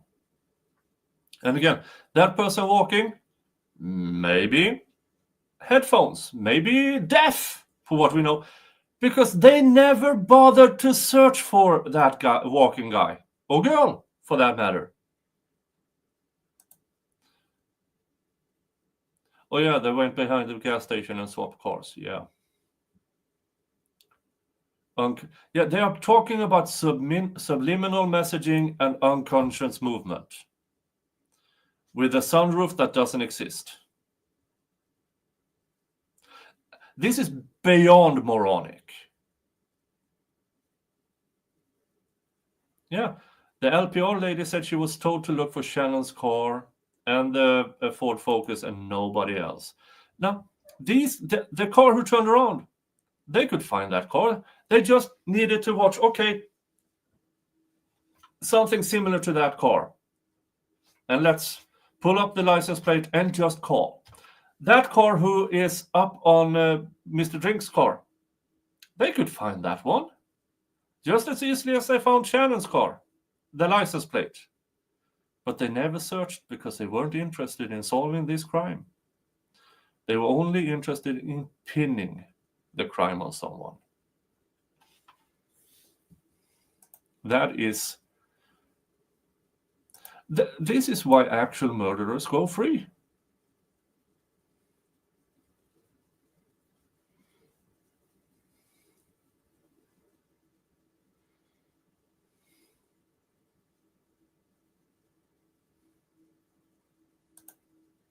An unconscious movement. Okay, let's play with a thought. Unconscious movement. Here's the thing. Unconscious movement means, in this case, since he was shot in the neck, there was no connection between the brain and the rest of the body. None. So anything should have been from a spinal reaction. No evidence of it. Mr. Drinks is not a headless chicken. It's a human being.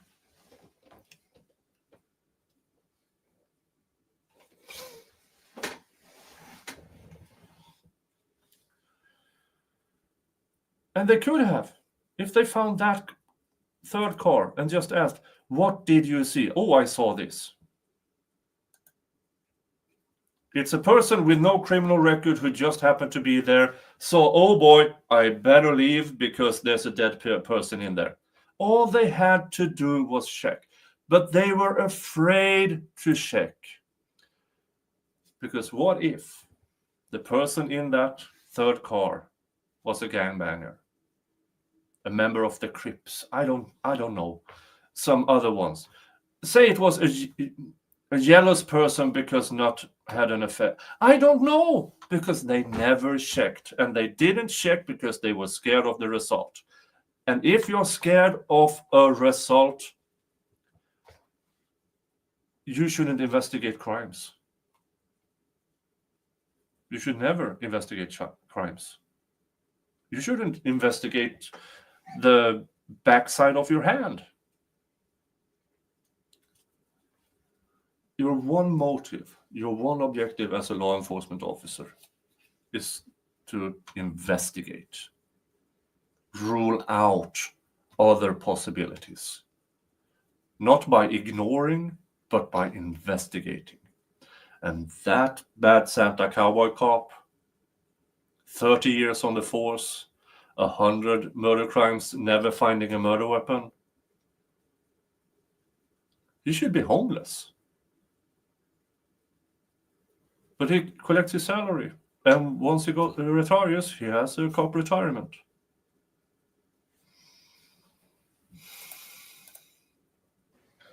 Because that is what you see with the brake lights, y'all. No, he could not consciously say, let me go. But the unconscious movement. This is so stupid. She claims unconscious movement. Okay, what's the evidence? And this is also a reason why I hate that the prosecution can go last, because they can make shit up and the defense can't reply.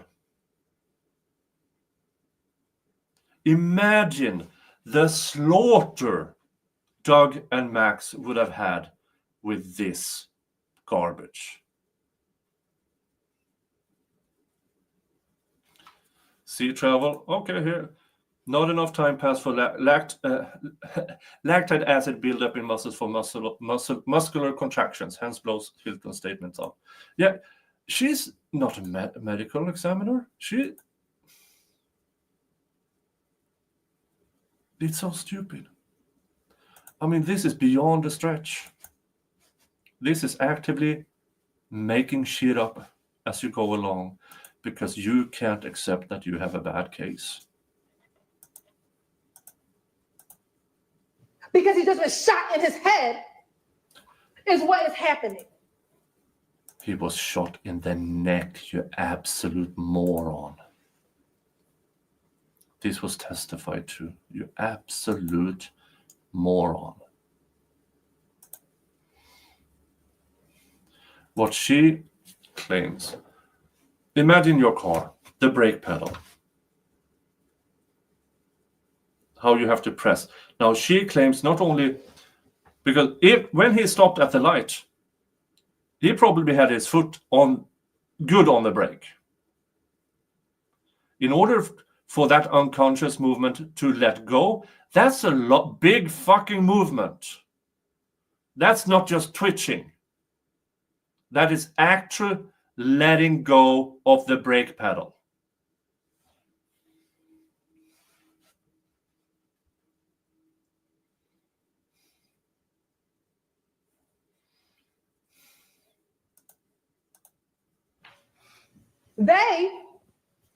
Y'all gotta think about this, because this is what they didn't want to show you.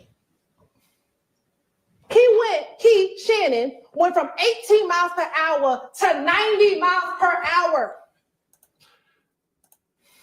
Mr. Shaw didn't want to talk to you about that. He want to tell you about a car that turned around because he heard the gunshot, but the man or woman walking down the street didn't hear the gunshot. You didn't search for that person, you twat. Person walking, just chilling. Headphones, deaf, which you would have known if you actually searched for it. But you didn't because you were scared of the result. You think if the people in the car heard the gunshot and turned around, don't you think that the person walking down the street would be like, hold up, let me back up? It's a gunshot down there. No. Could it be that maybe the car that turned around saw the liquor store and said, shoot, let me go get me a drink. It's Saturday. Could it be they left something at the gas station? He wants you to believe that the only reason why they turned around is because they heard gunshots. That doesn't make sense when someone is walking down the street. Again, I hate that they weren't allowed to reply to this garbage. I hate it. And the prosecution knows they can't reply to this. That is why they are going full out tinfoil hat conspiracy, because they can. And this is what tells me they know they have a bad case. Because if you have a good case, you don't need a theater. You don't need a yelling. You don't need a pretend street. You only present the facts and the witnesses and the evidence. And let those evidence talk for themselves. Because real evidence screams louder than Hilton. Real evidence speaks for itself. You are then just the vessel who presents the evidence. Now, if you don't have evidence, the evidence takes the back seat while you are claiming. Don't look behind me here on the red pen. Believe me when I say it's blue. No. I know I presented the red pen for you in the state case in chief, but now ignore it. Ignore it. It's blue. I promise you it's blue. It's blue.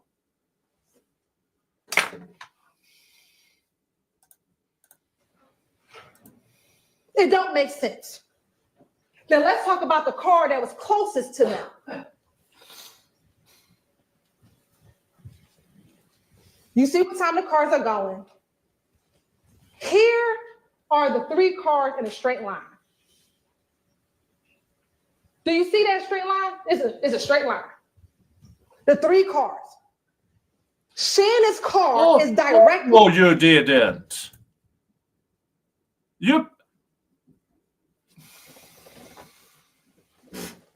Oh, for fuck's sake. You did a Photoshop arrow and claimed that's a straight line.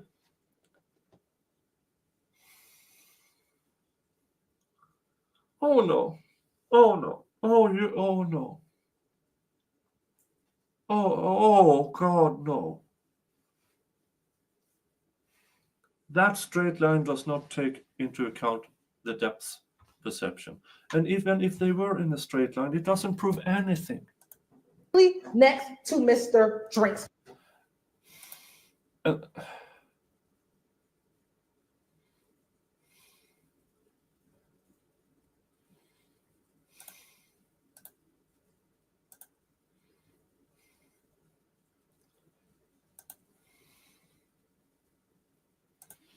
car. And that's gonna be important when I show you these crime scene photos. This other car that he wants to talk about, that he's like, oh, this is the one who killed, this is the person who Oh, you paused at that position. You didn't pause when that car drove forward. Oh, you twat. You lying piece of human garbage. shot. Oh, and we couldn't get LPR. What? Where was I gonna get LPR from? You can't see no license plate. I don't even know what type of car it is.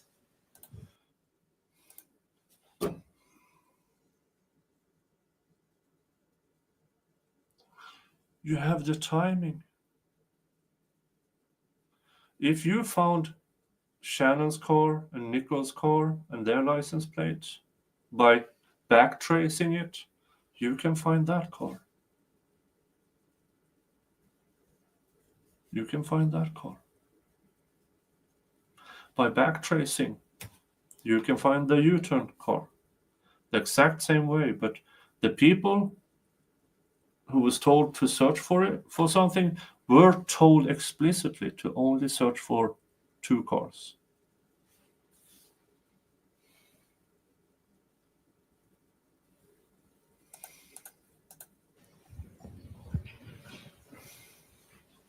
That car is never directly next to Mr. Drinks. It is always behind. I submit they saw what happened. Again, submit.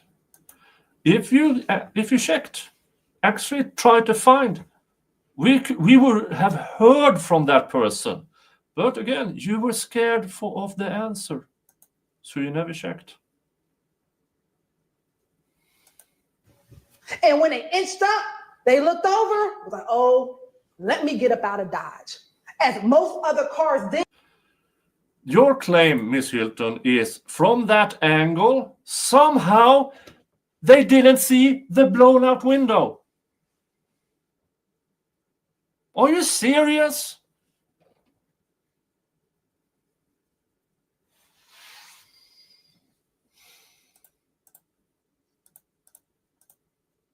Except for Mr. Cheeseborough. Okay, just Law and Crime just ended their stream. Or thanks for watching the stream. So we will not have a verdict today. But I need to finish this part off. Let me just check what they are saying. Yep. From Thugger Daily, jurors in the YSL case have chosen to go home for Thanksgiving and continue deliberations on Monday. So no verdict today. But again, folks, combined 8 hours of deliberations is nothing in a year-long trial. Nothing. Especially when you have 190 overt acts to decide if they are going to convict of anybody of anything in the RICO charge.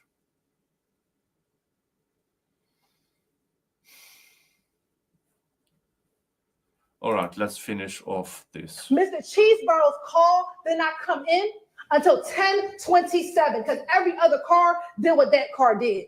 They drove by it. That car actually waited at the red light versus Mr. Stillwell almost hitting traffic. Trying to get away from the car who was speeding up behind him. So this notion that he stopped at the red light, if you didn't just shoot and kill somebody, why are you fleeing through traffic? Because somebody was speeding up behind. And you remember the one time when somebody sped up behind you, killing the female driver, almost killing the mother of your child, almost killing you. I think that's a huge reason. To get on the highway at 90 miles an hour. Just in case he was followed. And that car didn't just, as Gwendolyn says, that car, that third car there, didn't just drive by. They stopped. They were there at that point and inching forward for 15-20 seconds while on red light. Use your common sense. Many of y'all, if y'all choose to talk to us at the end and you can, once the judge lifts all the admonitions, some of you may ask, how I get chosen? And we're gonna say, because you got common sense. Your common sense will tell you that when you go from— Then why do you go all street if you chose them as common sensors? Yeah. We clock the car at 90 miles per hour. I think it's in that car they actually have some. I actually don't know. I don't remember. It's probably one of these long, boring things I skipped. 18 miles per hour to 90 miles per hour, when you see the person who you think killed your best friend, that you shot and killed him. That's just your common sense. Not some random car that pulls up behind and unfortunately may have witnessed a shooting. Then why didn't you search for it, you fucking cunt? And they don't want to be involved. Let's look at the car. The crime scene pictures take pictures for a reason. Here go the bullet holes. 1, 2, 3. See, Mr. Sharp didn't show you that. Because if you see the crime scene photos will show you that the bullet went through the door where Mr. Stillwell's car was. Yeah, but here's the thing, Miss Hilton. Why did you stop rolling the video at that point? Why didn't you show it inching forward until it was exactly beside? And we'll talk about the gunshot residue. Wouldn't make sense. There's no muzzle flash anywhere on the video. So that's just nonsense. You don't see no muzzle flash. Mr. Drink's dead though. So we know a gun was fired. Yeah, and you didn't check the third car. You didn't check it because you were scared of the answer. If they actually checked, took it in, investigated, you might have found the evidence you were searching for, but you were scared of the answer. Let's take his theory. You don't see the muzzle flash when the other car pulls up, do you? You don't. That's even more reason for actually checking it. If you claim it was fired from within the car and that is why you don't see a muzzle flash, that even more reason to actually search for it after you tested Shannon's car and found nothing. Nothing. That is when a half-assed, even a moron investigator would have thought, maybe we should check the third car. But no, you didn't. That theory makes no sense.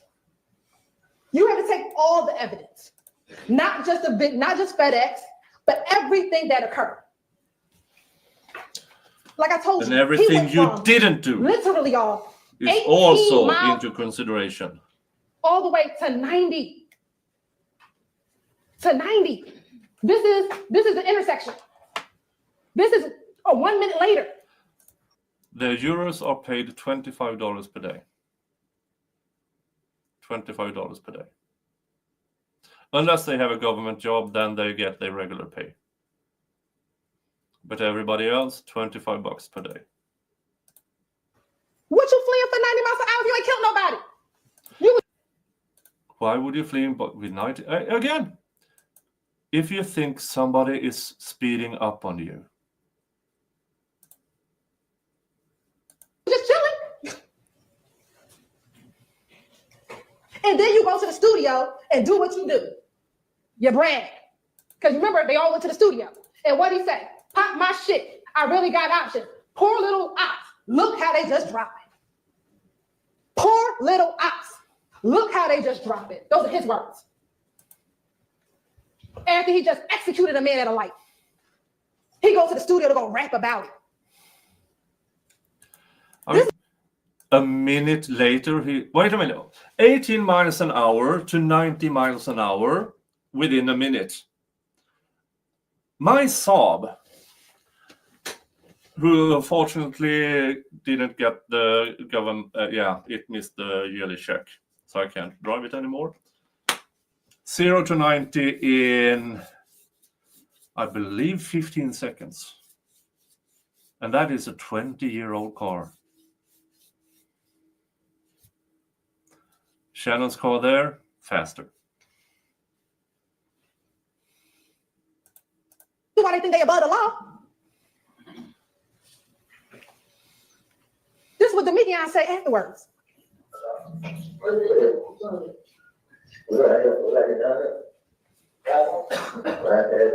And for you who don't know, yes, the jury has gone home. I just need to get through this because I don't want to start the next verdict watch stream with her. Now I know, I don't know if y'all remember when them two got into it, Mr. Rito was like, he said city, he said city. No, he said, I'm coming back. We just coming back through, right, trying to see. This is at early morning hours on March 15th. Why are you coming back through the crime scene if you ain't did nothing? What? Why did you go back through the crime scene if you didn't do anything? Because it's a main road. And from point A to point B, that's the fastest route. Maybe.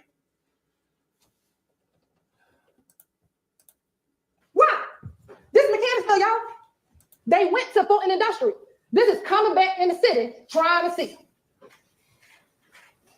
They came back through. Why? Because they want to see. Is the police still out there? What they doing? They canvassing? Any of the homeless people see what happened? Let me try and see what's going on. And then what did Mikian say afterwards? This on March 15th, y'all. We got y'all, boys. You right? They thought that they got him because they killed Mr. Drinks, who they thought murdered Christian and Darius. This is we got y'all, boys. Here's a direct response to the shooting.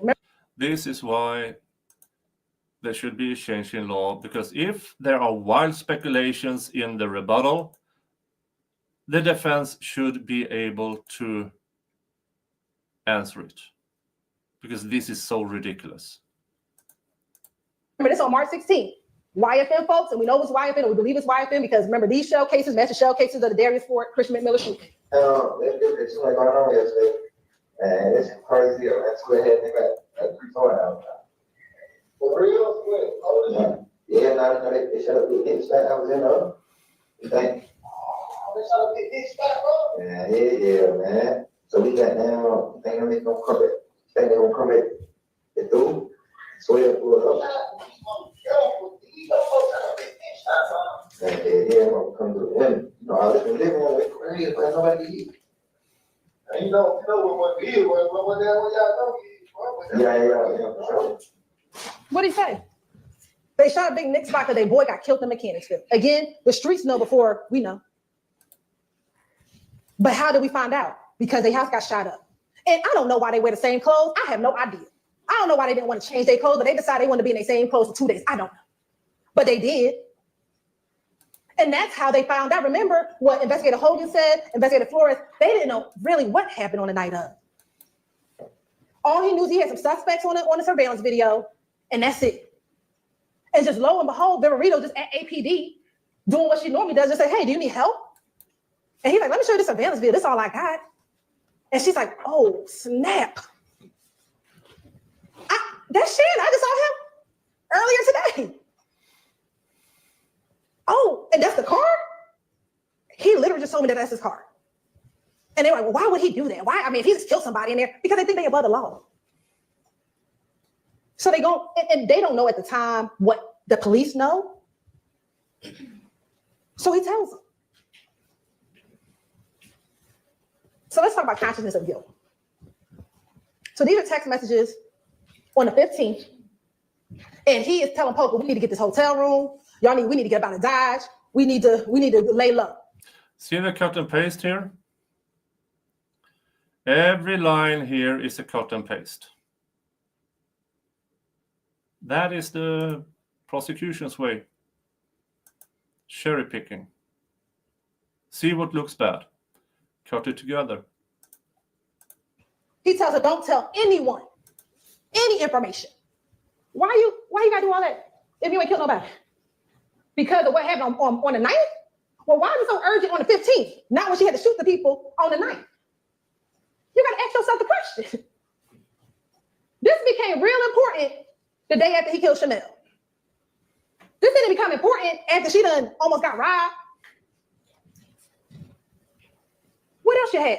You're searching for the crimes? Oh, Jesus Christ. They want to say, well, that's because his grandmama told him and his girlfriend told. Well, they told him on March 14th about. Sorry, folks. Sorry, folks. Yeah, I can't take it. I can't take it. Folks, I'm going to finish off with something else. This is from today, when Doug tried to speak and they had to hush the prosecution up. Or where is the watch regarding the Richard Milley watch, which is in no way, I mean, it's a total red herring.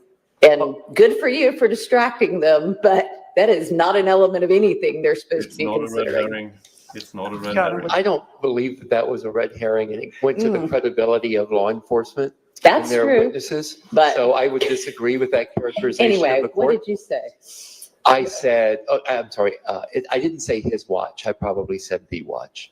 If I said his watch, that would have been I would have misspoken. Okay. So I will just say, Mr. Weinstein did not say my client's watch. If he did, he misspoke. I probably said, where is the watch? That was a gift, a 30th birthday Where gift is from the watch? Drake to Mr. Williams. All right, And a so great I'll just sentimental answer value. that he said, where is the watch? Look down in the bottom right corner. On Miss Love, in the buzz cut.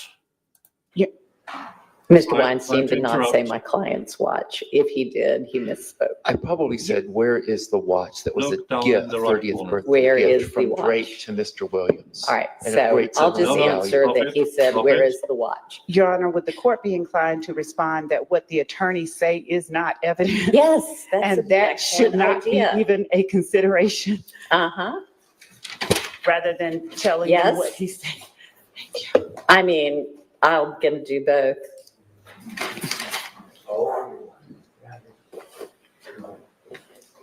It was definitely the watch. And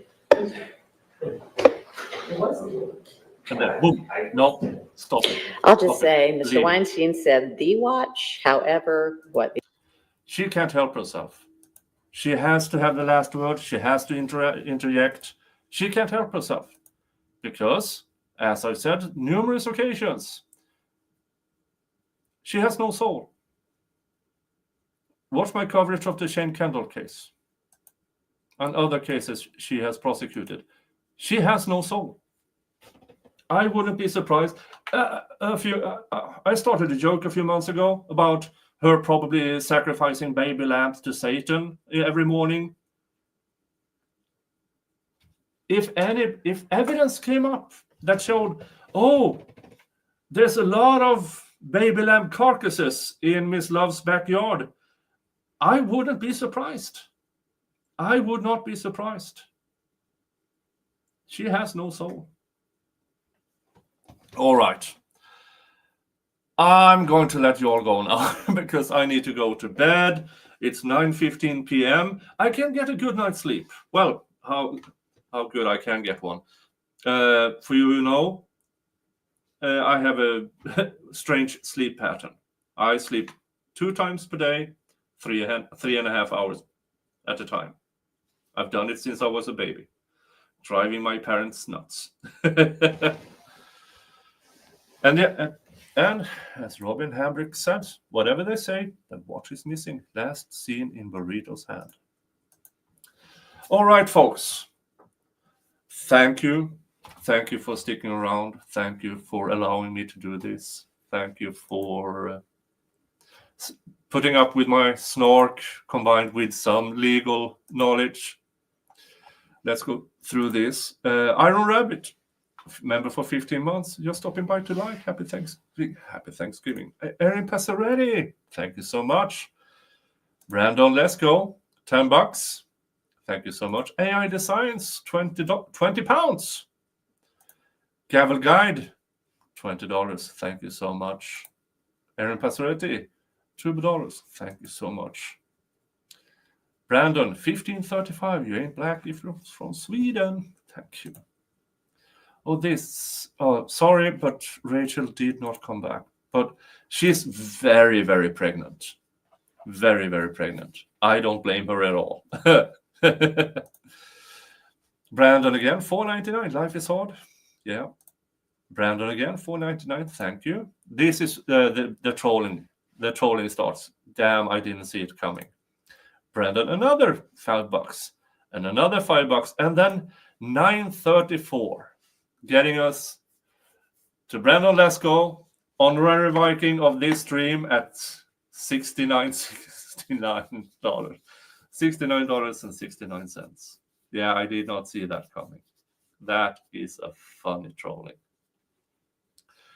And then Totally People has been a member for a full 19 months. So thank you so much.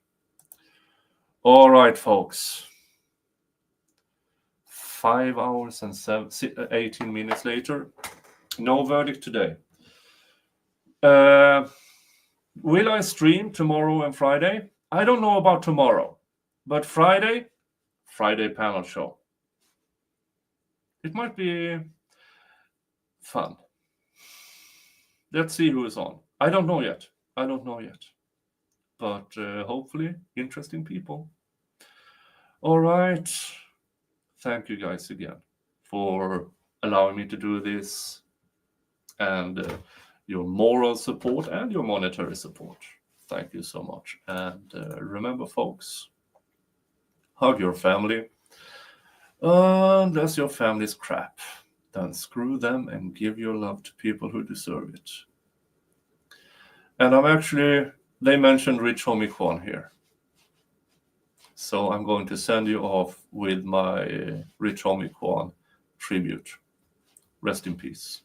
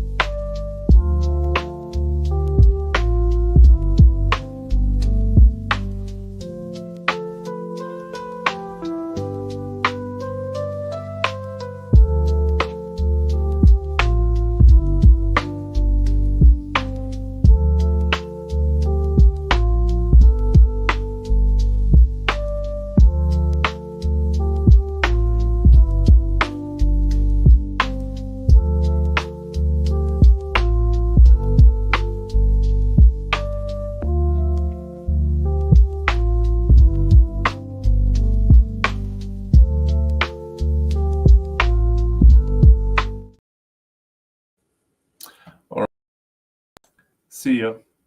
Bye-bye.